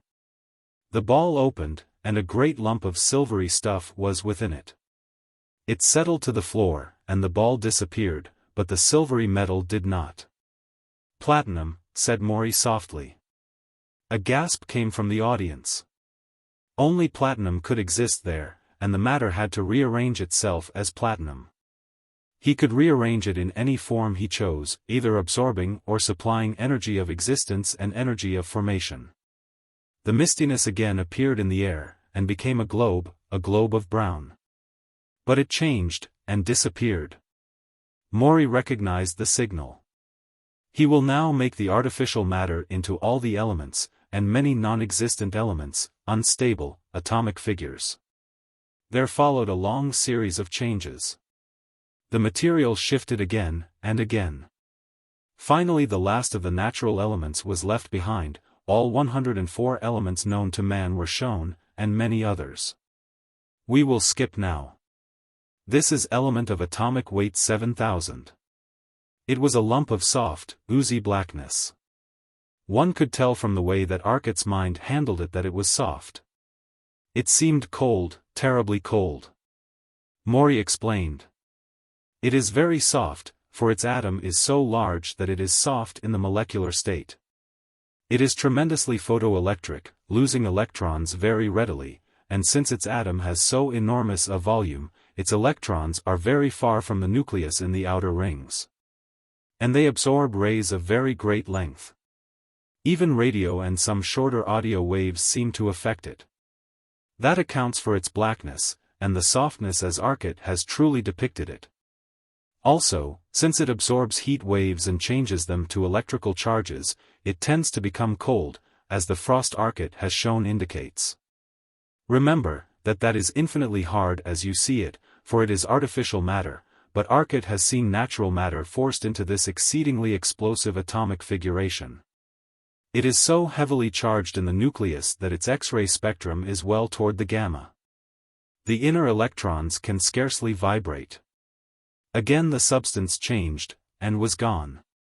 Too far, atom of weight 20,000 becomes invisible and non-existent as space closes in about it, perhaps the origin of our space. Atoms of this weight, if breaking up, would form two or more atoms that would exist in our space, then these would be unstable, and break down further into normal atoms. We don't know. And one more substance, continued Morey as he opened the relay once more. Arcot sat down and rested his head in his hands.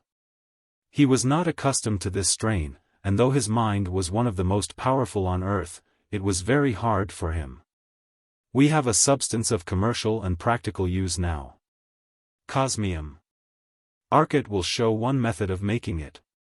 Arcot resumed his work, seated now. A formation reached out, and grasped the lump of platinum still on the floor.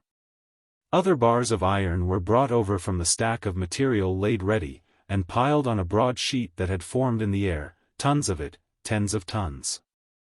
Finally he stopped. There was enough. The sheet wrapped itself into a sphere, and contracted, slowly, steadily.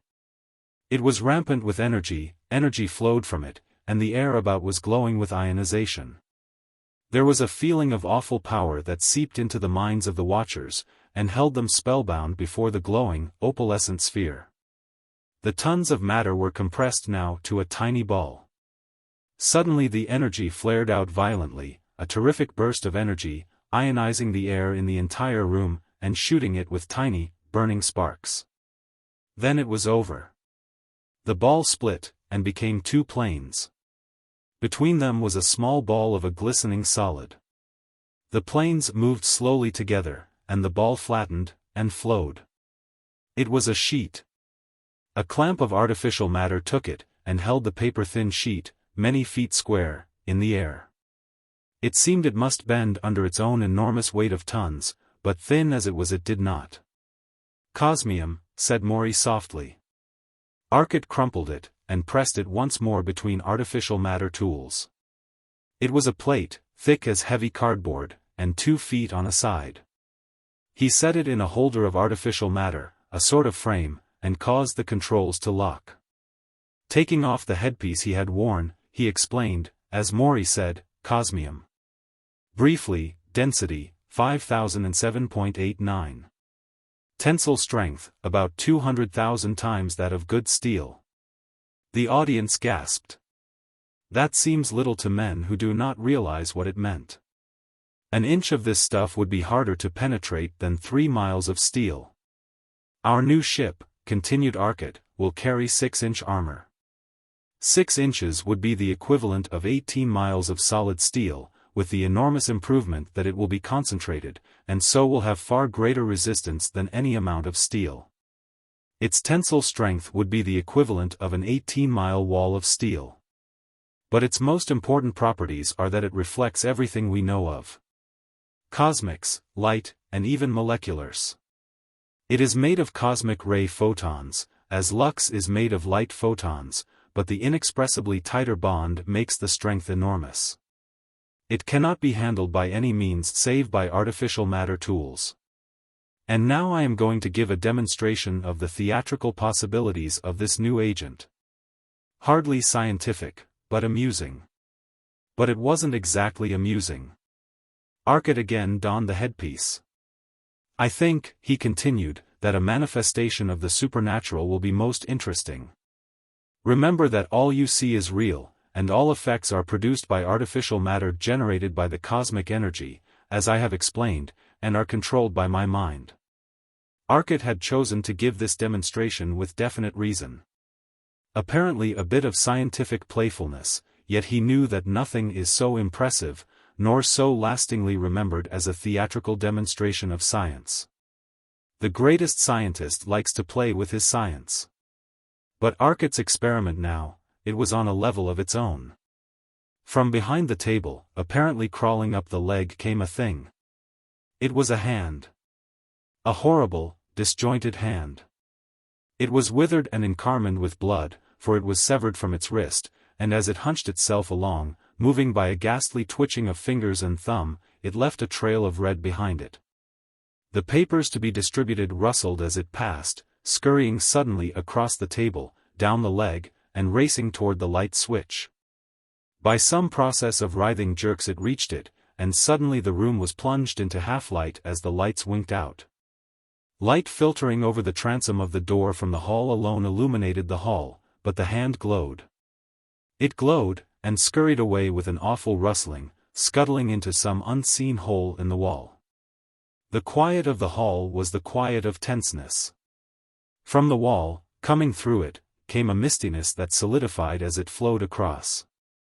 It was far to the right, a bent stooped figure, a figure half glimpsed, but fully known, for it carried in its bony, glowing hand a great, nicked scythe. Its rattling tread echoed hollowly on the floor. Stooping walk, shuffling gait, the great metal scythe scraping on the floor, half seen as the grey, luminous cloak blew open in some unfelt breeze of its ephemeral world, revealing bone. Dry, grey bone. Only the scythe seemed to know life, and it was red with that life. Slow running, sticky life stuff. Death paused, and raised his awful head. The hood fell back from the cavernous eye sockets, and they flamed with a greenish radiance that made every strained face in the room assume the same deathly pallor. The scythe of death, grated the rusty voice. The scythe is slow, too slow. I bring new things, it cackled in its cracked voice, new things of my tools. See. The clutching bones dropped the rattling scythe, and the handle broke as it fell, and rotted before their eyes. Heh, heh, the thing cackled as it watched. Heh, what death touches, rots as he leaves it. The grinning, blackened skull grinned wider, in an awful, leering cavity, rotting, twisted teeth showed. But from under his flapping robe, the skeletal hands drew something, ray pistols. These are swifter. The thing turned, and with a single leering glance behind, flowed once more through the wall. A gasp, a stifled, groaning gasp ran through the hall, a half-sob.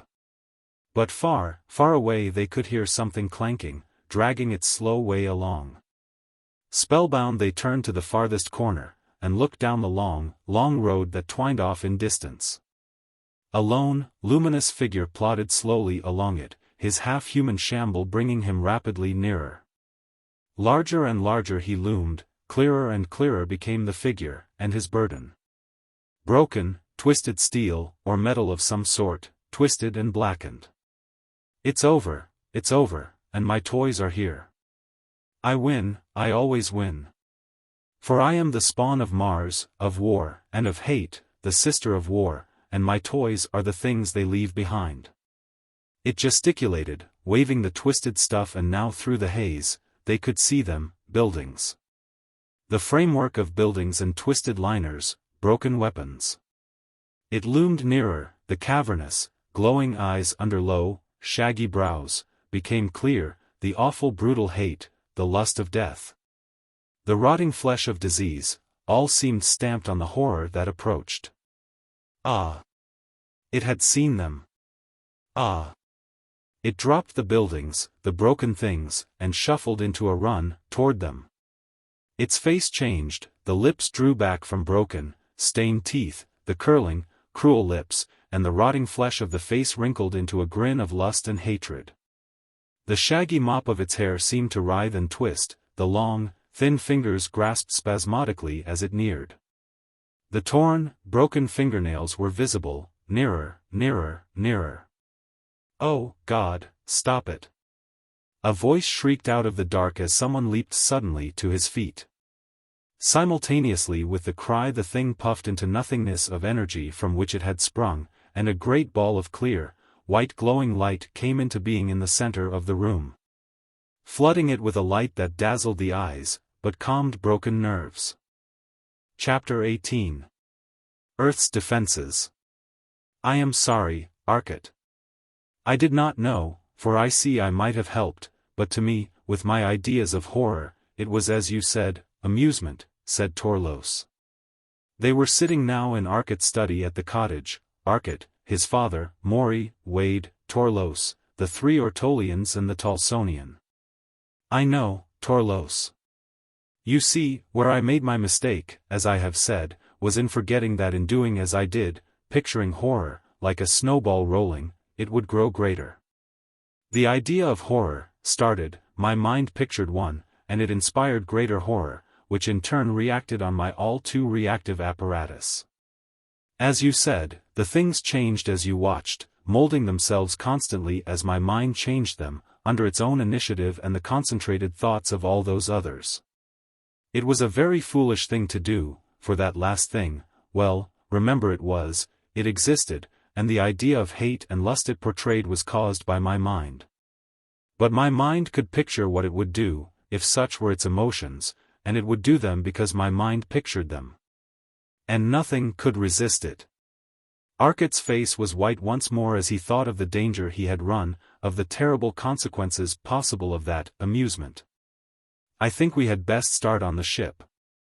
I'll go get some sleep now, and then we can go. Arcot led the way to the ship, while Torlos, Morey and Wade and Stel Felsothu accompanied him. The Ortolians were to work on Earth, aiding in the detection of attacks by means of their mental investigation of the enemy. Well, goodbye, Dad. Don't know when I'll be back. Maybe 25,000 years from now, or 25,000 years ago. But we'll get back somehow. And we'll clean out the Thessians. He entered the ship, and rose into space. Where are you going, Arcot? Asked Morey. Eros, replied Arcot laconically. Not if my mind is working right, cried Wade suddenly. All the others were tense, listening for inaudible sounds. I quite agree, replied Arcot. The ship turned about, and dived toward New York, 100,000 miles behind now, at a speed many times that of light as Arcot snapped into time. Across the void, Zesden Fent's call had come, New York was to be attacked by the Thessians, New York and Chicago next. New York because the orbits of their two forts were converging over that city in a few minutes. They were in the atmosphere, screaming through it as their relux glowed instantaneously in the heaviside layer, then was through before damage could be done. The screen was up. Scarcely a minute after they passed, the entire heavens blazed into light, the roar of tremendous thunders crashing above them. Great lightning bolts rent the upper air for miles as enormous energies clashed. Ah, they are sending everything they have against that screen, and it's hot. We have 10 of our biggest tube stations working on it, and more coming in, to our total of 30, but they have 2 forts, and Lord knows how many ships. I think I'm going to cause them some worrying. Arcot turned the ship, and drove up again, now at a speed very low to them but as they had the time field up, very great. They passed the screen, and a tremendous bolt struck the ship. Everything in it was shielded, but the static was still great enough to cause them some trouble as the time field and electric field fought. But the time field, because of its very nature, could work faster, and they won through undamaged, though the enormous current seemed flowing for many minutes as they drifted slowly past it. Slowly, at 50 miles a second.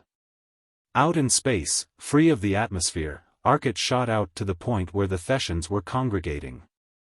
The shining dots of their ships and the disks of the forts were visible from Earth save for the air's distortion. They seemed a miniature Milky Way, their deadly beams concentrated on Earth. Then the Thessians discovered that the terrestrial fleet was in action. A ship glowed with the ray, the opalescence of relux under moleculars visible on its walls.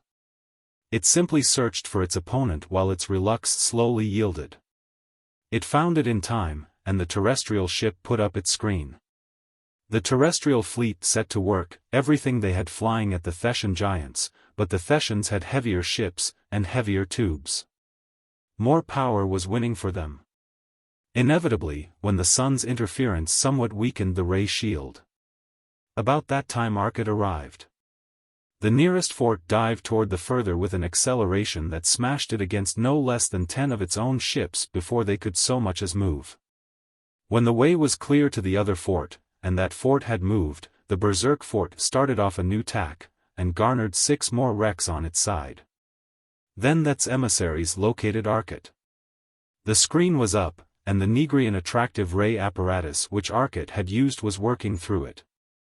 The screen flashed here and there and collapsed under the full barrage of half the Thessian fleet, as Arcot had suspected it would.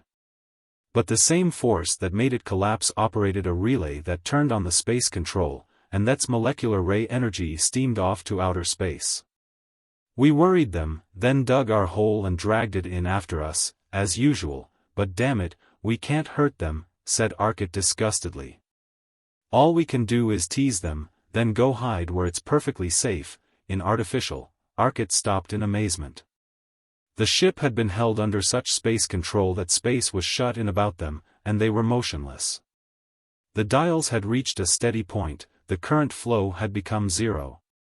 And they hung there with only the very slow drain of the sun's gravitational field and that of the planet's field pulling on the ship. Suddenly the current had leaped, and the dials giving the charge in the various coil banks had moved them down toward zero. Hey, they've got a wedge in here and are breaking out our hole. Turn on all the generators, Morey. Arcot was all action now. Somehow, inconceivable though it was, the Thessians had spotted them, and got some means of attacking them, despite their invulnerable position in another space. The generators were on, pouring enormous power into the coils, and the dials surged, stopped, and climbed ever so slowly. They should have jumped back under that charge, ordinarily dangerously heavy. For perhaps 30 seconds they climbed, then they started down at full speed. Arcot's hand darted to the time field, and switched it on full. The dial jerked, swung, then swung back, and started falling in unison with the dials, stopped, and climbed.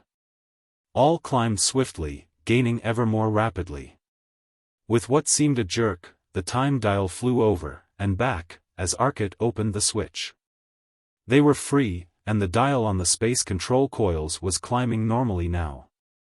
By the 9 planets, did they drink out our energy? The energy of 6 tons of lead just like that. How'd they do it? Asked Wade. Torlos kept silent, and helped Morey replace the coils of lead wire with others from stock. Same way we tickled them, replied Arcot, carefully studying the control instruments, with the gravity ray. We knew all along that gravitational fields drank out the energy, they simply pulled it out faster than we could pump it in, and used 4 different rays on us doing it. Which speaks well for a little ship. But they burned off the relux on one room here, and it's a wreck. The molex hit everything in it. Looks like something bad, called Arcot. The room was Morey's, but he'd find that out himself. In the meantime, see if you can tell where we are. I got loose from their rays by going on both the high-speed time field and the space control at full, with all generators going full blast. Man, they had a stranglehold on us that time. But wait till we get that new ship turned out. With the telectroscope they could see what was happening. The terrific bombardment of rays was continuing, and the fleets were locked now in a struggle, the combined fleets of Earth and Venus and of Nansal, far across the void.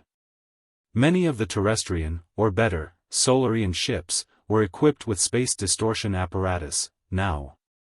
And had some measure of safety in that the attractive rays of the Thessians could not be so concentrated on them.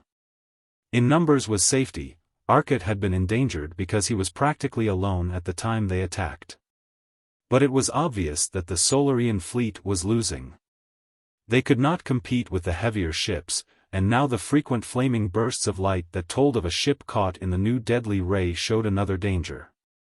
I think Earth is lost if you cannot aid it soon, Arcot, 4 other Thessian ships are coming, said Stelfelsothus softly. From out of the plane of the planetary orbits they were coming, across space from some other world, a fleet of dozens of them. They were visible as one after another leapt into normal time rates. Why don't they fight in advance time? Asked Morey, half aloud. Because the genius that designed that apparatus didn't think of it. Remember, Morey, those ships have their time apparatus connected with their power apparatus so that the power has to feed the time continuously. They have no coils like ours. When they advance their time, they're weakened every other way. We need that new ship. Are we going to make it? Demanded Arcot. Take weeks at best. What chance? Asked Morey. Plenty, watch. As he spoke, Arcot pulled open the time controls, and spun the ship about. They headed off toward a tiny point of light far beyond. It rushed toward them, grew with the swiftness of an exploding bomb, and was suddenly a great, rough fragment of a planet hanging before them, miles in extent. Eros, explained Wade laconically to Torlos. Part of an ancient planet that was destroyed before the time of man, or life on Earth. The planet got too near the sun when its orbit was irregular, and Old Sol pulled it to pieces. This is one of the pieces. The other asteroids are the rest. All planetary surfaces are made up of great blocks, they aren't continuous, you know. Like blocks of concrete in a building, they can slide a bit on each other, but friction holds them till they slip with a jar and we have earthquakes. This is one of the planetary blocks. We see Eros from Earth intermittently, for when this thing turns broadside it reflects a lot of light, edge on it does not reflect so much. It was a desolate bit of rock. Bare, airless, waterless rock, of enormous extent. It was contorted and twisted, but there were no great cracks in it for it was a single planetary block. Arcot dropped the ship to the barren surface, and anchored it with an attractive ray at low concentration. There was no gravity of consequence on this bit of rock. Come on, get to work. Space suits, and rush all the apparatus out, snapped Arcot. He was on his feet, the power of the ship in neutral now. Only the attractor was on. In the shortest possible time they got into their suits, and under Arcot's direction set up the apparatus on the rocky soil as fast as it was brought out. In all, less than 15 minutes were needed, yet Arcot was hurrying them more and more. Torlo's tremendous strength helped, even on this gravitationless world, for he could accelerate more quickly with his burdens. At last it was up for operation. The artificial matter apparatus was operated by cosmic power, and controlled by mental operation, or by mathematical formula as they pleased. Immediately Arcot set to work. A giant hollow cylinder drilled a great hole completely through the thin, curved surface of the ancient planetary block. Through 12 miles of solid rock, a cylinder of artificial matter created on a scale possible only to cosmic power. The cylinder, half a mile across, contained a huge plug of matter. Then the artificial matter contracted swiftly, compressing the matter, and simultaneously treating it with the tremendous fields that changed its energy form. In seconds it was a tremendous mass of cosmium. A second smaller cylinder bored a plug from the rock, and worked on it. A huge mass of relux resulted. Now other artificial matter tools set to work at Arcot's bidding, and cut pieces from his huge masses of raw materials, and literally, quick as thought, built a great framework of them. Anchored in the solid rock of the planetoid. Then a tremendous plane of matter formed, and neatly bisected the planetoid. Two great flat pieces of rock were left where one had been, miles across, miles thick, planetary chips. On the great framework that had been constructed, four tall shafts of cosmium appeared, and each was a hollow tube, up the center of which ran a huge cable of relux. At the peak of each mile-high shaft was a great globe. Now in the framework below things were materializing as Arcot's flying thoughts arranged them, great tubes of cosmium with relux element, huge coils of relux conductors. Insulated with microscopic but impenetrable layers of cosmium. Still, for all his swiftness of mind and accuracy of thought, he had to correct two mistakes in all his work. It was nearly an hour before the thing was finished. Then, 200 feet long, 100 wide, and 50 in height, the great mechanism was completed, the tall columns rising from four corners of the greater framework that supported it. Then, into it, Arcot turned the powers of the cosmos. The stars in the airless space wavered and danced as though seen through a thick atmosphere. Tingling power ran through them as it flowed into the tremendous coils. For 30 seconds, then the heavens were as before. At last Arcot spoke. Through the radio communicators, and through the thought channels, his ideas came as he took off the headpiece. It's done now, and we can rest. There was a tremendous crash from within the apparatus. The heavens reeled before them, and shifted, then were still, but the stars were changed. The sun shone weirdly, and the stars were altered. That is a time-shifting apparatus on a slightly larger scale, replied Arcot to Torlo's question, and is designed to give us a chance to work. Come on, let's sleep. A week here should be a few minutes of Earth time. You sleep, Arcot. I'll prepare the materials for you, suggested Morey. So Arcot and Wade went to sleep, while Morey and the Talsonian and Torlos worked. First Morey bound the ancient mariner to the frame of the time apparatus, safely away from the four luminous balls, broadcasters of the time field. Then he shut off the attractive ray, and bound himself in the operator's seat of the apparatus of the artificial matter machine. A plane of artificial matter formed, and a stretch of rock rose under its lift as it cleft the rock apart. A great cleared, level space resulted. Other artificial matter enclosed the rock, and the fragments cut free were treated under tremendous pressure. In a few moments a second enormous mass of cosmium was formed.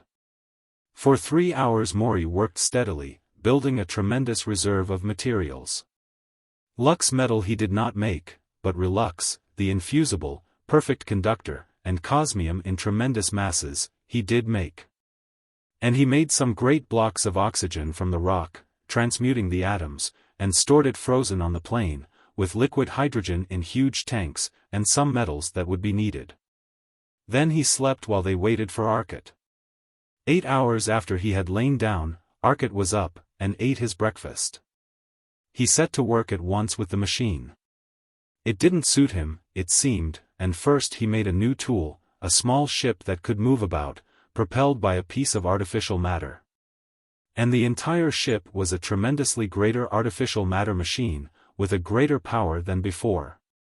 His thoughts, far faster than hands could move, built up the gigantic hull of the new ship, and put in the rooms, and the brace members in less than 12 hours. A titanic shell of 8-inch cosmium, a space, with braces of the same non-conductor of heat, cosmium, and a 2-inch inner hull.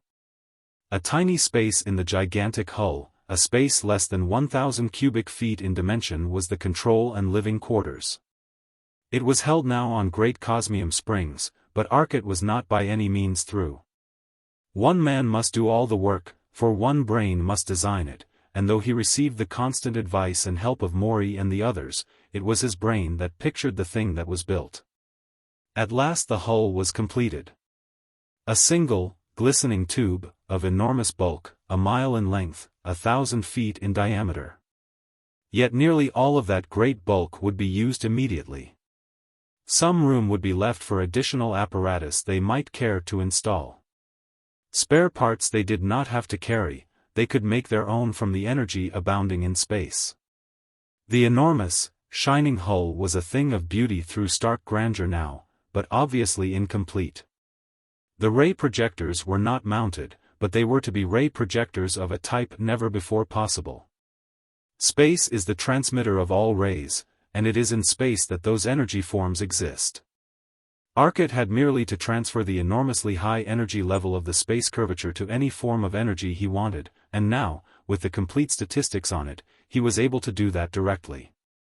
No tubes, no generators, only fields that changed the energy already there, the immeasurable energy available. The next period of work he started the space distortion apparatus. That must go at the exact center of the ship. One tremendous coil, big enough for the ancient mariner to lie in easily. Minutes, and flying thoughts had made it, then came thousands of the individual coils, by thinking of one, and picturing it many times. In ranks, rows, and columns they were piled into a great block, for power must be stored for use of this tremendous machine, while in the artificial space when its normal power was not available. And that power source must be tremendous. Then the time apparatus, and after that the driving apparatus. Not the molecular drive now, but an attraction ray focused on their own ship, with projectors scattered about the ship that it might move effortlessly in every direction. And provision was made for a force drive by means of artificial matter, planes of it pushing the ship where it was wanted. But with the attraction drive they would be able to land safely, without fear of being crushed by their own weight on that, for all its enormous gravity. The control was now suspended finally, with a series of attraction drives about it, locking it immovably in place, while smaller attraction devices stimulated gravity for the occupants. Then finally the main apparatus, the power plant, was installed. The enormous coils which handled, or better, caused space to handle as they directed, powers so great that whole suns could be blasted instantaneously, were put in place. And the field generators that would make and direct their rays, their ray screen if need be, and handle their artificial matter. Everything was installed, and all but a rather small space was occupied. It had been 6 weeks of continuous work for them, for the mind of each was aiding in this work, indirectly or directly, and it neared completion now. But, we need one more thing, Arcot. That could never land on any planet smaller than Jupiter. What is its mass? Suggested Morey.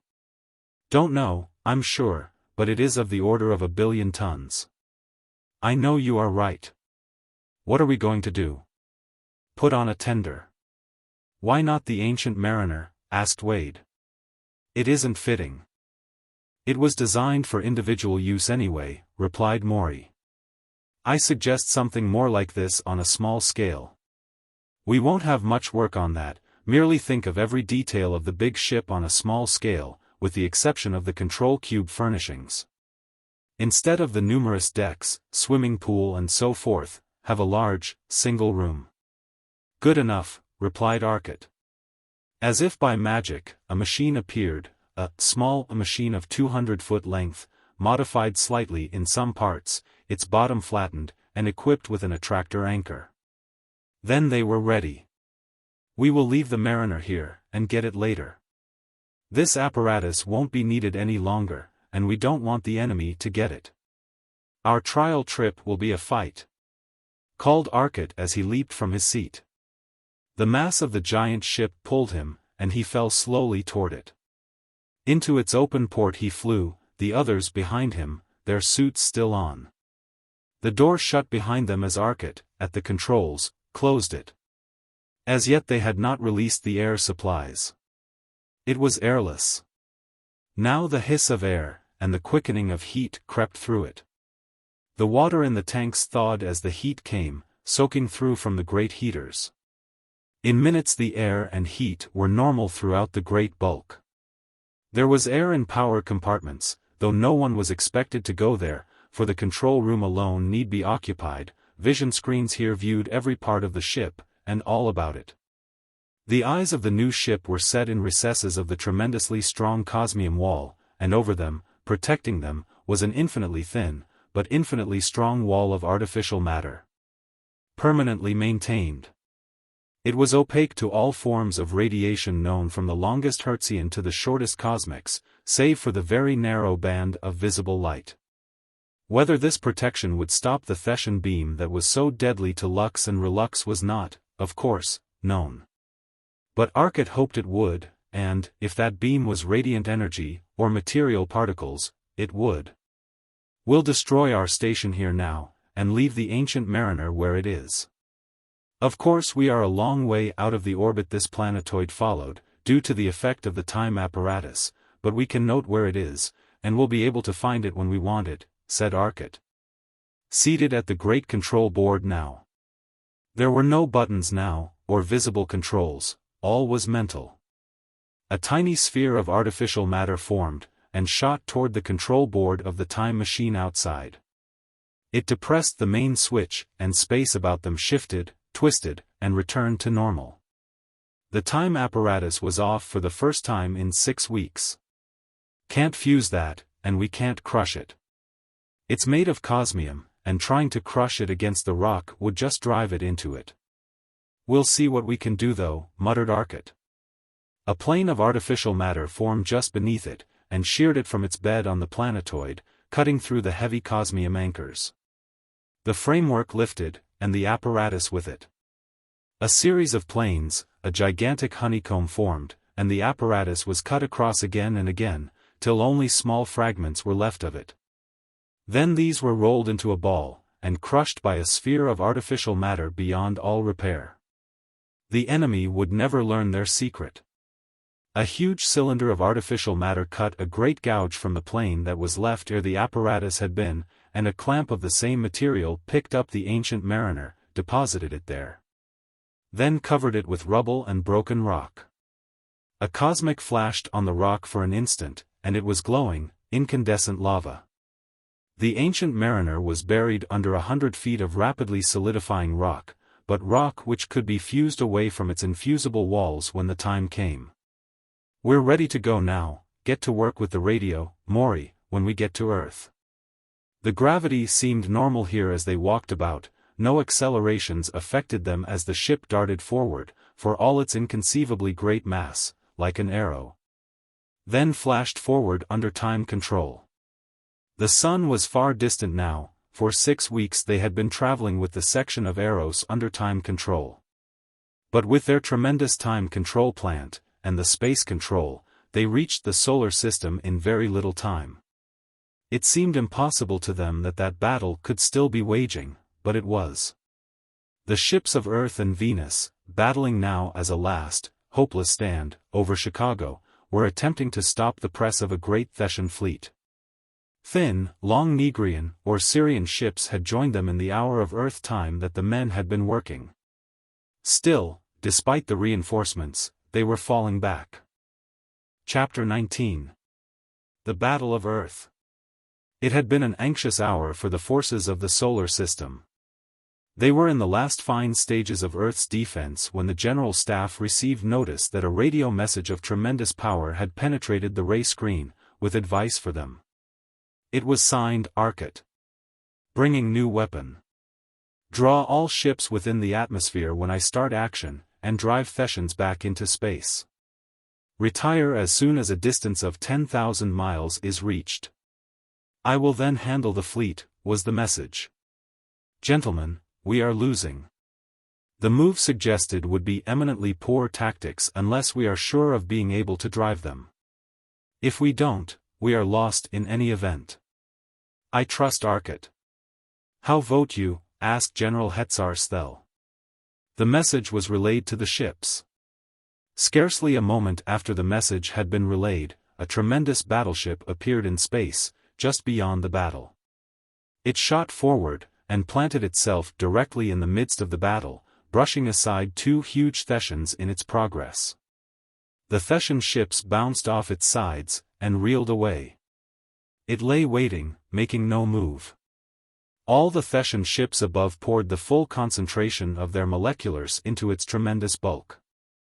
A diffused glow of opalescence ran over every ship, save the giant. The moleculars were being reflected from its sides, and their diffused energy attacked the very ships that were sending them. A fort moved up, and the deadly beam of destruction reached out, luminous even in space. "Now," muttered Morey, "we shall see what Cosmium will stand." A huge spot on the side of the ship had become incandescent. A vapor, a strange puff of smokiness exploded from it, and disappeared instantly. Another came, and faster they followed each other. The Cosmium was disintegrating under the ray, but very slowly, breaking first into gaseous cosmic rays, then free, and spreading. "We will not fight," muttered Morey happily as he saw Arcot shift in his seat. Arcot picked the moleculars. They reached out, touched the heavy relux of the fort, and it exploded into opalescence that was hazily white. The colors shifted so quickly.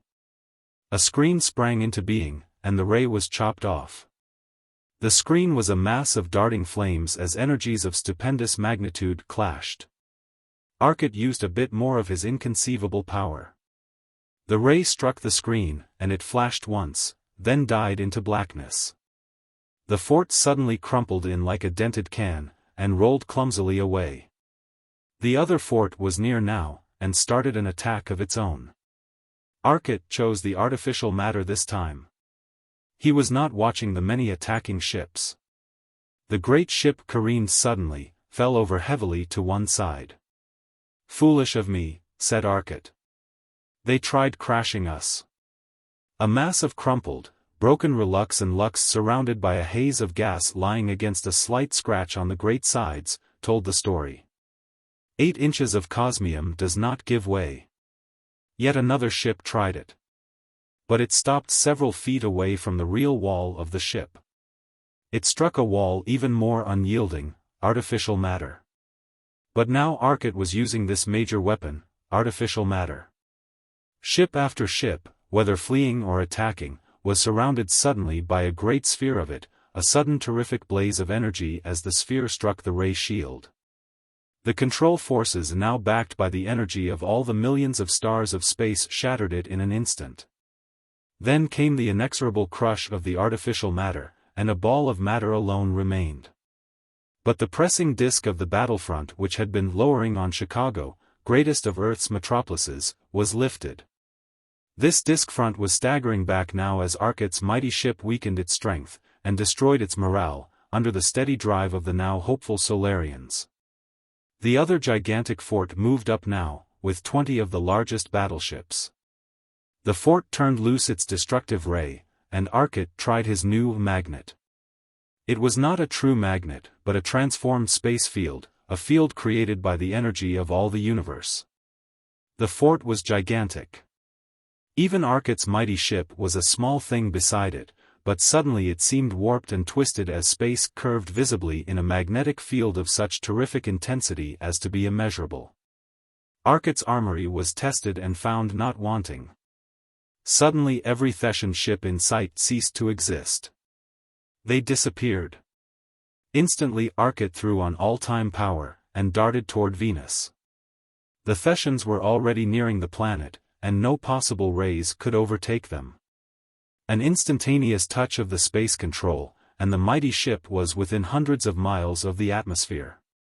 Space twisted about them, reeled, and was firm. The Thetian fleet was before them in a moment, visible now as they slowed to normal speed. Startled, no doubt, to find before them the ship they had fled, they charged on for a space. Then, as though by some magic, they stopped and exploded in gouts of light. When space had twisted, seconds before, it was because Arcot had drawn on the enormous power of space to an extent that had been appreciable even to it, 10 souls. That was 40 million tons of matter a second, and for 100th part of a second it had flowed.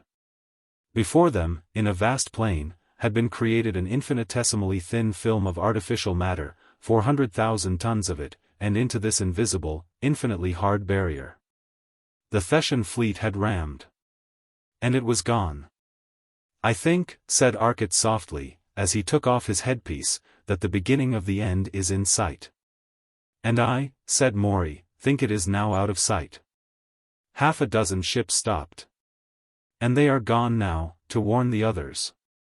"What warning? What can they tell?" "Only that their ships were destroyed by something they couldn't see." Arcot smiled. "I'm going home." Chapter 20. Destruction. Some time later, Arcot spoke. "I have just received a message from XVIII that he has an important communication to make, so I will go down to New York instead of to Chicago, if you gentlemen do not mind. Morey will take you to Chicago in the tender, and I can find XVIII." XVIII's message was brief. He had discovered from the minds of several who had been killed by the magnetic field Arcot had used, and not destroyed, that they had a base in this universe. Thett's base was somewhere near the center of the galaxy, on a system of unusually large planets, circling a rather small star. But what star their minds had not revealed. "It's up to us then to locate said star," said Arcot, after listening to XVIII's account. "I think the easiest way will be to follow them home. We can go to your world, XVIII, and see what they are doing there, and drive them off. Then to yours, Talso. I place your world second as it is far better able to defend itself than is Ortol. It is agreeable?" It was, and the ship which had been hanging in the atmosphere over New York, where XVIII, Fence and Intel had come to it in a taxi ship, signaled for the crowd to clear away above. The enormous bulk of the shining machine, the savior of Earth, had attracted a very great amount of attention, naturally. And thousands on thousands of hardy souls had braved the cold of the 15-mile height with altitude suits or in small ships. Now they cleared away, and as the ship slowly rose, the tremendous concentrated mental well-wishing of the thousands reached the men within the ship.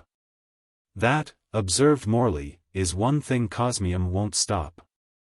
In some ways I wish it would, because the mental power that could be wielded by any great number of those highly advanced Thessians, if they know its possibilities, is not a thing to neglect." "I can answer that, terrestrian," thought XVIII. "Our instruments show great mental powers, and great ability to concentrate the will in mental processes, but they indicate a very slight development of these abilities. Our race, despite the fact that our mental powers are much less than those of such men as Arcot and yourself, have done, and can do many things your greater minds cannot. For we have learned the direction of the will. We need not fear the will of the Thessians. I feel confident of that." The ship was in space now, and as Arcot directed it toward Ortol, far far across the island, he threw on, for the moment, the combined power of space distortion and time fields. Instantly the sun vanished, and when, less than a second later, he cut off the space field, and left only the time, the constellations were instantly recognizable. They were within a dozen light-years of Ortol. "Morey, may I ask what you call this machine?" asked Torlos. "You may, but I can't answer," laughed Morey.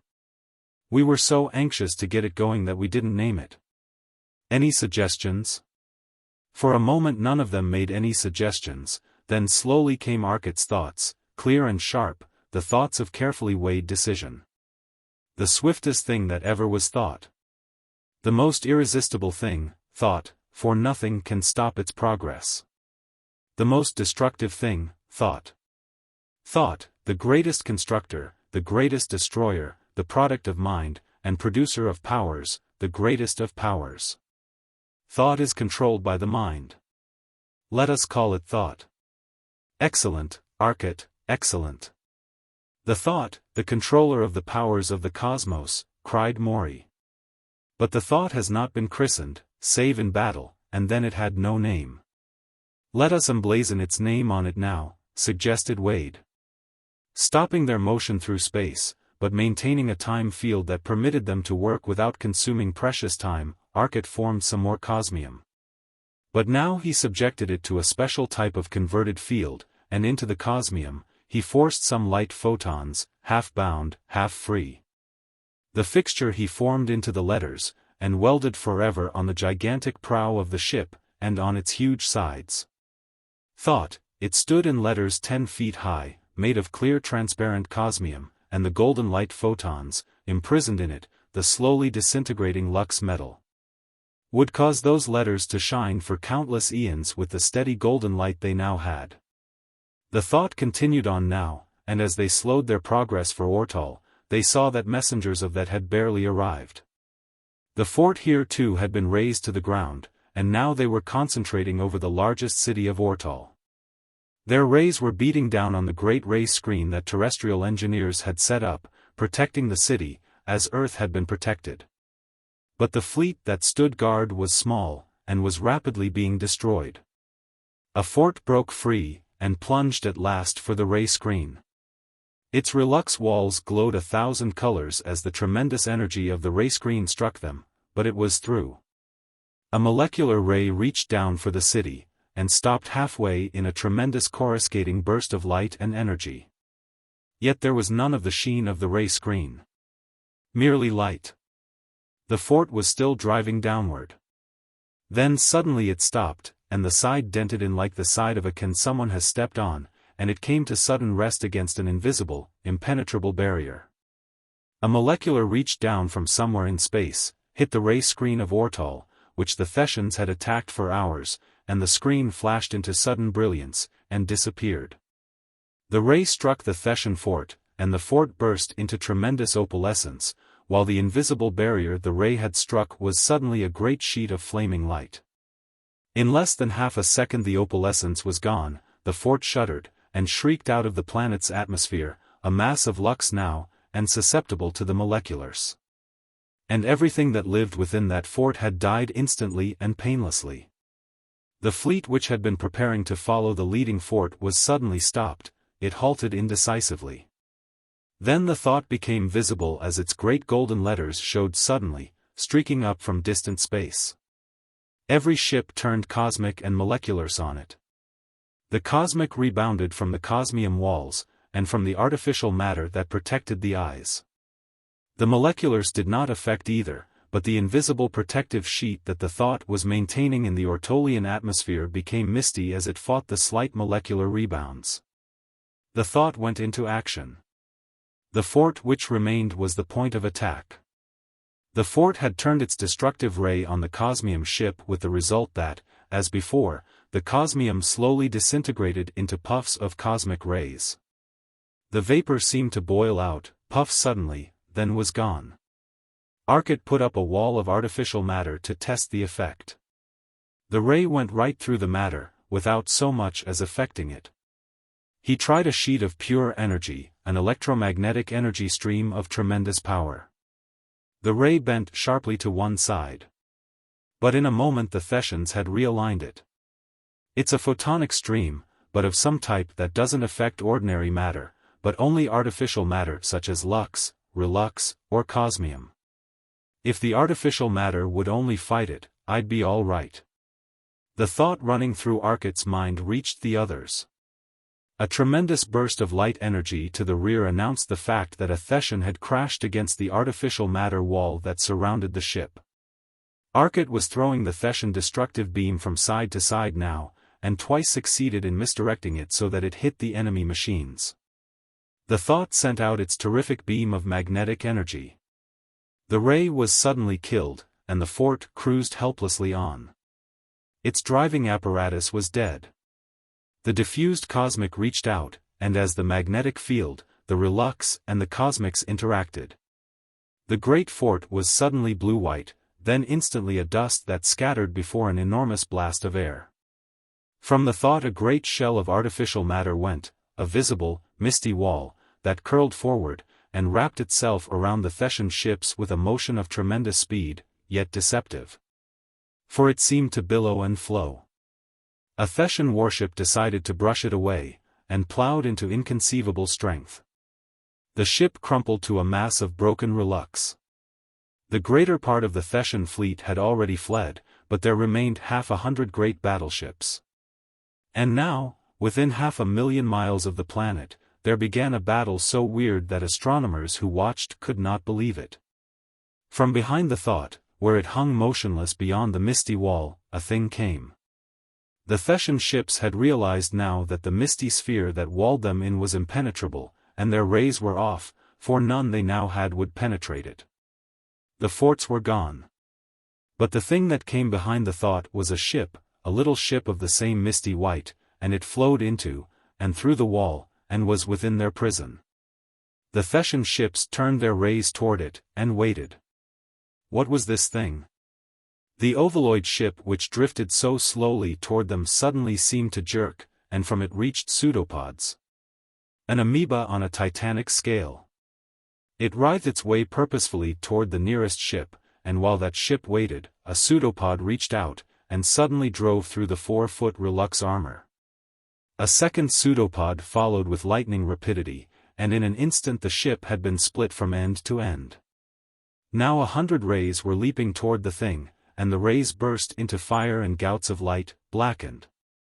Burned pseudopods seemed to fall from the thing, and hastily it retreated from the enclosure, flowing once more through the wall that stopped their rays. But another thing came. It was enormous, a mile long, a great, shining scaly thing, a dragon, and on its mighty neck was mounted an enormous, distorted head, with great flat nose and huge flapping nostrils. It was a Thessian head. The mouth, 50 feet across, wrinkled into an horrific grin, and broken, stained teeth of iron showed in the mouth. Great talons upraised, it rent the misty wall that bound them, and writhed its awful length in. The swish of its scales seemed to come to the watchers, as it chased after a great battleship whose pilot fled in terror.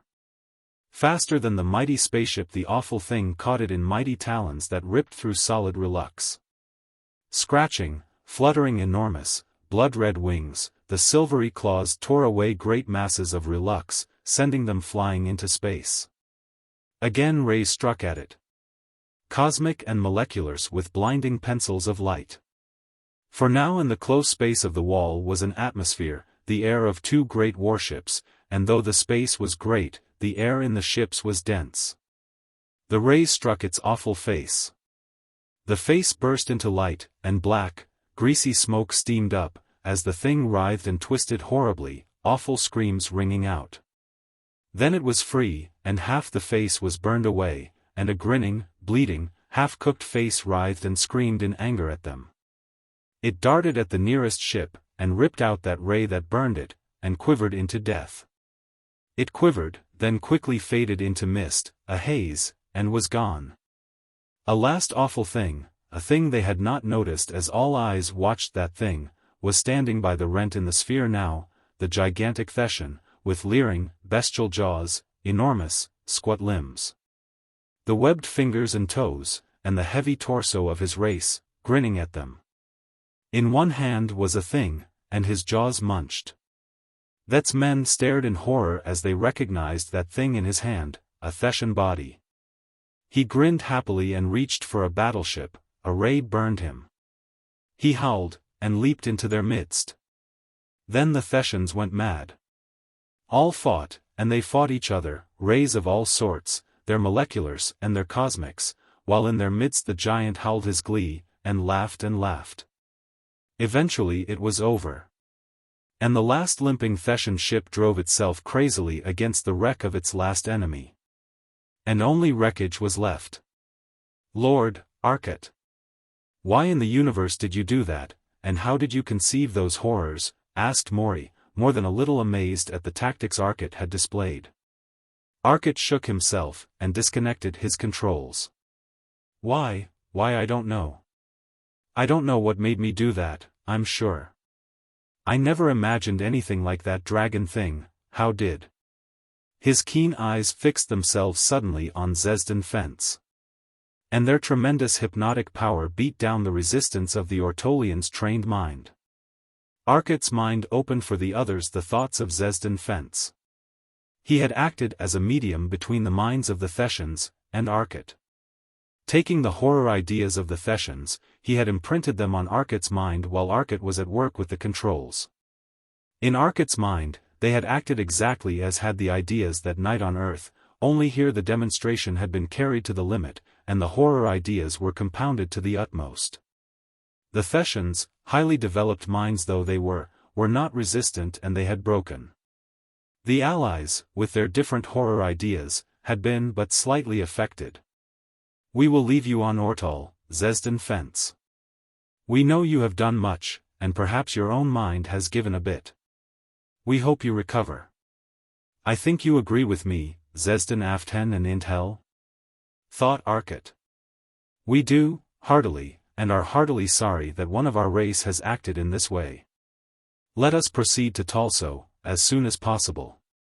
"You might send Fence down in a shell of artificial matter," suggested XVIII XVIII.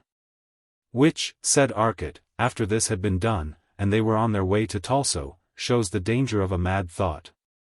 Chapter 21. The Power of the Thought. But it seemed, or must have seemed to any infinite being capable of watching it as it moved now, that the thought was a mad thought. With the time control open to the limit, and a touch of the space control, it fled across the universe at a velocity such as no other thing was capable of. One star, it flashed to a disk, loomed enormous, overpowering, then suddenly they were flashing through it. The enormous coils fed their current into the space coils and the time field, and the ship seemed to twist and writhe in distorted space as the gravitational field of a giant star. And a giant ship's space field fought for a fraction of time so short as to be utterly below measurement. Then the ship was gone, and behind it a star, the center of which had suddenly been hurled into another space forever, as the counteracting gravitational field of the outer layers was removed for a moment, and only its own enormous density affected space, writhed and collapsed upon itself, to explode into a mighty sea of flames.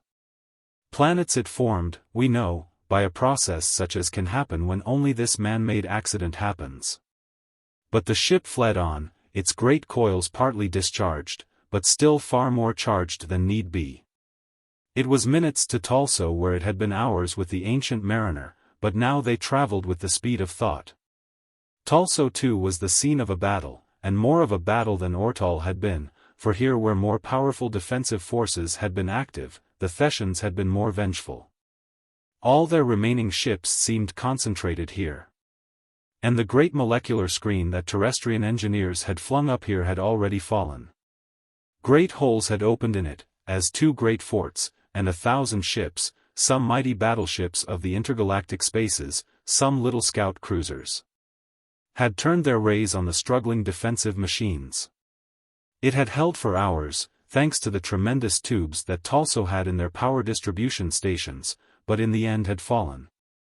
But not before many of their largest cities had been similarly defended, and the people of the others had scattered broadcast. True, wherever they might be, a diffused molecular would find them and destroy all life save under the few screens, but if the Thettans once diffused their rays, without entering the atmosphere, the broken screen would once more be able to hold. No fleet had kept the Thettan forces out of this atmosphere, but dozens of more adequately powered artificial matter bomb stations had taught that respect for Talso. But Talso's own ray screen had stopped their bombs. They could only send their bombs as high as the screen. They did not have Arcot's tremendous control power to maintain the matter without difficulty even beyond a screen. At last the screen had fallen, and the Thettan ships, a hole once made, were able to move, and kept that hole always under them, though if it once were closed, they would again have the struggle to open it.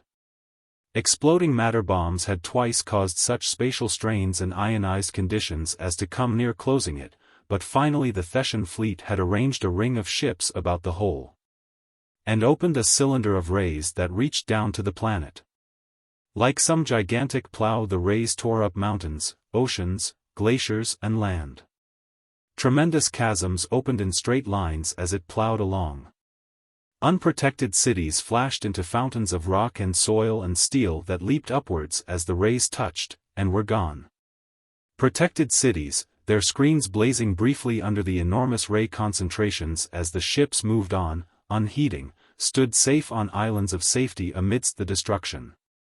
Here in the lower air, where ions would be so plentiful, Thett did not try to break down the screens, for the air would aid the defenders. Finally, as Thett's forces had planned, they came to one of the ionized layer ray screen stations that was still projecting its cone of protective screening to the layer above. Every available ray was turned on that station, and, designed as it was for protecting part of a world, the station was itself protected, but slowly.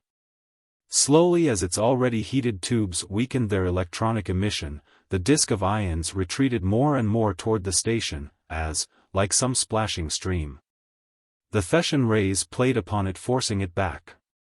A rapidly accelerating retreat, faster and faster, as the disk changed from the dull red of normal defense to the higher and bluer quanta of failing, less complete defense. The disk of interference retreated. Then, with a flash of light, and a roar as the soil below spouted up, the station was gone.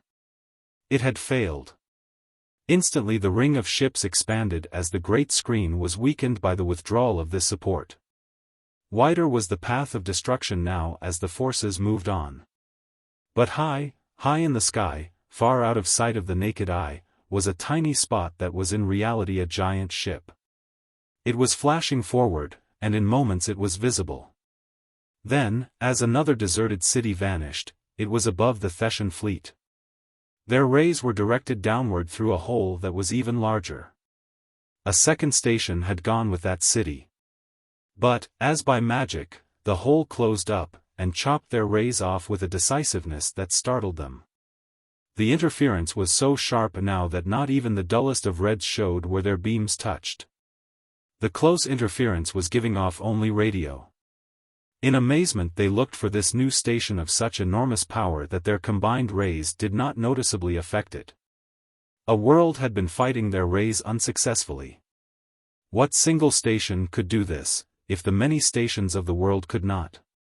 There was but one they knew of, and they turned now to search for the ship they knew must be there. No horrors this time, just clean, burning energy, muttered Arcot. It was clean, and it was burning.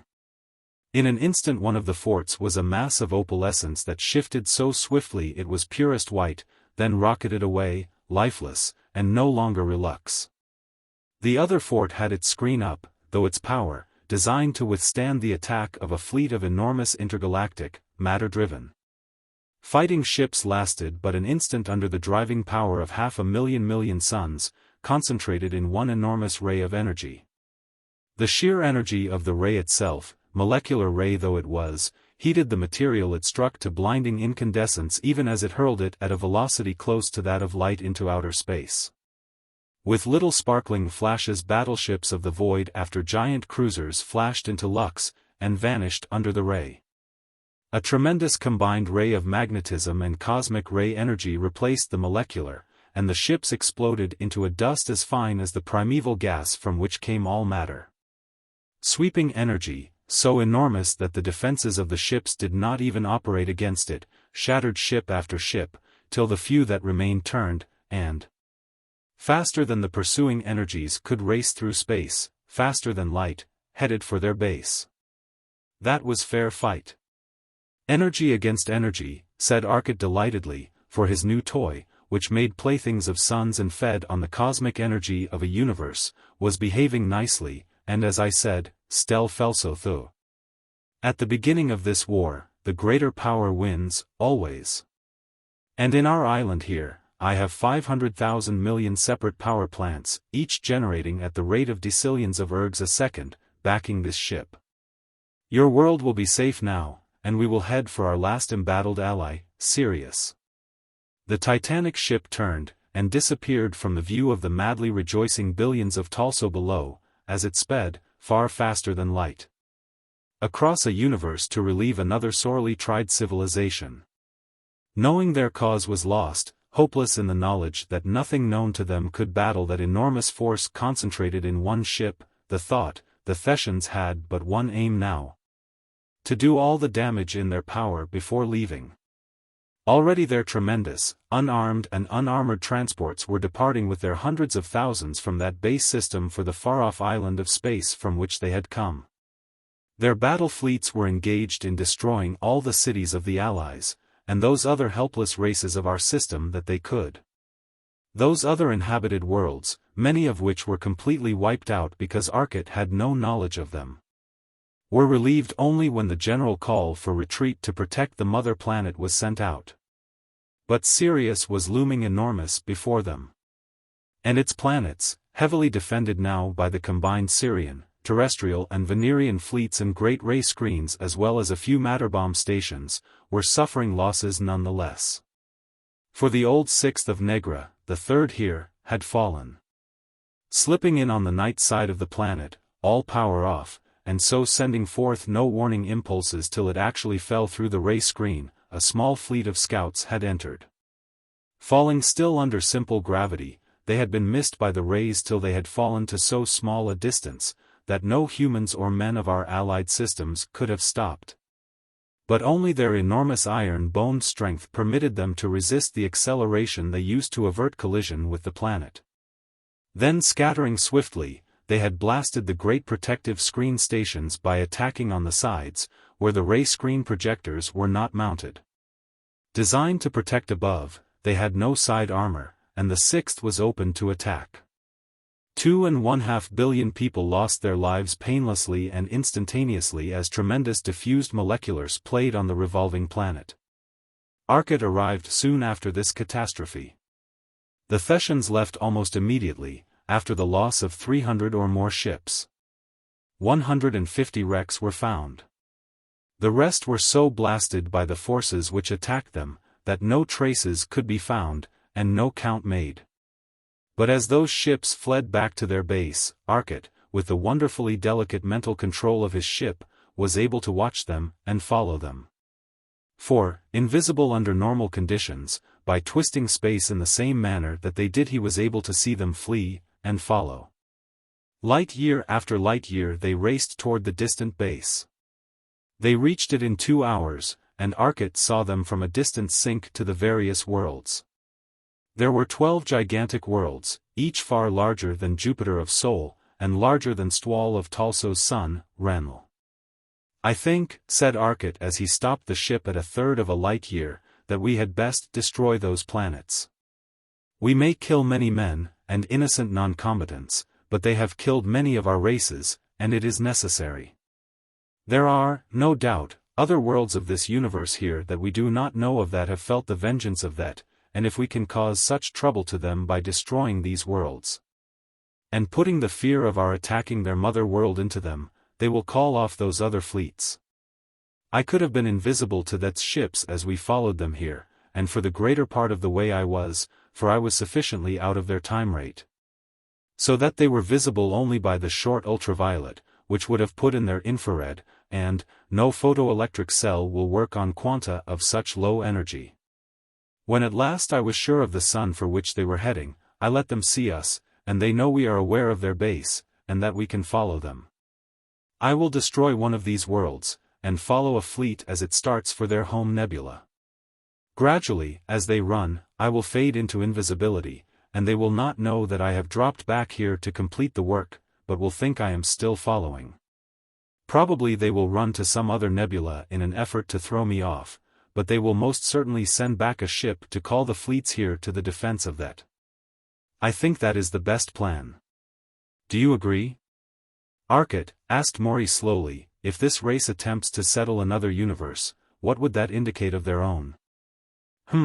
That it was either populated by their own race or that another race held the parts they did not, and that the other race was stronger," replied Arcot. "The thought idea in their minds has always been a single world, single solar system as their home, however. And single solar systems cannot originate in this space," replied Morey, referring to the fact that in the primeval gas from which all matter in this universe and all others came, no condensation of mass less than thousands of millions of times that of a sun could form and continue. We can only investigate, and hope that they do not inhabit the whole system, for I am determined that, unpleasant as the idea may be, there is one race that we cannot afford to have visiting us. And it is going to be permanently restrained in one way or another. I will first have a conference with their leaders, and if they will not be peaceful, the thought can destroy or make a universe. But I think that a second race holds part of that universe, for several times we have read in their minds the thought of the mighty warless ones of Venone. And how do you plan to destroy so large a planet as these are? Asked Morey, indicating the telectroscope screen. Watch and see, said Arcot. They shot suddenly toward the distant sun, and as it expanded, planets came into view. Moving ever slower on the time control, Arcot drove the ship toward a gigantic planet at a distance of approximately 300 million miles from its primary, the sun of this system.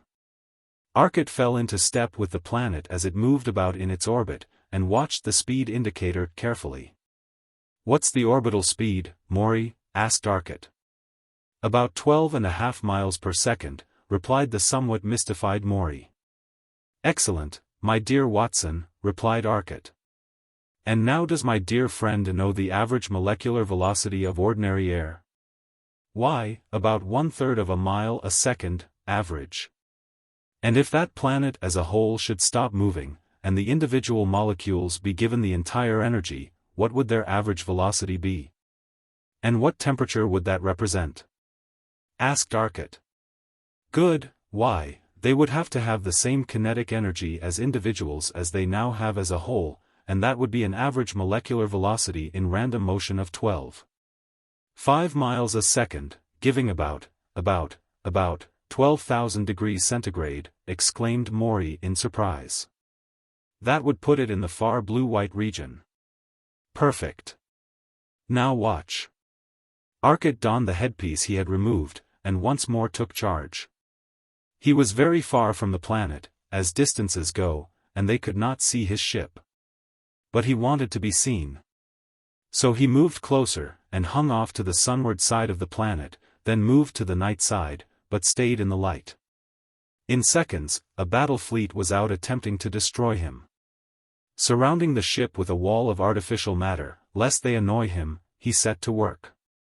Directly in the orbit of the planet, a faint mistiness appeared, and rapidly solidified to a titanic cup, directly in the path of the planet.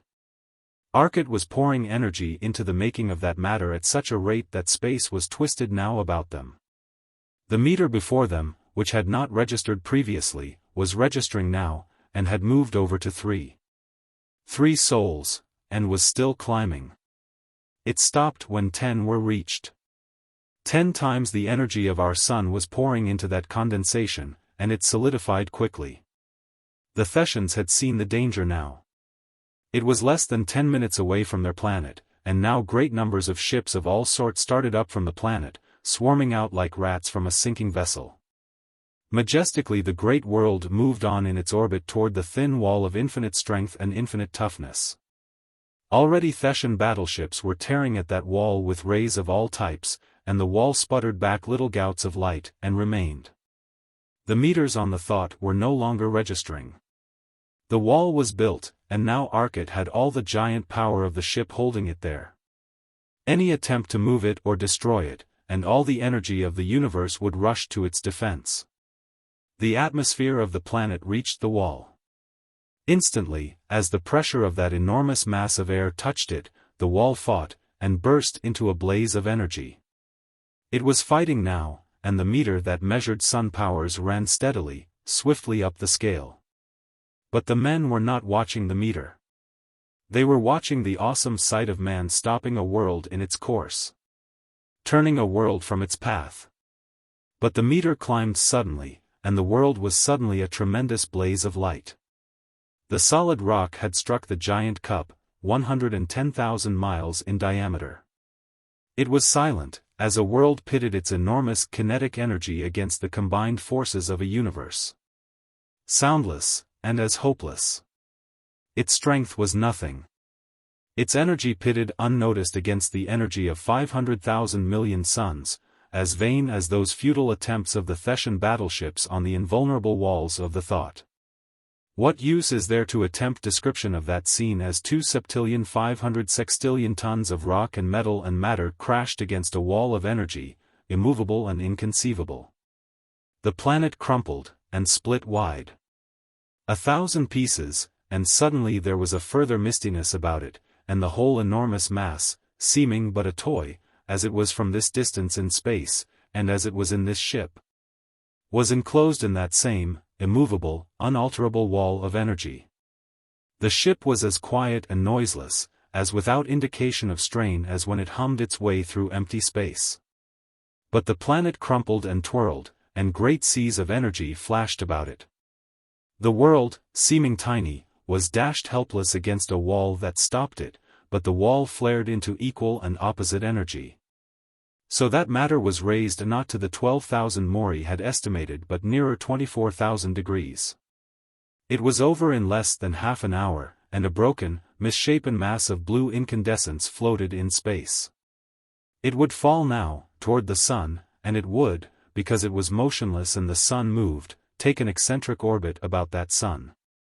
Eventually, perhaps, it would wipe out the 4 inferior planets, or perhaps it would be broken as it came within the Roche's limit of that sun.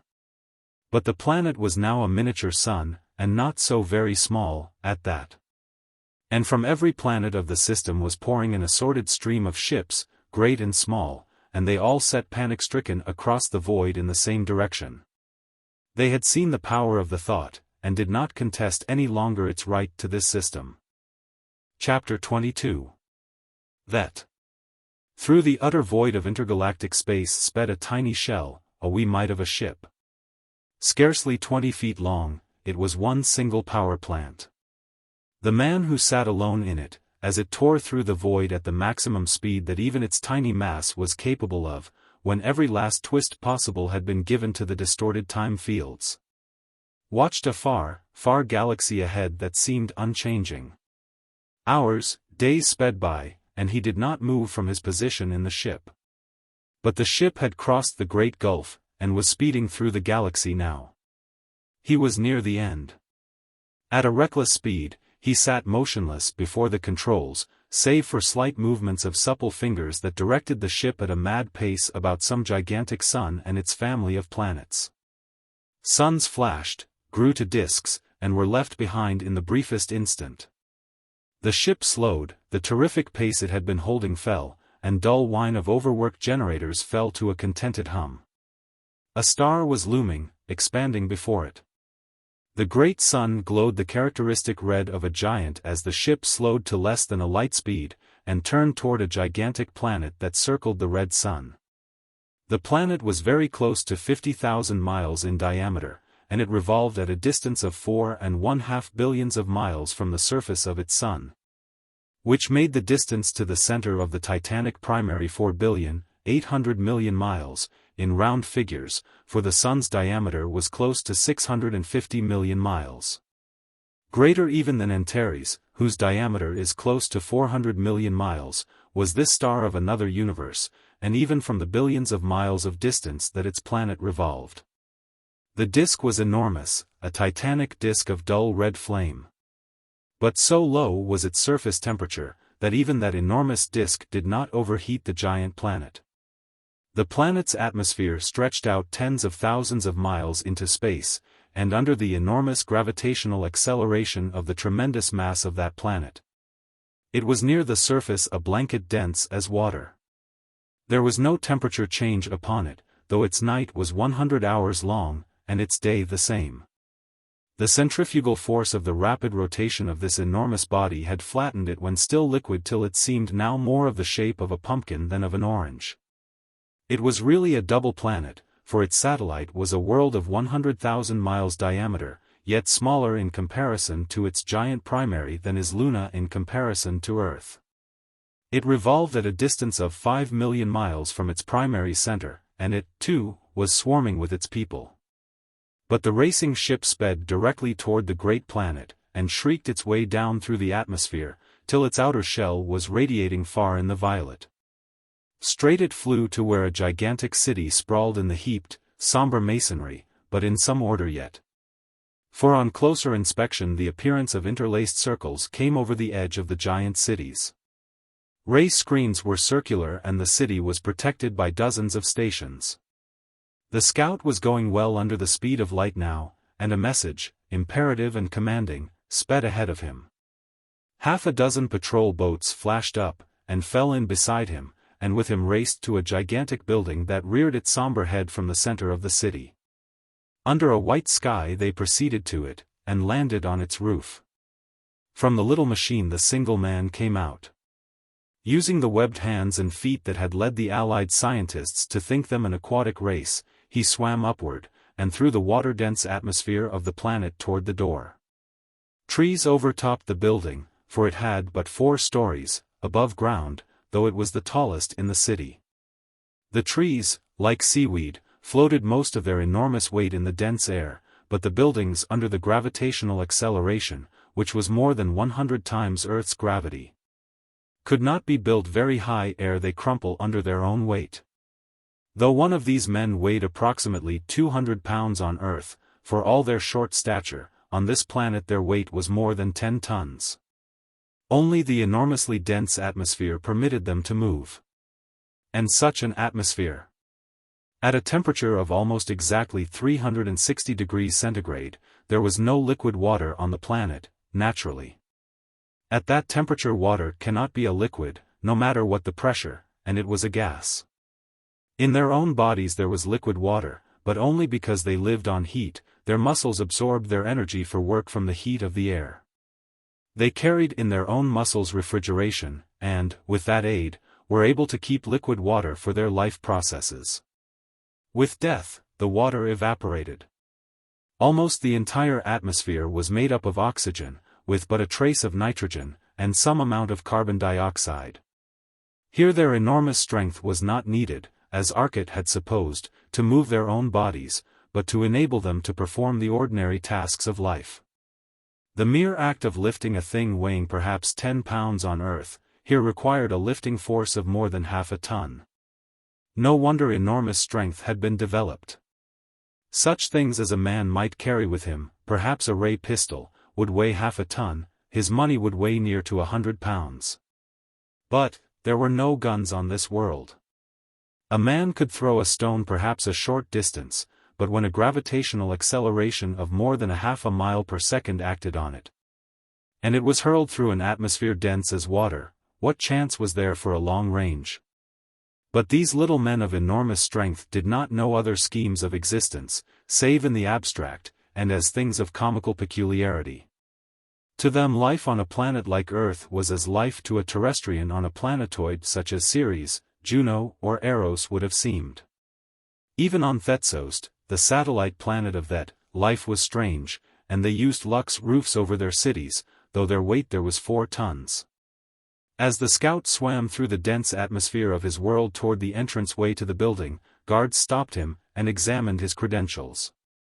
Then he was led through long halls, and down a shaft 10 stories below the planet's surface, to where a great table occupied a part of a low-ceilinged, wide room. This room was shielded. Interference screens of all known kinds lined the hollow walls, no rays could reach through it to the men within. The guard changed, and new men examined the scout's credentials, and he was led still deeper into the bowels of the planet. Once more the guard changed, and he entered a room guarded not by single shields but by triple, and walled with 6-foot relux, and sealed with the same strong material. But here, under the enormous gravity, even its great strength required aid in the form of pillars. A giant of his race sat before a low table. The table ran half the length of the room, and beside it sat 4 other men. But there were places for more than 2 dozen. A scout from the colony? What news? Demanded the leader. His voice was a growl, deep and throaty. "O mighty Sthanto, I bring news of resistance. We waited too long, in our explorations, and those men of World 3769, 84827303 have learned too much. We were wrong. They had found the secret of exceeding the speed of light, and can travel through space fully as rapidly as we can, and now, since by some means we cannot fathom, they have learned to combine both our own system and theirs. They have one enormous engine of destruction that travels across their huge universe in less time than it takes us to travel across a planetary system. Our cause is lost, which is by far the least of our troubles. That is in danger. We cannot hope to combat that ship. Thalt, what means have we? Can we not better them?" demanded Sthanto of his chief scientist. Great Stanto, we know that such a substance can be made when pressure can be brought to bear on cosmic rays under the influence of field 24, 7649, 321, but that field cannot be produced. Because no sufficient concentration of energy is available. Energy cannot be released rapidly enough to replace the losses when the field is developing. The fact that they have that material indicates their possession of an unguessed and terrific energy source. I would have said that there was no energy greater than the energy of matter, but we know the properties of this material and that the triple ray which has at last been perfected can be produced providing your order for all energy sources is given, will release its energy at a speed comparable to the rate of energy relux in a twin ray. But that the release takes place only in the path of the ray. What more, Scout? Asked Stanto smoothly. The ship first appeared in connection with our general attack on World 3769, 8482730-3. The attack was near success, their screens were already failing. They have devised a new and very ionized layer as a conductor. It was exceedingly difficult to break, and since their sun had been similarly screened, we could not throw masses of that matter upon them. In another span of time, we would have destroyed their world. Then the ship appeared. It has molecular rays, magnetic beams and cosmic rays, and a fourth weapon we know nothing of. It has molecular screens, we suspect, but has not had occasion to use them. Our heaviest molecular screens flash under their molecular rays. Ordinary screens fall instantly without momentary defense. The ray power is incalculable. Their magnetic beams are used in conjunction with cosmics. The action of the two causes the relux to induce current, and due to reaction of currents on the magnetic field. And the resistance due to the relux. The relux is first heated to incandescence and then the ship opens out as the air pressure bends the magnetically softened relux? Finished Thett. No, the effect is even more terrific. It explodes into powder, replied the Scout. And what happens to worlds that the magnetic ray touches? Inquired the scientist. A corner of it touched the world we fought over, and the world shook, replied the colonist. And the last weapon? Asked Stanto, his voice soft now. It seems a ghost. It is a mistiness that comes into existence like a cloud, and what it touches is crushed, what it rams is shattered. It surrounds the great ship, and machines crashing into it at a speed of more than 6 times that of light are completely destroyed, without in the slightest injuring the shield. Then, what caused my departure from the colony? It showed once more its unutterable power. The mistiness formed in the path of our colonial world, number 3769, 1-5, and the planet swept against that wall of mistiness, and was shattered.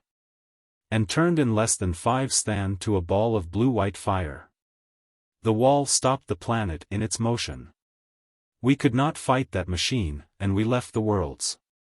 The others are coming, finished the Scout. The ruler turned his slightly smiling face to the commander of his armies, who sat beside him.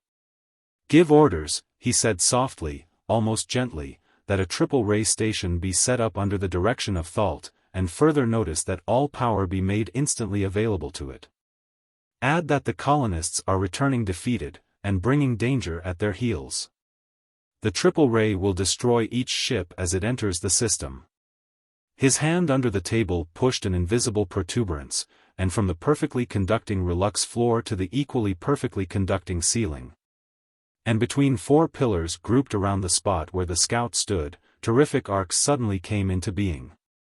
They lasted for the 1,000th part of a second, and when they suddenly died away, as swiftly as they had come, there was not even ash where the Scout had been. Have you any suggestions, Thett?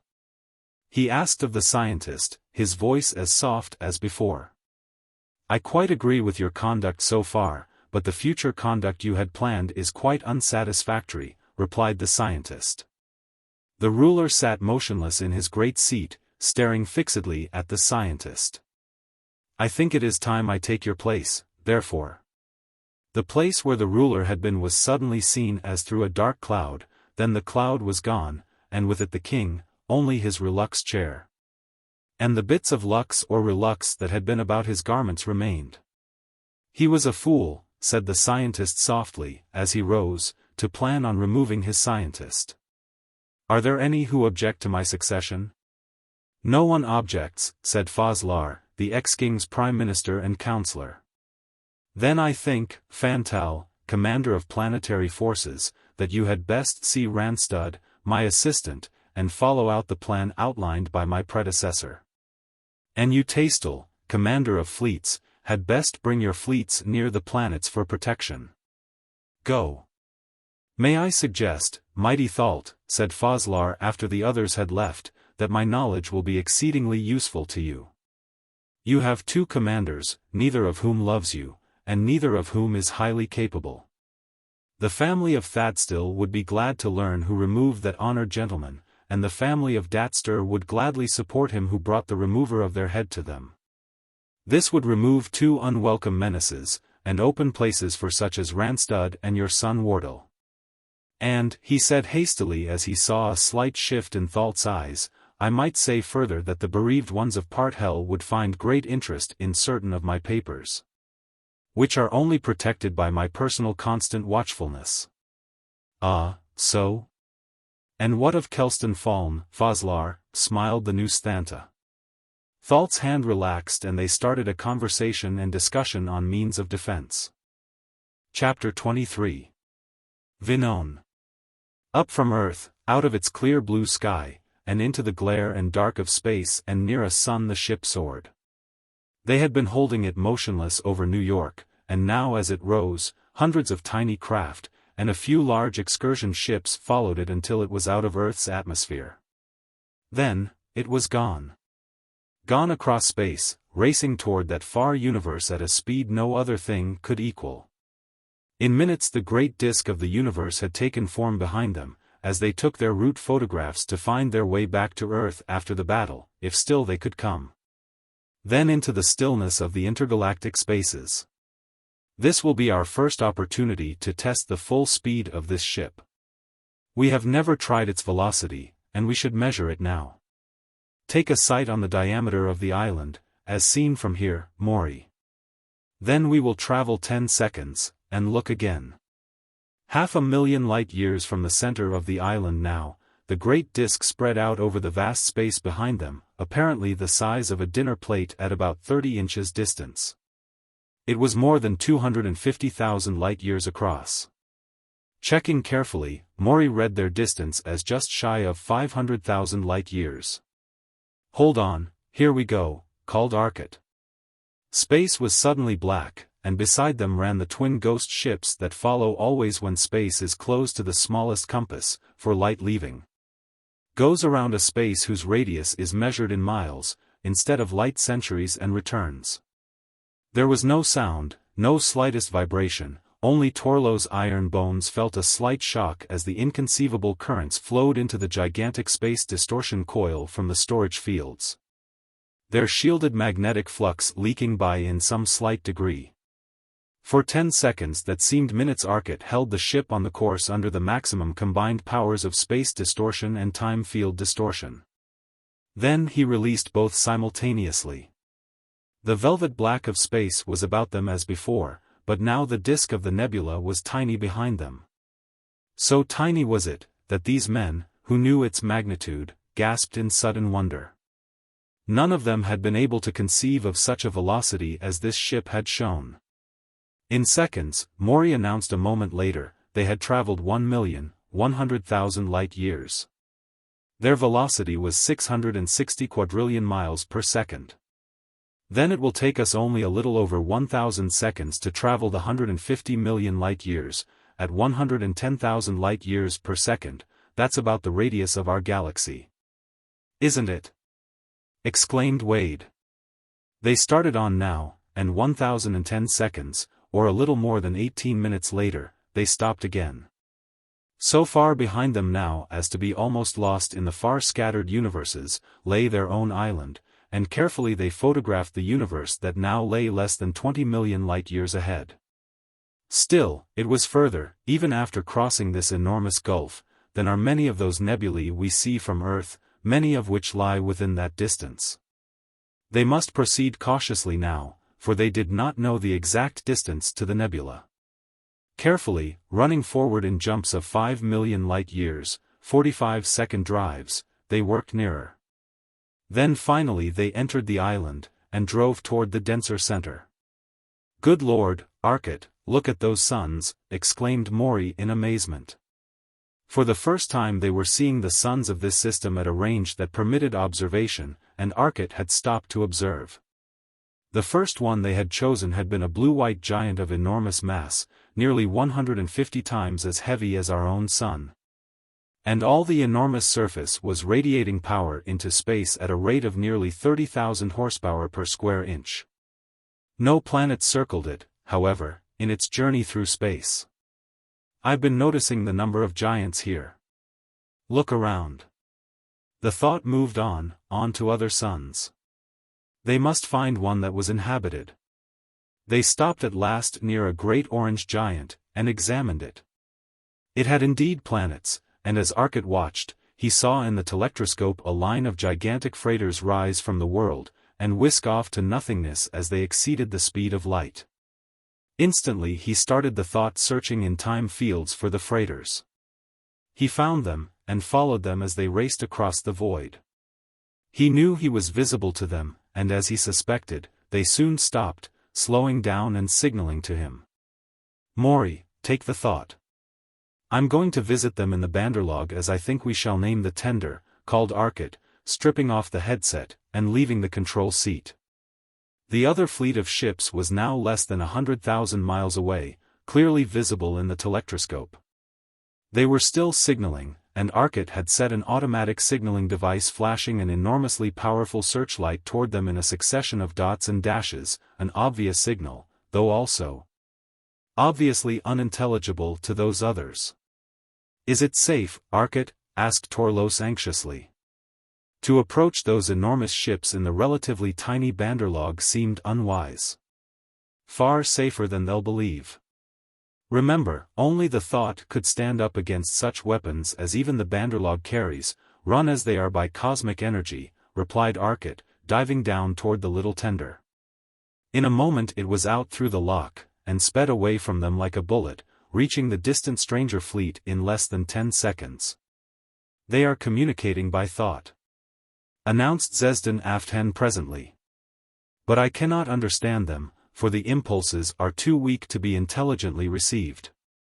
For nearly an hour the Banderlog hung beside the fleet, then it turned about, and raced once more to the thought. Inside the lock, and a moment later Arcot appeared again on the threshold of the door. He looked immensely relieved. "Well, I have some good news," he said and smiled, sitting down.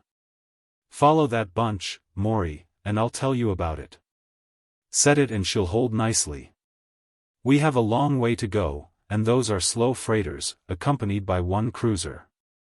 Those men," he began, "are men of Venone. You remember Thett's records said something of the mighty warless ones of Venone? Those are they. They inhabit most of this universe, leaving the Thessians but 4 planets of a minor sun, way off in one corner. It seems the Thessians are their undesirable exiles, those who have, from generation to generation, been either forced to go there, or who wanted to go there. They did not like the easier and more effective method of disposing of undesirables, the instantaneous death chamber they now use. That was their prison world. No one ever returned and his family could go with him if they desired, but if they did not, they were carefully watched for outcroppings of undesirable traits, murder, crime of any sort. Any habitual tendency to injustice. About 600 years ago of our time, that revolted. There were scientists there, and their scientists had discovered a thing that they had been seeking for generations, the twin ray. I don't know what it is, and the Venonians don't either. It is the ray that destroys Relux and Lux, however, and can be carried only on a machine the size of their forts, due to some limitations. Just what those limitations are the Venonians don't know. Other than that ray they had no new weapons. But it was enough. Their guard ships which had circled the worlds of the prison system, ANSEC, were suddenly destroyed, so suddenly that Venone received no word of it till a consignment ship, bringing prisoners, discovered their absence. The consignment ship returned without landing. That was now independent. But they were bound to their system, for although they had the molecular ships, they had never been permitted to have time apparatus, nor to see it. Nor was anyone who knew its principles ever consigned there. The result was that they were as isolated as ever. This was for 2 centuries. 2 centuries later it was worked out by one of their scientists, and the warless ones had a war of defense. Their small fleet of cruisers, designed for rescue work and for clearing space lanes of wrecks and asteroids, was destroyed instantly. Their world was protected only by the ray screen, which the Thessians did not have, and by the fact that they could build more cruisers. In less than a year that was defeated, and beaten back to her world, though Venone could not overcome that, now, for around their planets they had so many forts projecting the deadly rays that no ship could approach. Then that learned how to make the screen, and came again. Venone had planetoid stations, that projected molecular rays of an intensity one wonder at, with their system of projecting.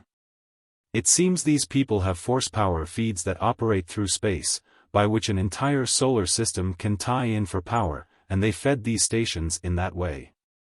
Lord only knows what tubes they had, but the Thessians couldn't get the power to fight. They've been let alone since then, they did not know why. I told them what their dear friends had been doing in that time, and the Venonians were immensely surprised, and very evidently sorry. They begged my pardon for letting loose such a menace, quite sincerely feeling that it was their fault. They offered any help they could give, and I told them that a chart of this system would be of the greatest use. They are going now to Venone, and we are to go with them, and see what they have to offer. Also, they want a demonstration of this remarkable ship that can defeat whole fleets of Thessians, and destroy or make planets at will, concluded Arcot. I do not in the least blame them for wanting to see this ship in operation, Arcot, but they are, very evidently, a much older race than yours, said Torlos, his thoughts coming clear and sharp, as those of a man who has thought over what he says carefully. Are you not running danger that their minds may be more powerful than yours, that this story they have told you is but a ruse to get this ship on their world where millions can concentrate their will against you and capture the ship by mind where they cannot capture it by force? That, agreed Arcot, is where the rub comes in, as an ancient poet of Earth put it. I don't know, and I did not have a chance to see. Wherefore I am about to do some work. Let me have the controls, Morey, will you? Arcot made a new ship. It was made entirely, perforce, of cosmium, lux and relux, for those were the only forms of matter he could create in space permanently from energy. It was equipped with gravity drive, and time distortion speed apparatus. And his far better trained mind finished this smaller ship with his titanic tools in less than the 2 days that it took them to reach Venone. In the meantime, the Venonian cruiser had drawn close, and watched in amazement as the ship was fashioned from the energy of space, became a thing of glistening matter, materializing from the absolute void of space, and forming under titanic tools such as the commander could not visualize. Now, this move was partly the reason for this construction, for while the Venonian was busy, absorbed in watching the miraculous construction, his mind was not shielded. And it was open for observation of 2 such wonderfully trained minds as those of XVIII and XVIII Intel.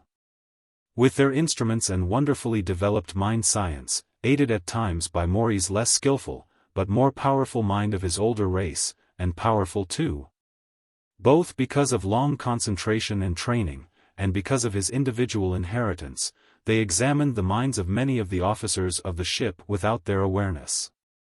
As a final test, Arcot, having finished the ship, suggested that the Venonian officer and one of the men of his ship have a trial of mental powers.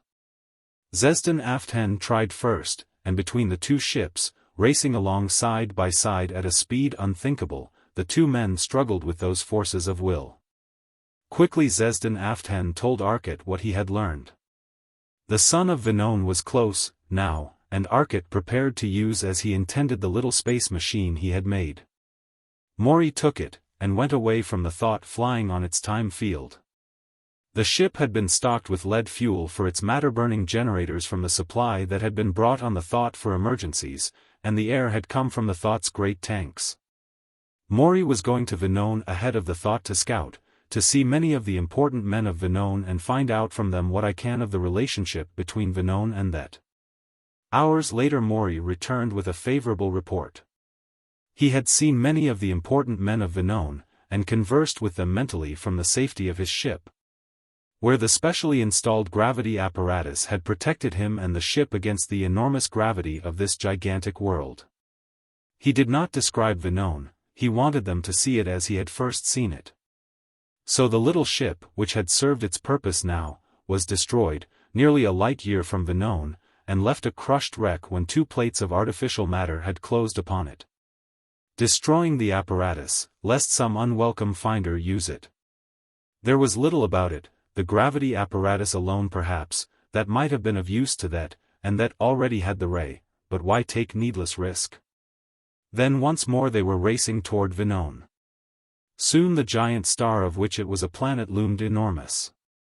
Then, at Morey's direction, they swung, and before them loomed a planet large as Thett, near 500,000 miles in diameter. Its mass was very closely equal to that of our Sun. Yet it was but the burned-out sweepings of the outermost photospheric layers of this giant Sun, and the radioactive atoms that made a Sun active were not here. It was a cold planet. But its density was far, far higher than that of our Sun, for our Sun is but slightly denser than ordinary sea water. This world was dense as copper, for with the deeper sweepings of the tidal strains that had formed it, more of the heavier atoms had gone into its making, and its core was denser than that of Earth. About it swept 2 gigantic satellite worlds, each larger than Jupiter, but satellites of a satellite here. And Venone itself was inhabited by countless millions, yet their low, green tile and metal cities were invisible in the aspect of rolling lands with tiny hillocks, dwarfed by gigantic bulbous trees that floated their enormous weight in the water-dense atmosphere. Here, too, there were no seas, for the temperature was above the critical temperature of water, and only in the self-cooling bodies of these men and in the trees which similarly cooled themselves could there be liquid. The sun of the world was another of the giant red stars, close to 350 times the mass of our sun. It was circled by but 3 giant planets. Its enormous disk was almost invisible from the surface of the world as the Thought sank slowly through 15,000 miles of air, due to the screening effect on light passing through so much air. Earth could have rested on this planet and not extended beyond its atmosphere. Had Earth been situated at this planet's center, the Moon could have revolved about it, and would not have been beyond the planet's surface. In silent wonder the terrestrians watched the titanic world as they sank, and their friends looked on amazed, comprehending even less of the significance of what they saw. Already within the titanic gravitational field, they could see that indescribable effects were being produced on them, and on the ship.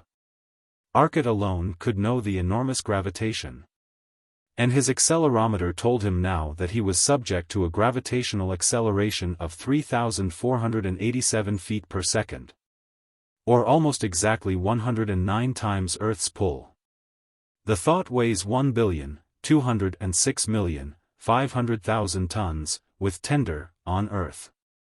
Here it weighs approximately 121 billion tons, said Arcot softly.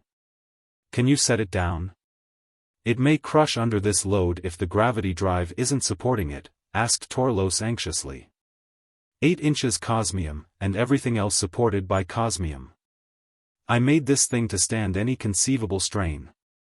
Watch, if the planet's surface will take the load, replied Arcot. They were still sinking, and now a number of small marvelously streamlined ships were clustered around the slowly settling giant.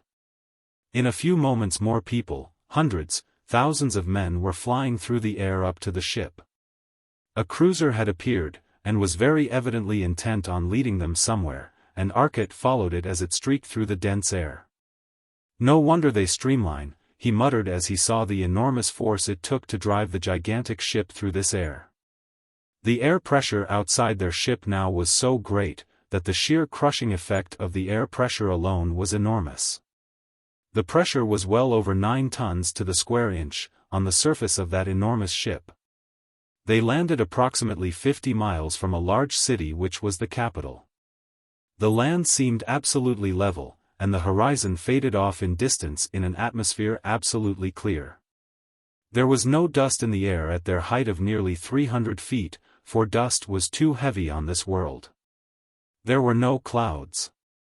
The mountains of this enormous world were not large, could not be large, for their sheer weight would tear them down, but what mountains there were jagged, tortured rock. Exceedingly sharp in outline. No rain, no temperature change to break them down, said Wade looking at them.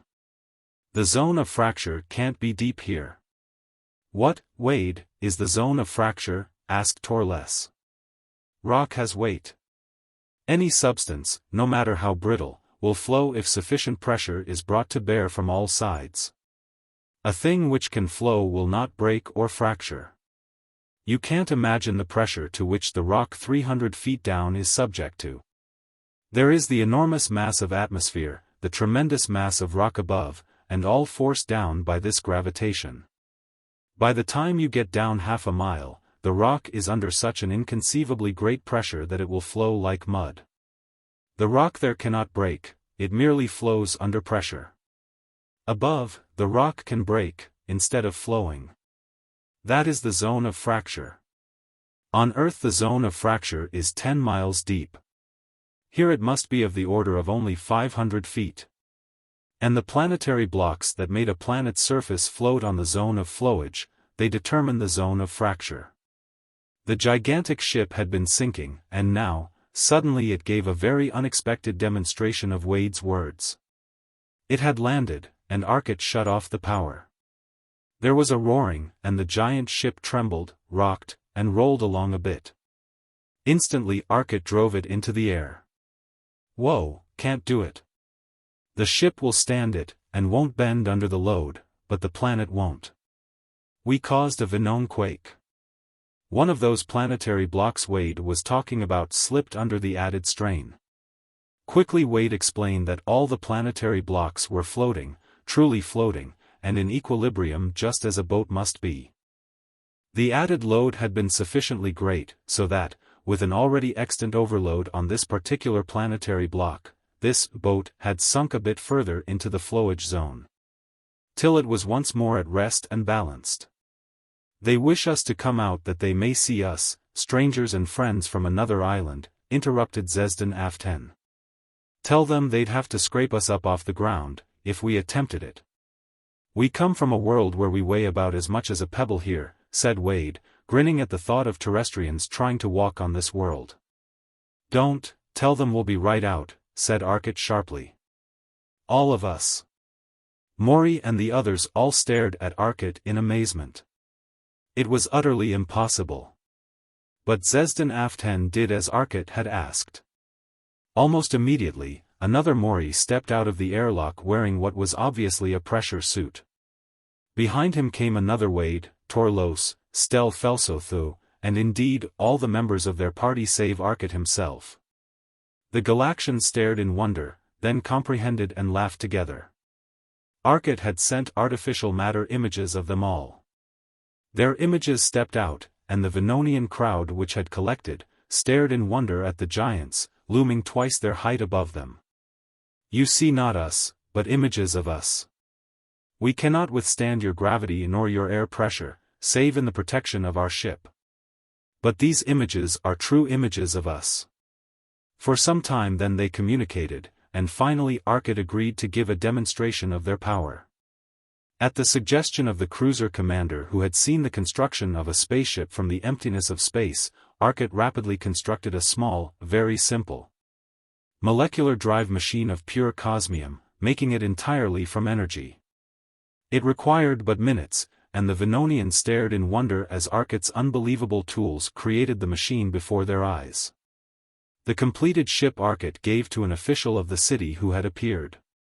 The Venonian looked at the thing skeptically, and half expecting it to vanish like the tools that made it, gingerly entered the port. Powered as it was by lead-burning cosmic ray generators, the lead alone having been made by transmutation of natural matter, it was powerful and speedy. The official entered it, and finding it still existing, tried it out. Much to his amazement it flew, and operated perfectly. Nearly 10 hours Arcot and his friends stayed at Venone, and before they left, the Venonians, for all their vast differences of structure, had proven themselves true, kindly honest men. And a race that our alliance has since found every reason to respect and honor. Our commerce with them, though carried on under difficulties, is none the less a bond of genuine friendship. Chapter 24. Thett prepares. Streaking through the void toward Thett was again a tiny scout ship. It carried but a single man, and with all the power of the machine he was darting toward distant Thett, at a speed insanely reckless. But he knew that he must maintain such a speed if his mission were to be successful. Again a tiny ship entered Thett's far-flung atmosphere, and slowed to less than a light speed, and sent its signal call ahead. In moments the patrol ship, less than 300 miles away, had reached it, and together they streaked through the dense air in a screaming dive toward Shatansoma, the capital city. It was directly beneath, and it was not long before they had reached the great palace grounds, and settled on the upper roof. Then the scout leaped out of his tiny craft, and dove for the door. Flashing his credentials, he dove down, and into the first shielded room. Here precious seconds were wasted while a check was made of the credentials the man carried, then he was sent through to the council room. And he, too, stood on that exact spot where the other scout, but a few weeks before, had stood, and vanished. Waiting, it seemed, were 4 counselors and the new Sthanto, Thalt. "What news, scout?" asked the Sthanto. "They have arrived in the universe to Venone, and gone to the planet Venone. They were on the planet when I left. None of our scouts were able to approach the place, as there were innumerable Venonian watchers who would have recognized our deeper skin color, and destroyed us. 2 scouts were rayed, though the Galaxians did not see this.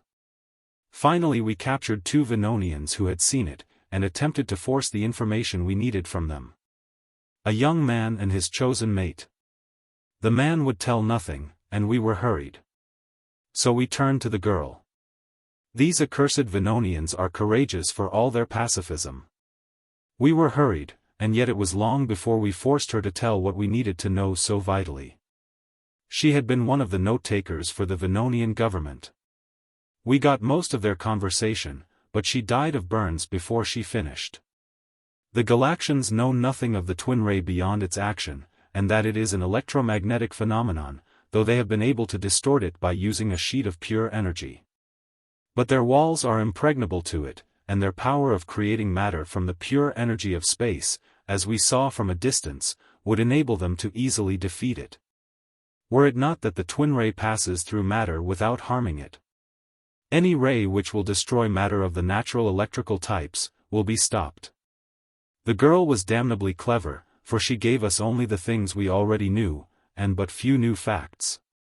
Knowing that she would inevitably die soon, she talked, but it was empty talk. The one thing of import we have learned is that they burn no fuel, use no fuel of any sort, but in some inconceivable manner get their energy from the radiations of the sons of space. This could not be great, but we know she told the truth, and we know their power is great. She told the truth, for we could determine when she lied, by mental action, of course. But more we could not learn. The man died without telling anything, merely cursing. He knew nothing anyway, as we already had determined, concluded the scout. Silently the Sthanto sat in thought for some moments. Then he raised his head, and looked at the scout once more. "You have done well. You secured some information of import, which was more than we had dared hope for. But you managed things poorly. The woman should not have died so soon. We can only guess. The radiation of the sons of space, Sthanto Thalt's brow wrinkled in thought. The radiation of the sons of space. Were his power derived from the sun near which he is operating, he would not have said suns. It was more than one. It was, "Oh Stanto," replied the scout positively. His power is unreasonable. I doubt that he gave the true explanation. It may well have been that he did not trust the Venonians. I would not, for all their warless ways. But surely the sons of space give very little power at any given point at random. Else space would not be cold. But go, scout, and you will be assigned a position in the fleet. The colonial fleet, the remains of it, have arrived, and the colonists been removed. They failed. We will use their ships. You will be assigned. The scout left, and was indeed assigned to a ship of the colonists. The incoming colonial transports had been met at the outposts of the system, and rayed out of existence at once, failures, and bringing danger at their heels. Besides, there was no room for them on that without Thessians being crowded uncomfortably. As their battleships arrived they were conducted to one of the satellites, and each man was fumigated, lest he bring disease to the mother planet. Men entered, men apparently emerged. But they were different men. It seems, said the Stanto softly, after the scout had left, that we will have little difficulty, for they are, we know, vulnerable to the triple ray. And if we can but once destroy their driving units they will be helpless on our world. I doubt that wild tale of their using no fuel. Even if that be true they will be helpless with their power apparatus destroyed, and, if we miss the first time, we can seek it out, or drive them off. All of which is dependent on the fact that they attack at a point where we have a triple ray station to meet them. There are but 3 of these, actually, but I have had dummy stations, apparently identical with our other real stations, set up in many places. This gibberish we hear of creating matter, it is impossible, and surely unsuitable as a weapon. Their misty wall, that may be a force plane, but I know of no such possibility. The artificial substance though, why should anyone make it? It but consumes energy, and once made is no more dangerous than ordinary matter, save that there is the possibility of creating it in dangerous position. Remember, we have heard already of the mental suggestions planes, mere force planes, plus a wonderfully developed power of suggestion. They do most of their damage by mental impression. Remember, we have heard already of the mental suggestions of horrible things that drove one fleet of the weak-minded colonists mad. And that, I think, we will use to protect ourselves. If we can, with the apparatus which you, my son, have developed, cause them to believe that all the other forts are equally dangerous.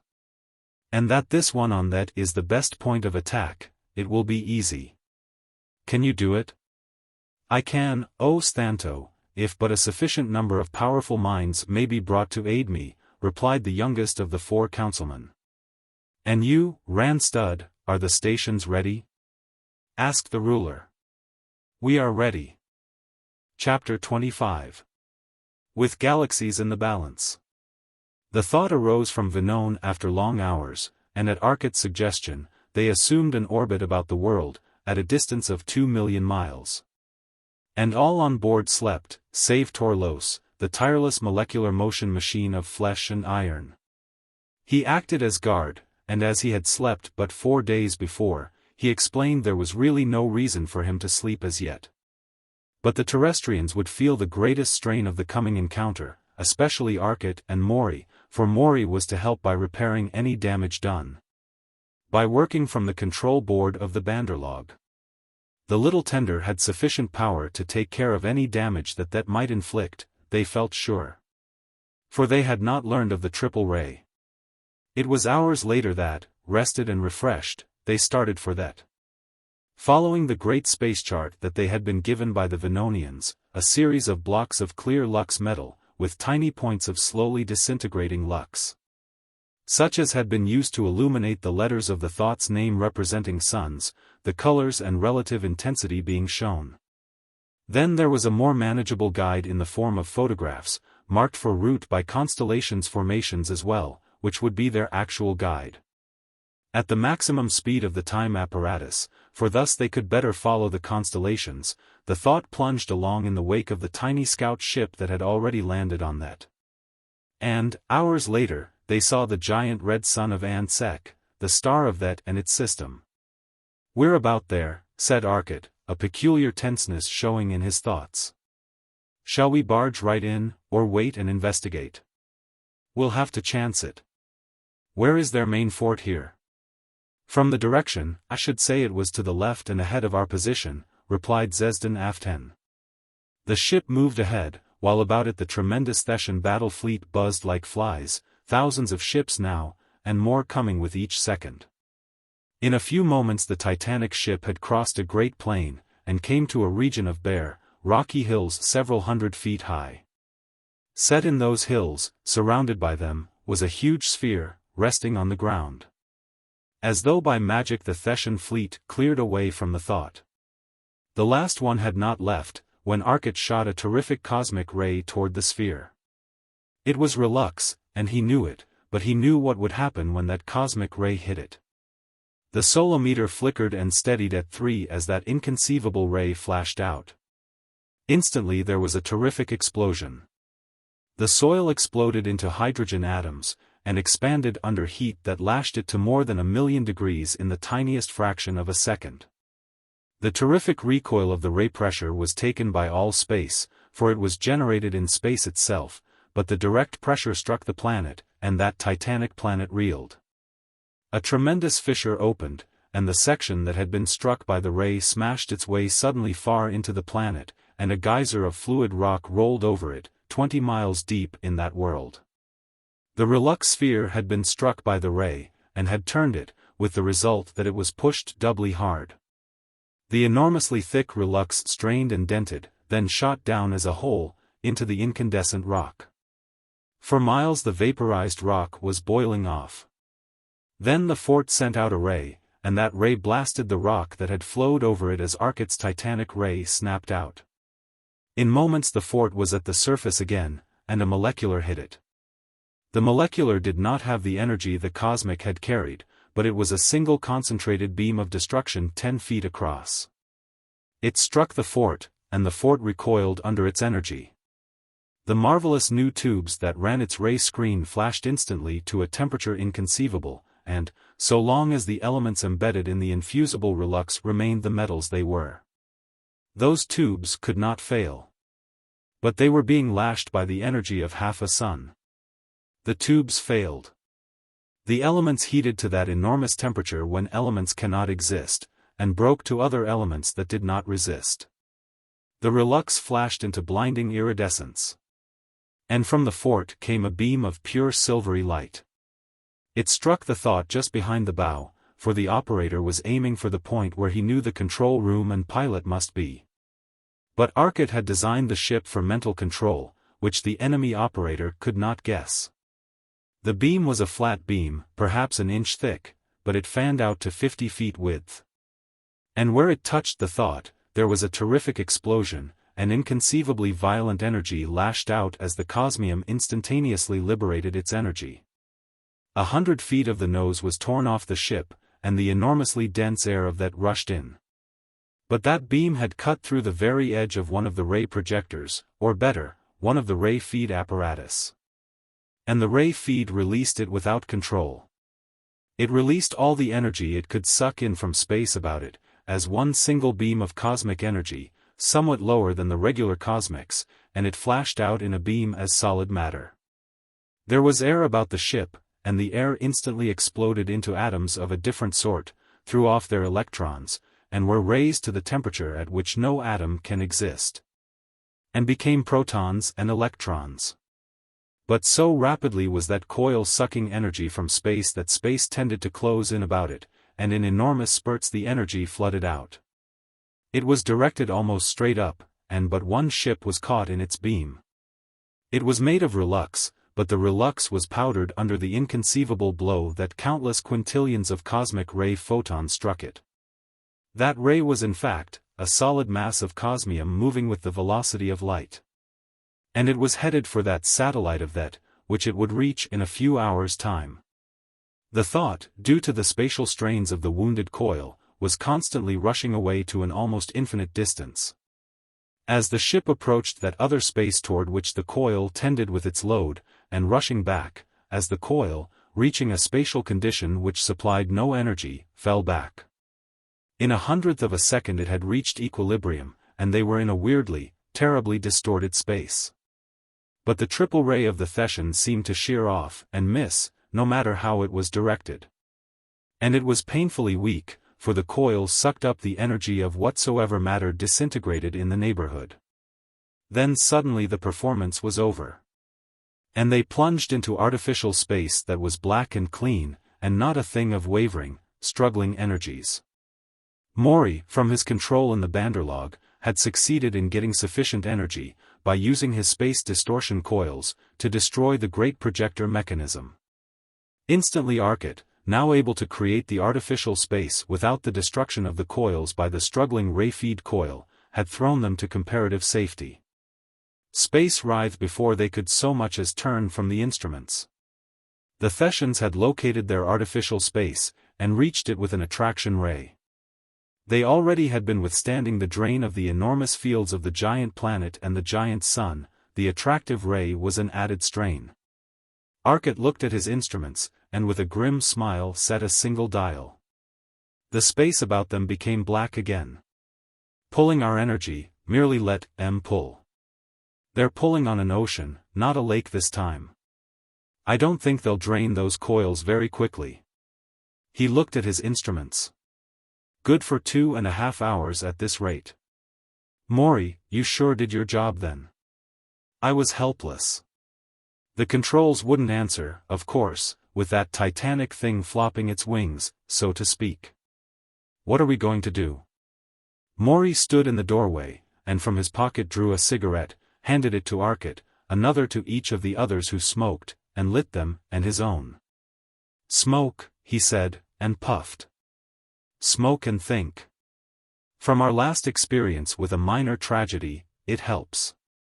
But, this is no minor tragedy. They have burst open the wall of this invulnerable ship, destroyed one of those enormous coils, and can do it again, exclaimed XVIII Aft-Hen, exceedingly nervous. So nervous that the normal courage of the man was gone. His too psychic breeding was against him as a warrior. Aft-Hen, replied Felso calmly, when our friends have smoked, and thought, the thought will be repaired perfectly, and it will be made invulnerable to that weapon. I hope so, Felso, smiled Arcot. He was feeling better already. But do you know what that weapon is, Morey? Got some readings on it with the Banderlog's instruments, and I think I do.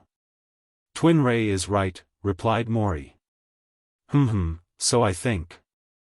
It's a superphoton. What they do is to use a field somewhat similar to the field we use in making cosmium, except that in theirs, instead of the photons lying side by side, they slide into one another, compounding. They evidently get 3 photons to go into one. Now, as we know, that size photon doesn't exist for the excellent reason that it can't in this space. Space closes in about it. Therefore they have a projected field to accompany it that tends to open out space, and they are using that, not the attractive ray, on us now.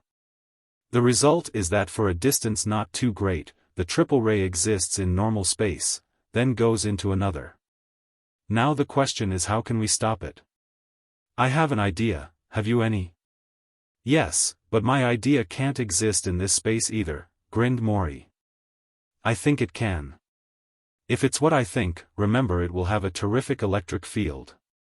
It's what you think, then. Come on. Arcot and Morey went to the calculating room, while Wade took over the ship. But one of the ray feeds had been destroyed, and they had 3 more in action, as well as their most important weapon, artificial matter. Wade threw on the time field, and started the emergency lead burner working to recharge the coils that the Thetians were constantly draining. Being in their own peculiar space, they could not draw energy from the stars, and Arcot didn't want to return to normal space to discharge them, unless necessary. How's the air pressure in the rest of the ship? Asked Wade. Triple normal, replied Morey. The Thetian atmosphere leaked in and sent it up terrifically, but when we went into our own space, at the halfway point, a lot leaked out. But the ship is full of water now. It was a bit difficult coming up from the banderlog, and I didn't want to breathe the air I wasn't sure of. But let's work. They worked. For 8 hours of the time they were now, and they continued to work. The supply of lead metal gave out before the end of the 4th hour, and the coils were nearing the end of their resistance. It would soon be necessary for Arcot to return to normal space. So they stopped, their calculations very nearly complete. Throwing all the remaining energy into the coils, they a little more than held the space about them, and moved away from that at a speed of about twice that of light. For an hour more Arcot worked, while the ship plowed on. Then they were ready. As Arcot took over the controls, space reeled once more, and they were alone, far from that.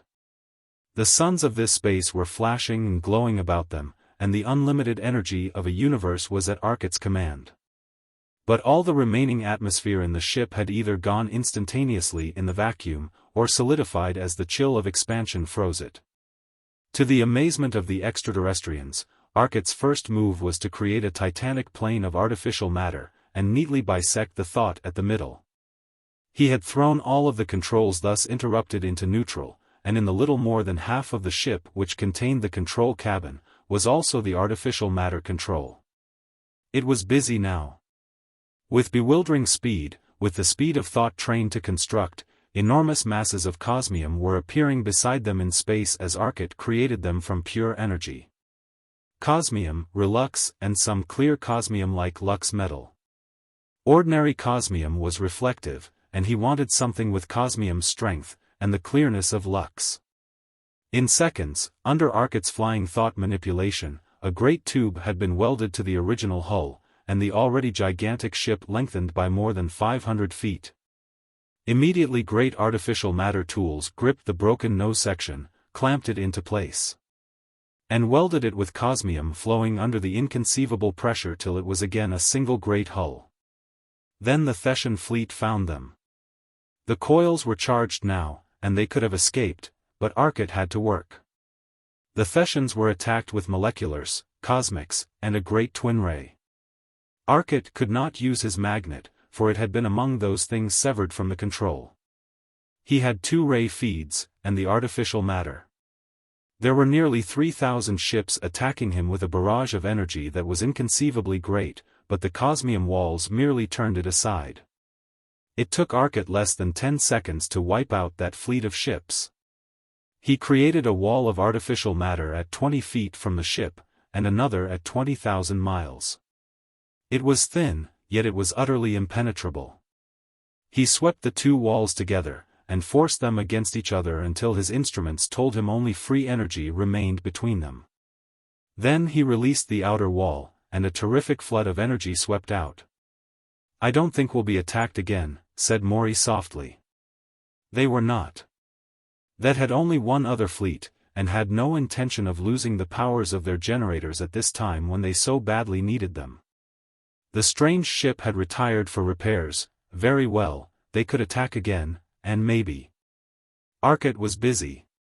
In the great empty space that had been left, he installed a second collector coil as gigantic as the main artificial matter generator.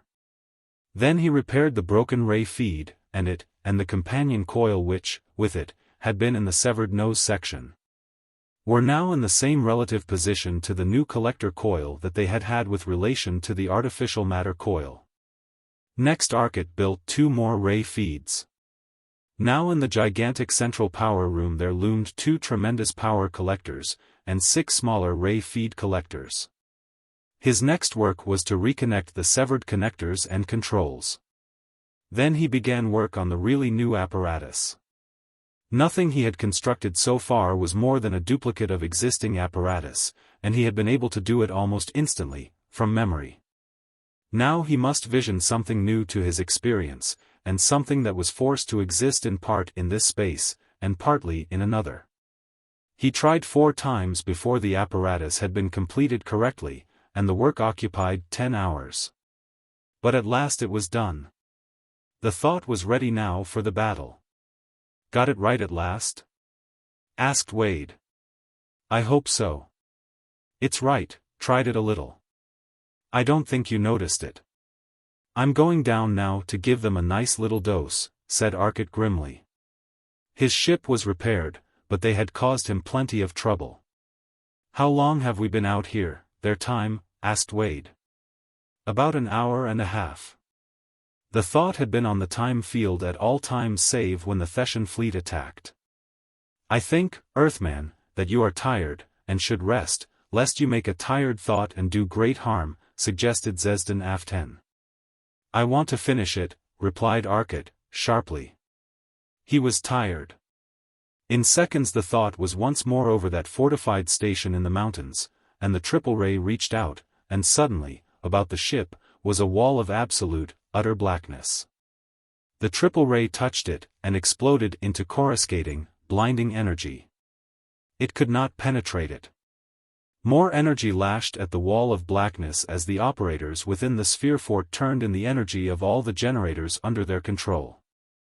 The ground about the fort was a great lake of dazzling lava as far as the eye could see, for the triple ray was releasing its energy, and the wall of black was releasing an equal and opposing energy.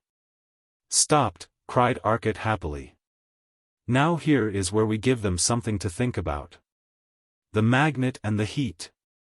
He turned the two enormous forces simultaneously on the point where he knew the fort was, though it was invisible behind the wall of black that protected him. From his side, the energy of the spot where all the system of Thett was throwing its forces, was invisible. Then he released them. Instantly there was a terrific gout of light on that wall of blackness. The ship trembled, and space turned gray about them. The black wall dissolved into grayness in one spot, as a flood of energy beyond comprehension exploded from it. The enormously strong cosmium wall dented as the pressure of the escaping radiation struck it, and turned X-ray hot under the minute percentage it absorbed. The triple ray bent away, and faded to black as the cosmic force playing about it, actually twisted space beyond all power of its mechanism to overcome. Then, in the tiniest fraction of a second it was over, and again there was blackness and only the brilliant, blinding blue of the cosmium wall testified to its enormous temperature. Cooling now far more slowly through green to red. Lord, you're right, XXIII. I'm going to sleep, called Arcot. And the ship was suddenly far, far away from Thett. Morey took over, and Arcot slept. First Morey straightened the uninjured wall and ironed out the dents. What, Morey, is the wall of blackness? Asked Talso. It's solid matter. A thing that you never saw before. That wall of matter is made of a double layer of protons lying one against the other. It absorbs absolutely every and all radiation, and because it is solid matter, not tiny sprinklings of matter in empty space, as is the matter of even the densest star, it stops the triple ray. That matter is nothing but protons. There are no electrons there, and the positive electrical field is inconceivably great, but it is artificial matter. And that electrical field exerts its strain not in pulling and electrifying other bodies, but in holding space open, in keeping it from closing in about that concentrated matter. Just as it does about a single proton, except that here the entire field energy is so absorbed. Arcot was tired, and forgot. He turned his magnet and his heat against it. The heat fought the solid matter with the same energy that created it, and with an energy that had resources as great. The magnet curved space about it, and about us. The result was the terrific energy release you saw, and the hole in the wall. All that couldn't make any impression on it. One of the rays blasted a hole in it, said Morey with a laugh. For he, too, loved this mighty thing, the almost living ideas of his friend's brain. But it is as bad as the space defense. It works both ways. We can't send through it, but neither can they. Anything we use that attacks them, attacks it, and so destroys it, and it fights. We're worse off than ever, said Morey gloomily. My friend, you, too, are tired. Sleep, sleep soundly, sleep till I call, sleep. And Morey slept under XXIII's will, till Torlos carried him gently to his room. Then XVIII let the sleep relax to a natural one. Wade decided he might as well follow under his own power, for now he knew he was tired, and could not overcome XVIII, who was not. On that, the fort was undestroyed, and now floating on its power units in a sea of blazing lava. Within, men were working quickly to install a second set of the new tubes in the molecular motion ray screen. And other men were transmitting the orders of the Stanto who had come here as the place of actually greatest safety. Order all battleships to the nearest power feed station, and command that all power available be transmitted to the station attacked. I believe it will be this one. There is no limit on the power transmission lines, and we need all possible power, he commanded his son, now in charge of all land and spatial forces. And Randstad, what happened to that molecular ray screen? I do not know. I cannot understand such power. But what most worries me is his wall of darkness, said Randstad seriously. But he was forced to retire for all his wall of darkness, as you saw. He can maintain it but a short time, and it was full of holes when he fled. Old Stanto is much too confident, I believe, said an assistant working at one of the great boards in the enemy's fort, to one of his friends. And I think he has lost his science knowledge. Any powerman could tell what happened. They tried to use their own big rays against us, and their screen stopped them from going out, just as it stopped ours on the way in. Ours had been working at it for seconds, and hadn't bothered them. Then for a bare instant their ray touched it, and they retired. That shield of blackness is absolutely new. They have many men on that ship of theirs, replied his friend, helping to lift the 300-ton load of a vacuum tube into place, for it is evident that they built new apparatus. And it is evident their ship was increased in size to contain it. Also the nose was repaired. They probably worked under a time field, for they accomplished an impossible amount of work in the period they were gone. Randstad had come up behind them, and overheard the later part of this conversation. And what, he asked suddenly, did your meters tell you when our ray opened his ship? Counselor of Science Wisdom, they told us that our power diminished, and our generators gave off but little power when his power was exceedingly little, we still had much. Have you heard the myth of the source of his power, in the story that he gets it from all the stars of the island? We have, great counselor. And I for one believe it, for he sucked the power from our generators. So might he suck the power from the inconceivably greater generators of the suns. I believe that we should treat with them, for if they be like the peace-loving fools of Venone, we might win a respite in which to learn their secret. Randstad walked away slowly. He agreed, in his heart, but he loved life too well to tell the Stanto what to do, and he had no intention of sacrificing himself for the possible good of the race. So they prepared for another attack of the thought, and waited. Chapter 26. Man, Creator and Destroyer. What we must find, said Arcot, between contented puffs, for he had slept well, and his breakfast had been good, is some weapon which will attack them. But won't attack us. The question is, what is it? And I think, I know. His eyes were dreamy, his thoughts so cryptically abbreviated that not even Morey could follow them. Fine, what is it? Asked Morey after vainly striving to deduce some sense from the formulas that were chasing through Arcot's thoughts. Here and there he recognized them: Einstein's energy formula, Planck's quantum formulas, Nitsu-Thansey's electron interference formulas, Stebkovsky's proton interference, Williamson's electric field. And his own formulas appeared, and others so abbreviated he could not recognize them. Do you remember what Dad said about the way the Thessians made the giant forts out in space, hauled matter from the moon and transformed it to lux and relux? Remember, I said then I thought it might be a ray, but found it wasn't what I thought? I wanted to use the ray I was thinking of. The only question in my mind is, what is going to happen to us when I use it? What's the ray? Why is it, Morey, that an electron falls through the different quantum energy levels, falls successively lower and lower till it reaches its lowest energy level, and can radiate no more? Why can't it fill another step, and reach the proton? Why has it no more quanta to release? We know that electrons tend to fall always to lower energy level orbits. Why do they stop?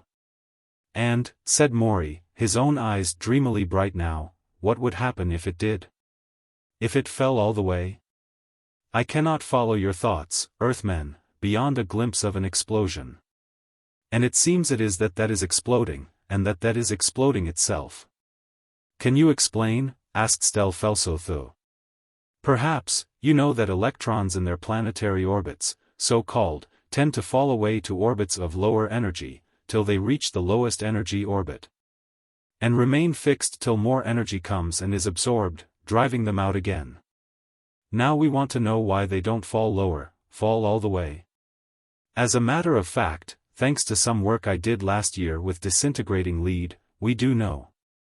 And thanks to the absolute stability of artificial matter, we can handle such a condition. The thing we are interested in is this: artificial matter has no tendency to radiate, its electrons have no tendency to fall into the proton, for the matter is created. And remains as it was created. But natural matter does have a tendency to let the electron fall into the proton. A force, the lowest energy wall, over which no electron can jump, caused by the enormous space distorting of the proton's mass and electrical attraction, prevents it. What we want to do is to remove that force, iron it out. Requires inconceivable power to do so in a mass the size of that, but then.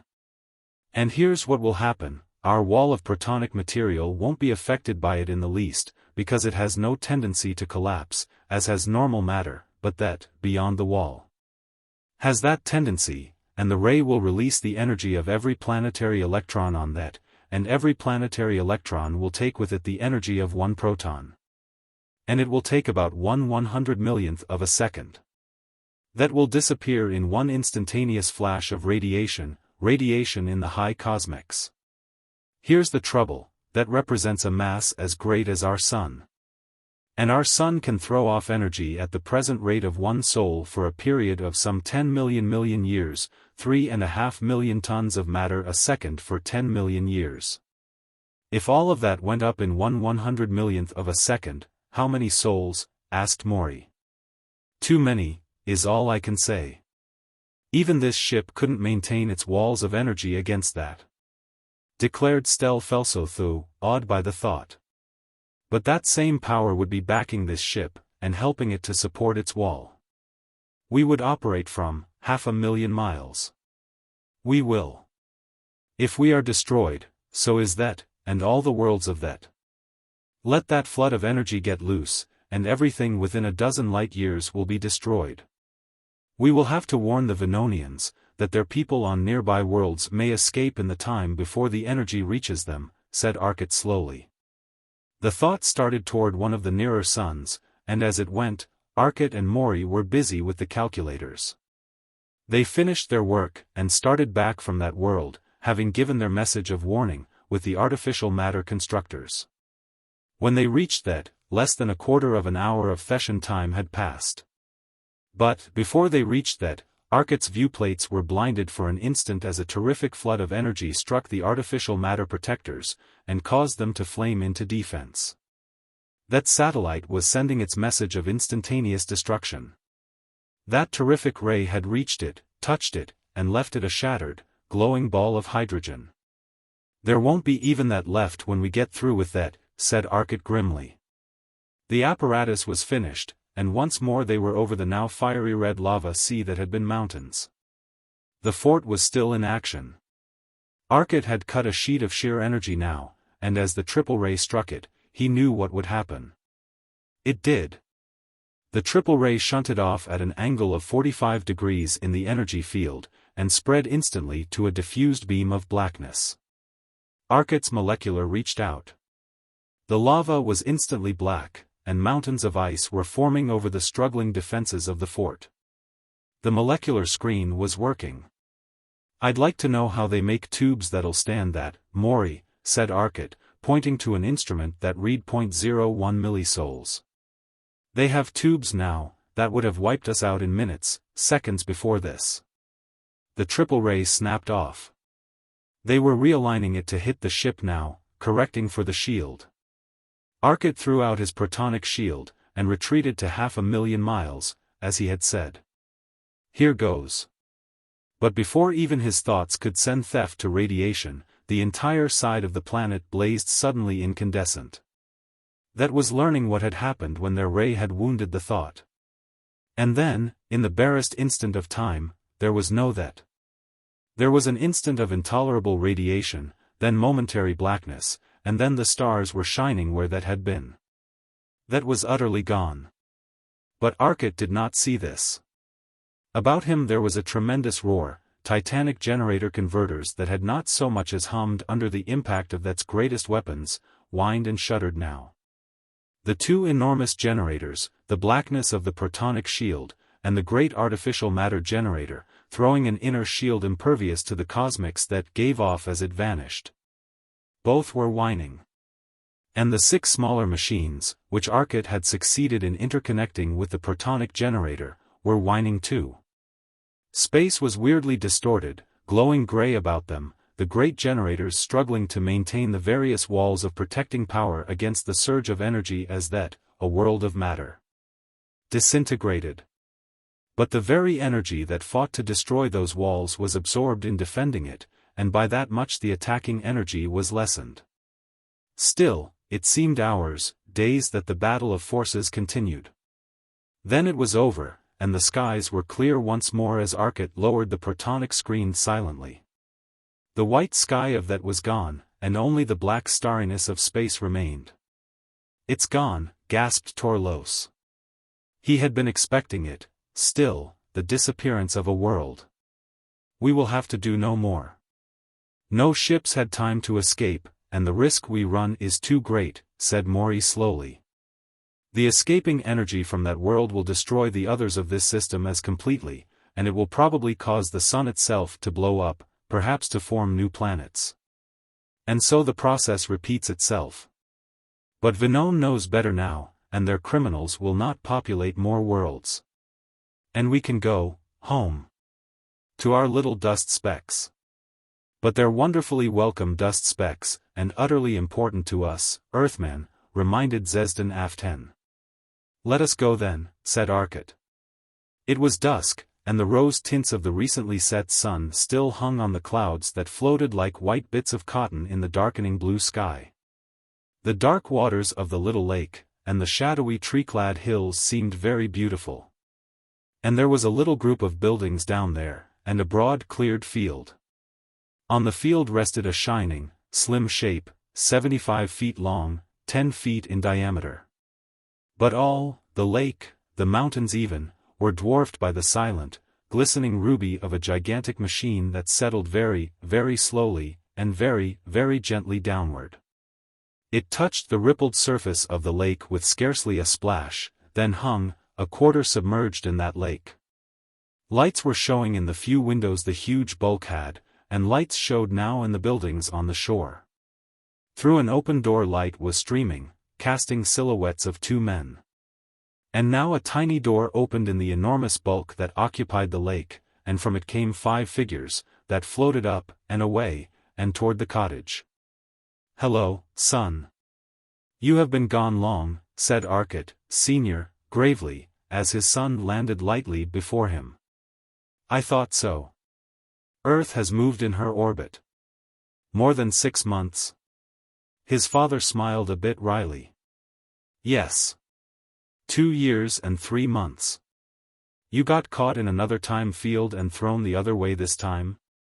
Time and force. Do you know the story yet? Part of it, Venone sent a ship to us within a month of the time you left, and said that all that system had disappeared save for one tremendous gas cloud, mostly hydrogen. Their ships were met by such a blast of cosmic rays as they came toward that the radiation pressure made it almost impossible to advance. There were 2 distinct waves. One was rather slighter, and was more in the gamma range, so they suspected that 2 bodies had been directly destroyed, one small one, and one large one were reduced completely to cosmics. Your warning to XVIII was taken seriously, and they have vacated all planets near. It was the force field created when you destroyed that threw you forward? Where are the others? XVIII Aften and XVIII Intel we took home, and dropped in their power suits, without landing. Stel Felso through as well. We will visit them later. Have you eaten? Then let us eat, and after supper we'll tell you what little there is to tell. But Arcot, said Morey slowly, I understand that Dad will be here soon, so let us wait. And I have something of which I have not spoken to you as yet. Worked it out and made it on the back trip. Installed in the Thought with the Banderlog's controls. It is, well, will you look, Fuller? Come and see the new toy you designers are going to have to work on.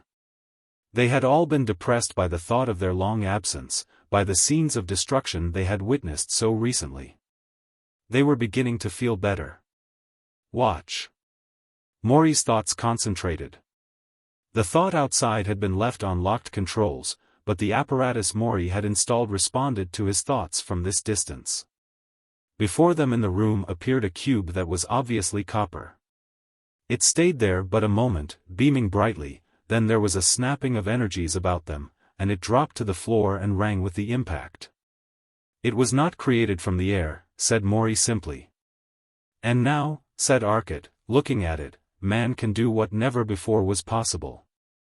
From the nothingness of space he can make anything. Man alone in this space is creator and destroyer. It is a high place. May he henceforth live up to it. And he looked out toward the mighty starlit hull that had destroyed a solar system, and could create another.